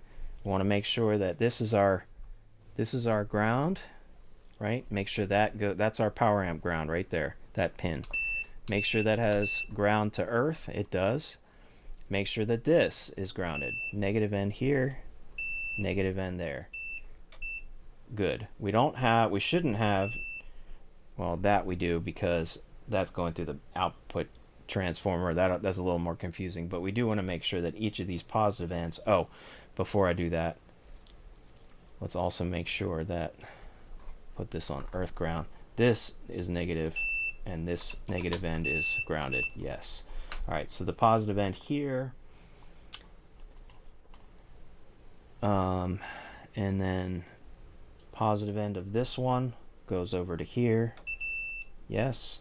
Positive end of this one goes here, and also a little red wire that goes over here. So yeah, we're good. And then the positive end of this is over here, right?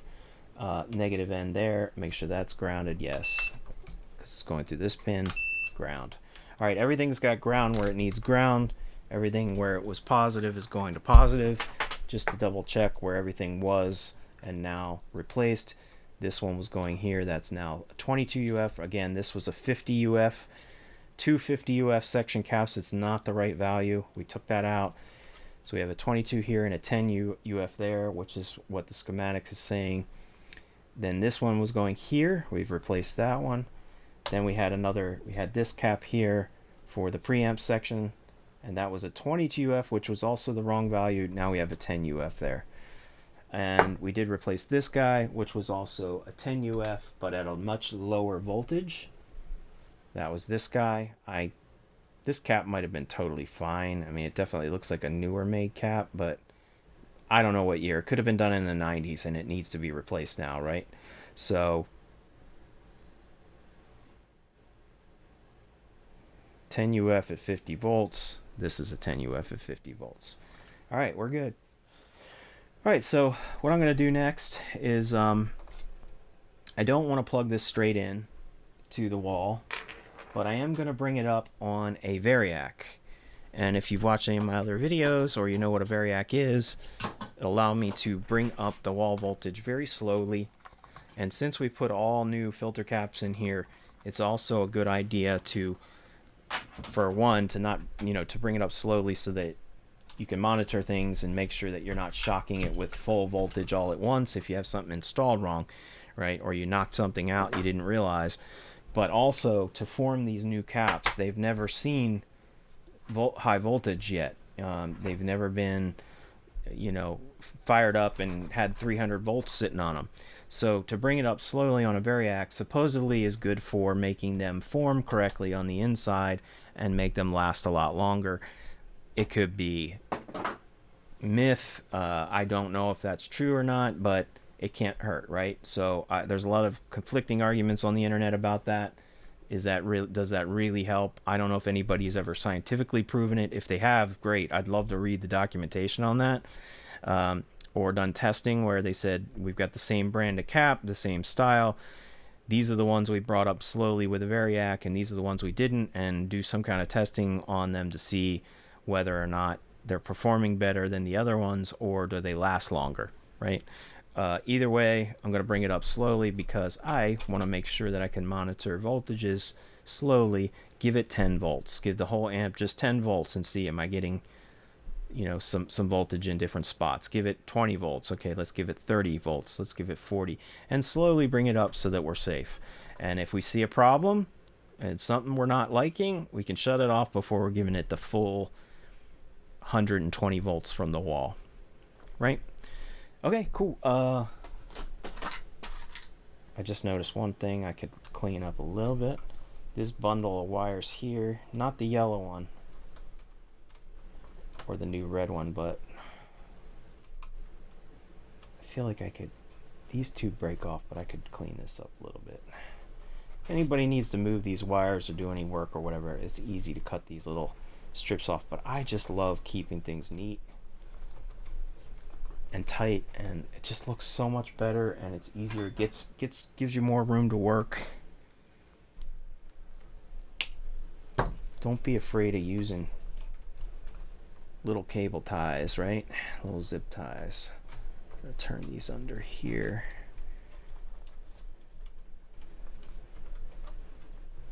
Where's that yellow wire going? I'm just checking to make sure I didn't bump anything out. So yeah, there's a little white wire here. That's good. I didn't touch that. That's for the heaters. Yellow wire goes over here. All right, good. I just want to make sure I didn't bump anything, knock anything out.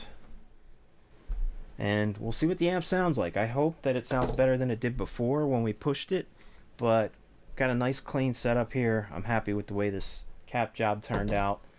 And I love F&T caps. I've never had a problem with them, knock on wood.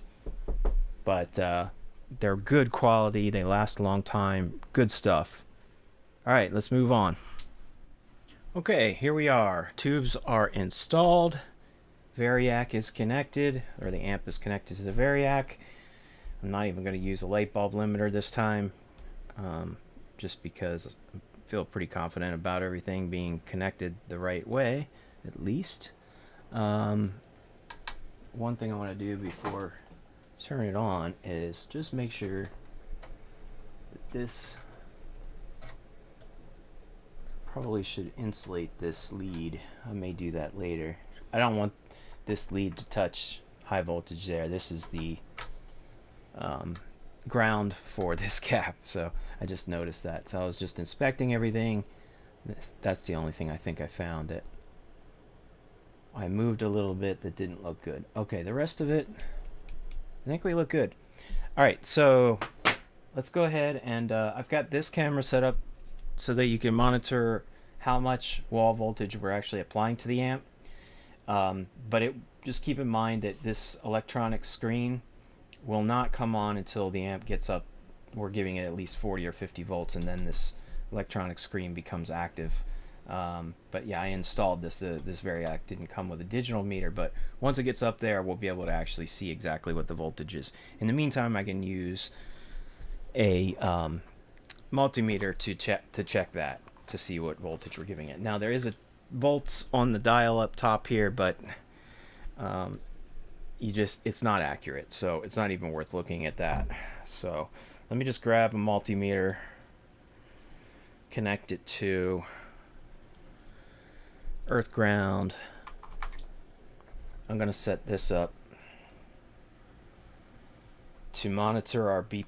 Now, one thing that we have to keep in mind is that this is not powered by diode rectification, this amp. This is, the rectification happens through the 6X4 tube. So we won't see any DC voltage on the B+ until, and I can just monitor it straight at this point right here, which is our, actually I'll go ahead and monitor it over here on the actual pin where that's going to. Either one, doesn't matter.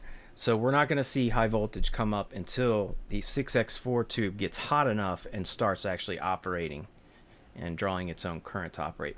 Again, I also have a speaker plug connected. You got to have that. So you have a speaker load on this, and it's going into my computer. So once we get enough voltage, we should start hearing guitar sound coming through the interface to this video track. All right, so let's go ahead and turn this on. It's at 0 volts right now. I'm gonna grab my other meter.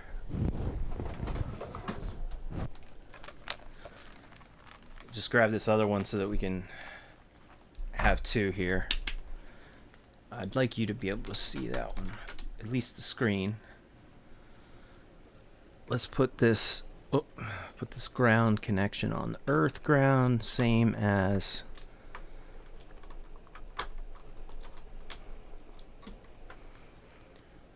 this, well, this meter here. So you can see this one. We'll just keep an eye on that. This one I'm going to use for AC volts real quick. All right, so what I'm going to do is the amp is turned on. I've already switched it to the on position, and the tone control is all the way up. The volume is set to about, I don't know, maybe roughly half, just so that I know when it gets up. All right, so I should see AC volts on this, whoops, on here, on this side of the fuse, is we put a remember we put a 1 amp fuse in there because somebody had put a 2 amp fuse. So as soon as I turn this up, we should start seeing AC volts. I just can't find a good place to rest this.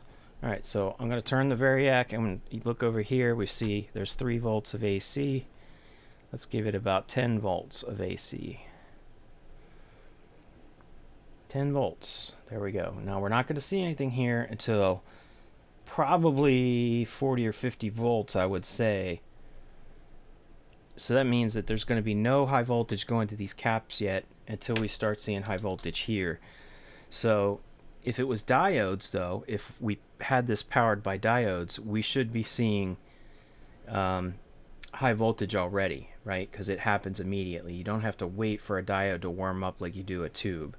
So I'm just slowly bringing this up here. We're at 20 volts.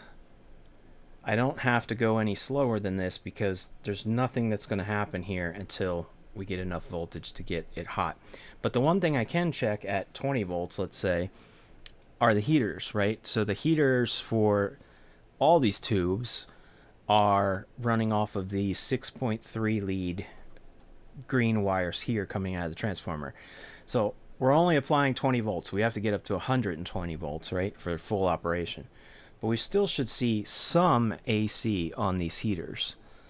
Okay, so we have 0.9 of a volt of AC on that one, and on this one, 0. So I think, yeah, in this circuit, one end is 0, and one's going to be the full 6.3. So over here, same, we see that 0.9 there.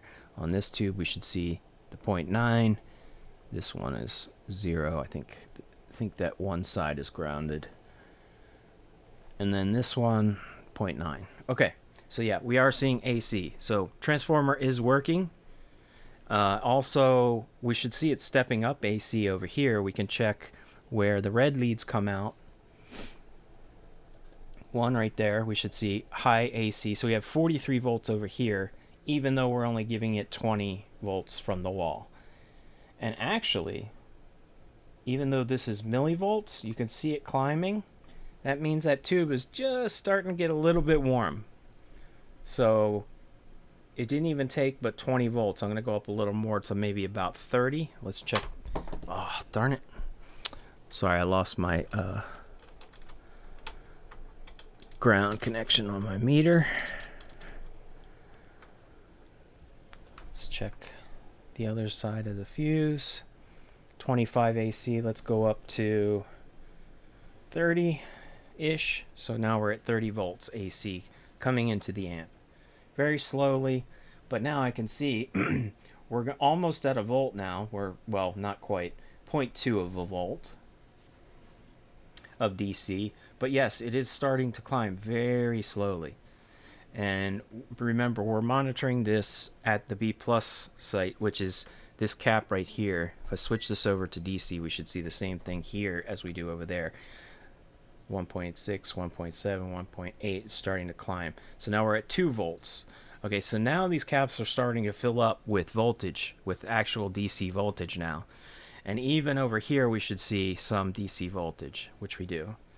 So we got 4.6, 5 volts now, and that's 5.5 over here, because there is a dropping resistor between all this stuff, between this point and the first B+ point, right? So very slow forming these caps. So we should see DC voltage, this one we see DC 12 volts. That's the same as this, right? It's the same point, even though that's over here. So that red wire's running there.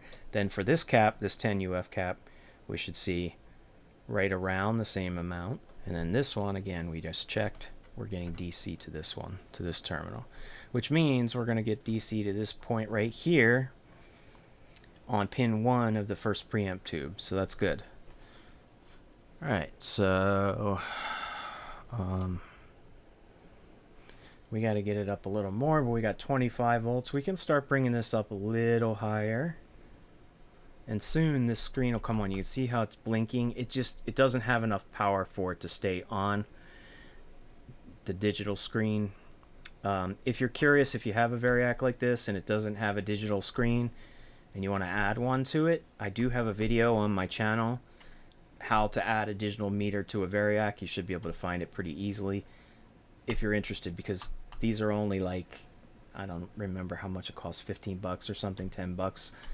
Something. It was pretty cheap, and it's very easy to do. It's just connecting a few different wires. You take the front of this off with these 2 screws, connect a few wires, and you got yourself a really nice digital meter. The benefit to this is not only seeing exactly how much AC is going into what you're applying power to, but also being able to see how much current is the whole amp drawing.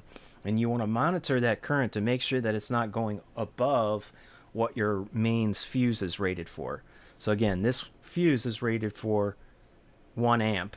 So we should not see more than 1 amp on this digital meter here once we're able to actually see it and read it, right?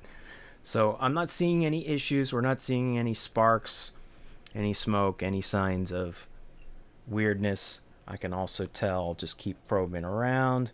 We've got 123 volts on the B+. The B+1 is 125, and the B+2 over here is 115, and that's exactly like what we want to see at 45 volts. Okay, it looks like the screen is staying on now. So now you can actually see.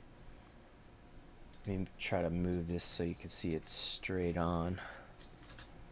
There we go. Okay, so take a look at this. We're only applying 45 volts to the amp, AC volts from the wall. And notice this A, that's amps. How many amps are we drawing from this piece of equipment that's plugged in here? It's only 0.09, so almost 0.01 amps. So very, very low amps. If we had a short, if we did something wrong and we were shorting high voltage to ground, it would be drawing a lot more amps than that, and possibly even the fuse would have blown by now, right, at 45 volts. So cool thing is we've got 128 volts of DC now on the caps. They're slowly getting used to this high voltage. So I'm going to go ahead just go up to 50 for a minute and let it set. And this is what you want to do. You just want to take your time, bring it up slowly, monitor things, especially after a major work that was done, like a cap change.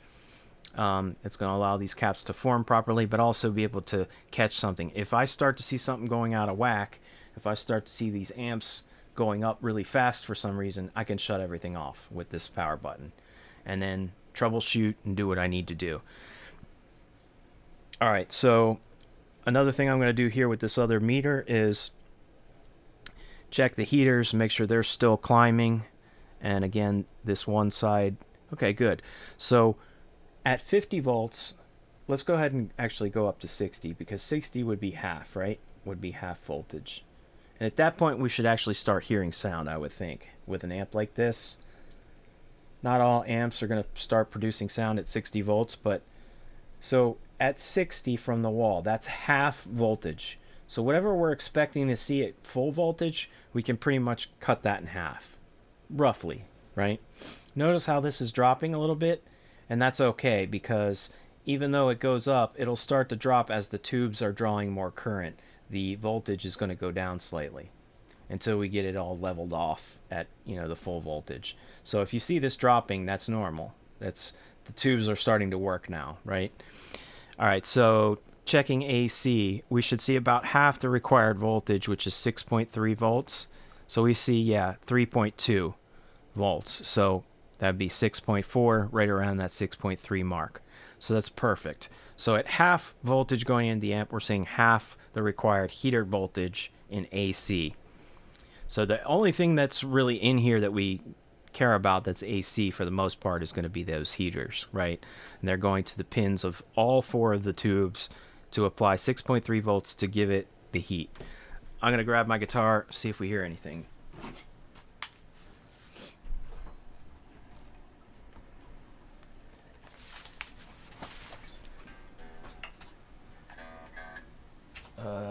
Got to check something real quick.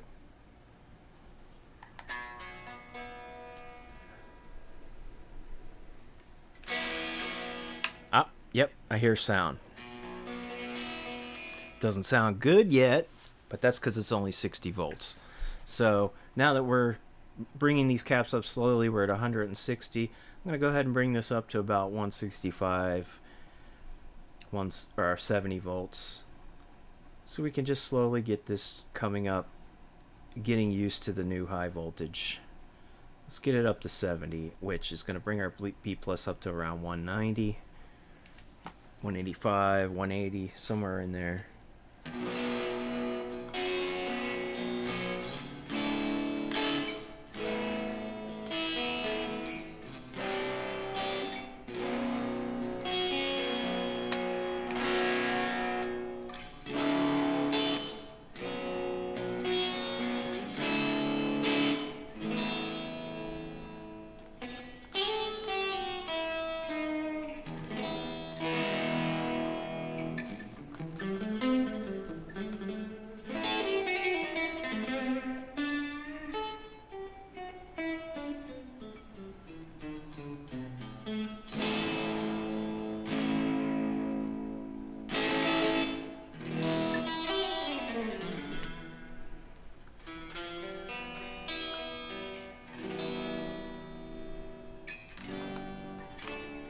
Bring it up to about 80 now.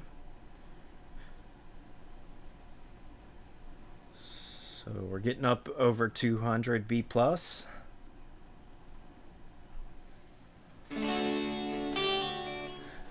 Notice how the sound is starting to smooth out now that we've given it 80 volts instead of 60. It's really making a big difference now that the tubes are getting more voltage required to produce a better sound.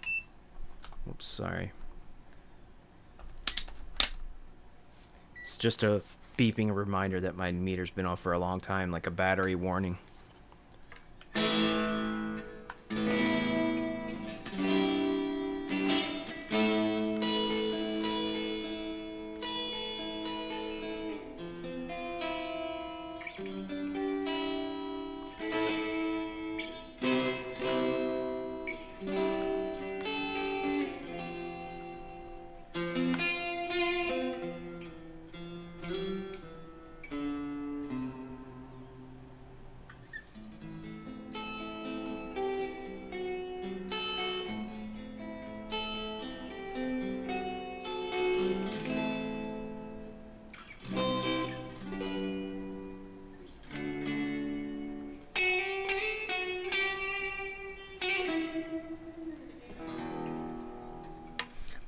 So what's really cool is I'm going to go up to the next step. I'm going to go up to 90 volts, okay? So watch this will go up to 90. Watch how the B plus is going to rise. And then notice how after it sits there for a few seconds, it's going to start to drop again. And again, what's happening is we're giving the whole entire amp 10 more volts. Gets up to 219. Now watch it drop. 218, 217.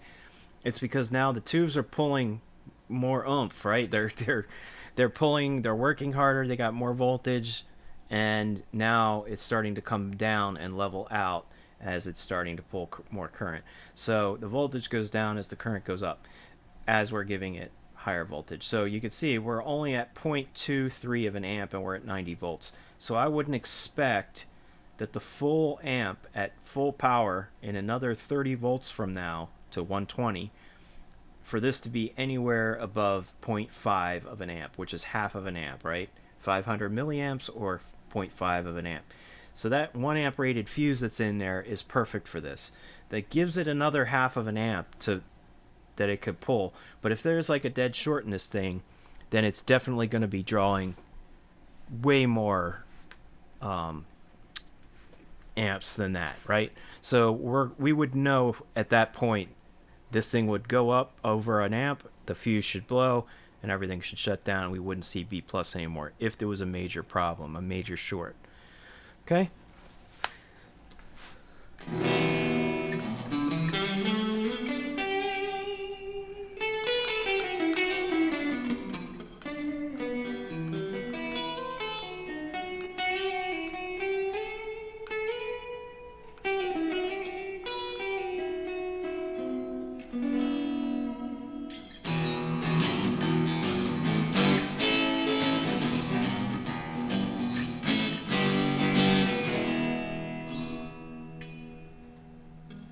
Okay, I'm going to give it some more, and then I'm going to turn up the volume in a little bit so we can see if it sounds any better with the breakup. Let's go up to 100. Right, there we go. Right around 100 volts from the wall. Around 230 for B plus.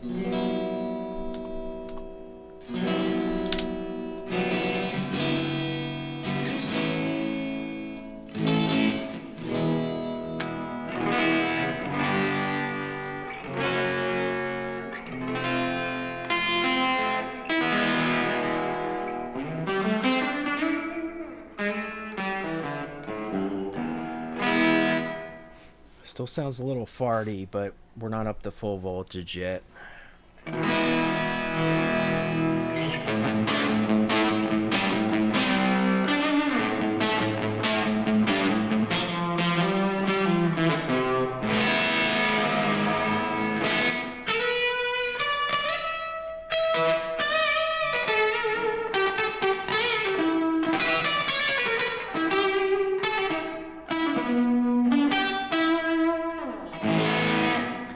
I also need to check the bias because that will have an impact on the sound as well. So once we get up to full voltage, and the next thing would be check the bias. Maybe we need to change the bias resistor. I'm sure the bias is going to be different than what they intended because of the higher wall voltages today. So we may need to make an adjustment there, and that could really make it sound a lot better when the amp's pushed, especially. I think it sounds great when it's not being pushed, but as soon as I turn that volume up to like 7 or more, it starts to sound a little farty. It doesn't sound as like awesome as like the Skylark did when I restored that one, right? And it should sound pretty darn good.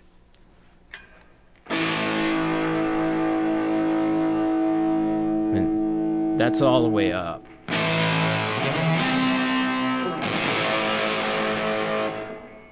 Yeah. I think this is bias, maybe.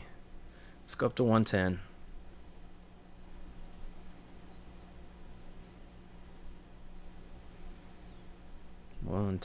There we go. Almost all the way up, and we're only drawing 0.3 of an amp. It's good.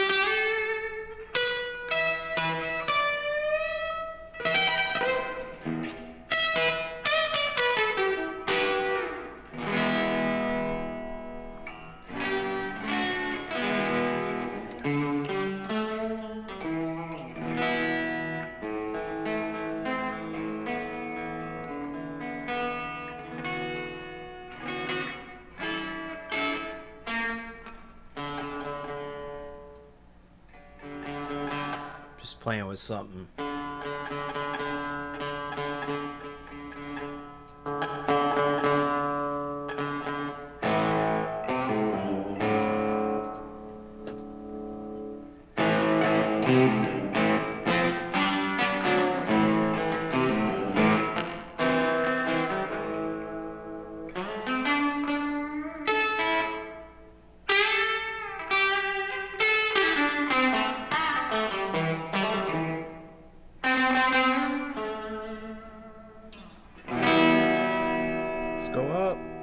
get it all the way up. She's ready. 120.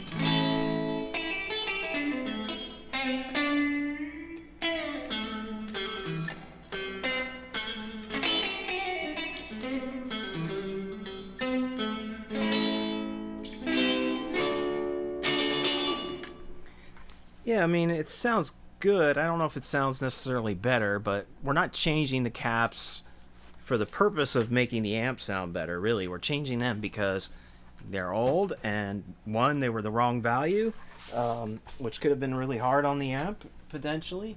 And we're restoring this amp, right? So, you know, again, it's about 10 to 15 years. These caps should be replaced anyway, at least these bigger ones. The electrolytics, and yeah, I'm not seeing anything here that is concerning me, so I think we did a good job with the repair. One thing I want to check is, are any of these tubes microphonic? Because what I think now is, now that we've got all new caps and everything, are the tubes making that breakup sound not so great, or is it the bias? It also could potentially be a part, you know, it could be like one of these caps or something over here. Yeah, it measured okay, but it still could be just not sounding great now. One, I could chopstick around on there a little bit with a non-conductive tool. Where did my little chopstick go? Just to see if we find anything that's sensitive, because, oh, here it is. Let's do that, and let's also bang on the tubes to see if anything's sensitive.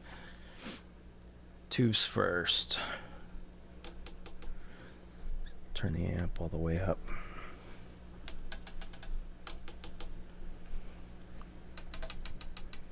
Nope.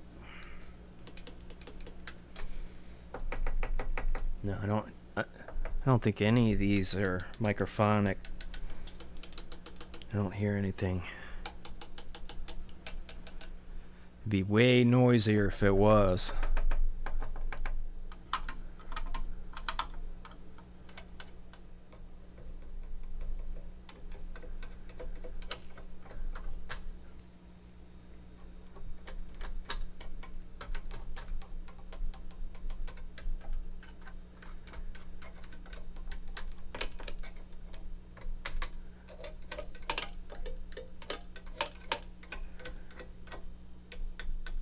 Nope. That's all tremolo. Hang on.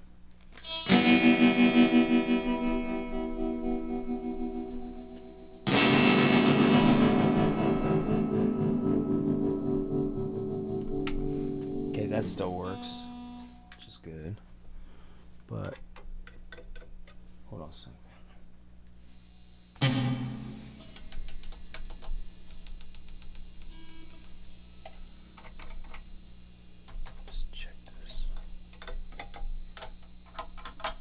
No, I mean,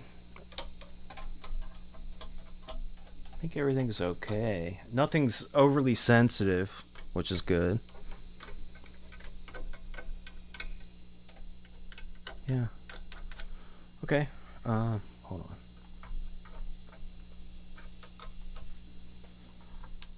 This used to be, but I think it was the way the old cap was wired in there. Because remember, there was a little crackly noise over here. Not anymore.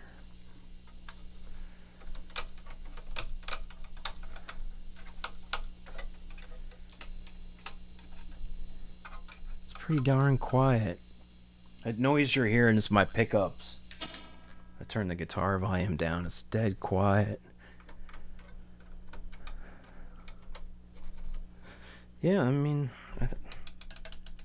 Nothing seems to be sensitive. Yeah. All right, well, I'm happy with that. I'm going to go ahead and shut it off now. We don't need the Variac anymore, so I can disconnect all that. But what I'll probably do is break here, come back tomorrow, and try a couple things. One is I want to measure the bias. I want to see what that's looking like. And I can show on the video how to do all that if you're interested. Or you could skip past it if I do that. But let me see what I get to. Also, if the bias, if it looks like it needs to be adjusted and we adjust it and it still sounds weird and farty on turning it up, to cranking it, we can take a look at the tubes as well. Even though they're operating and they're not microphonic, there still could be issues with tubes where when you really crank them and really push them, that something just isn't operating optimally in there, and you might throw a different tube in there, same type of tube, same whatever, just a different one, and all of a sudden it sounds amazing. So I've seen that happen before as well, but everything's operational. Voltages look good, brand new caps in. It's going to be super easy for people to change these now. So in the future, disconnect that, pop new one in, disconnect these, pop new ones in. No running wires, disconnecting wires like I had to do for this guy. We had to go and we had to disconnect stuff, and I had to make sure that once I unsoldered something that I put more solder on there to keep the existing components held on. Nobody will have to do that anymore. With this setup, it's going to be very easy, and I left plenty of room here for people to still put a multimeter on there and test things without caps being in the way. So I like this way. I think it's very clean, easy, and for the most part, individual caps like this are going to be way cheaper to buy than a three-part can cap. This was a two-part can cap, but if you wanted to get one, you could, and put those in there. And since it didn't have like a hole in the chassis, you've probably seen that where it has a little can clamp. If it had that, then I might consider using one of these. But since it didn't have that, and this was just literally sitting on here like this, then I thought individual caps are going to be cheaper. They're going to be easier to change, and I don't have to worry about something that is loose and is flopping around like this. These guys are steady. Again, I'll put a little dab of glue under here just to make sure this one doesn't move, but these guys are great. I could have probably put this one here and just run wires for this one, but no point. I mean, I was more concerned with this because this is the power supply. This is the preamp. All right, cool. I'll be back.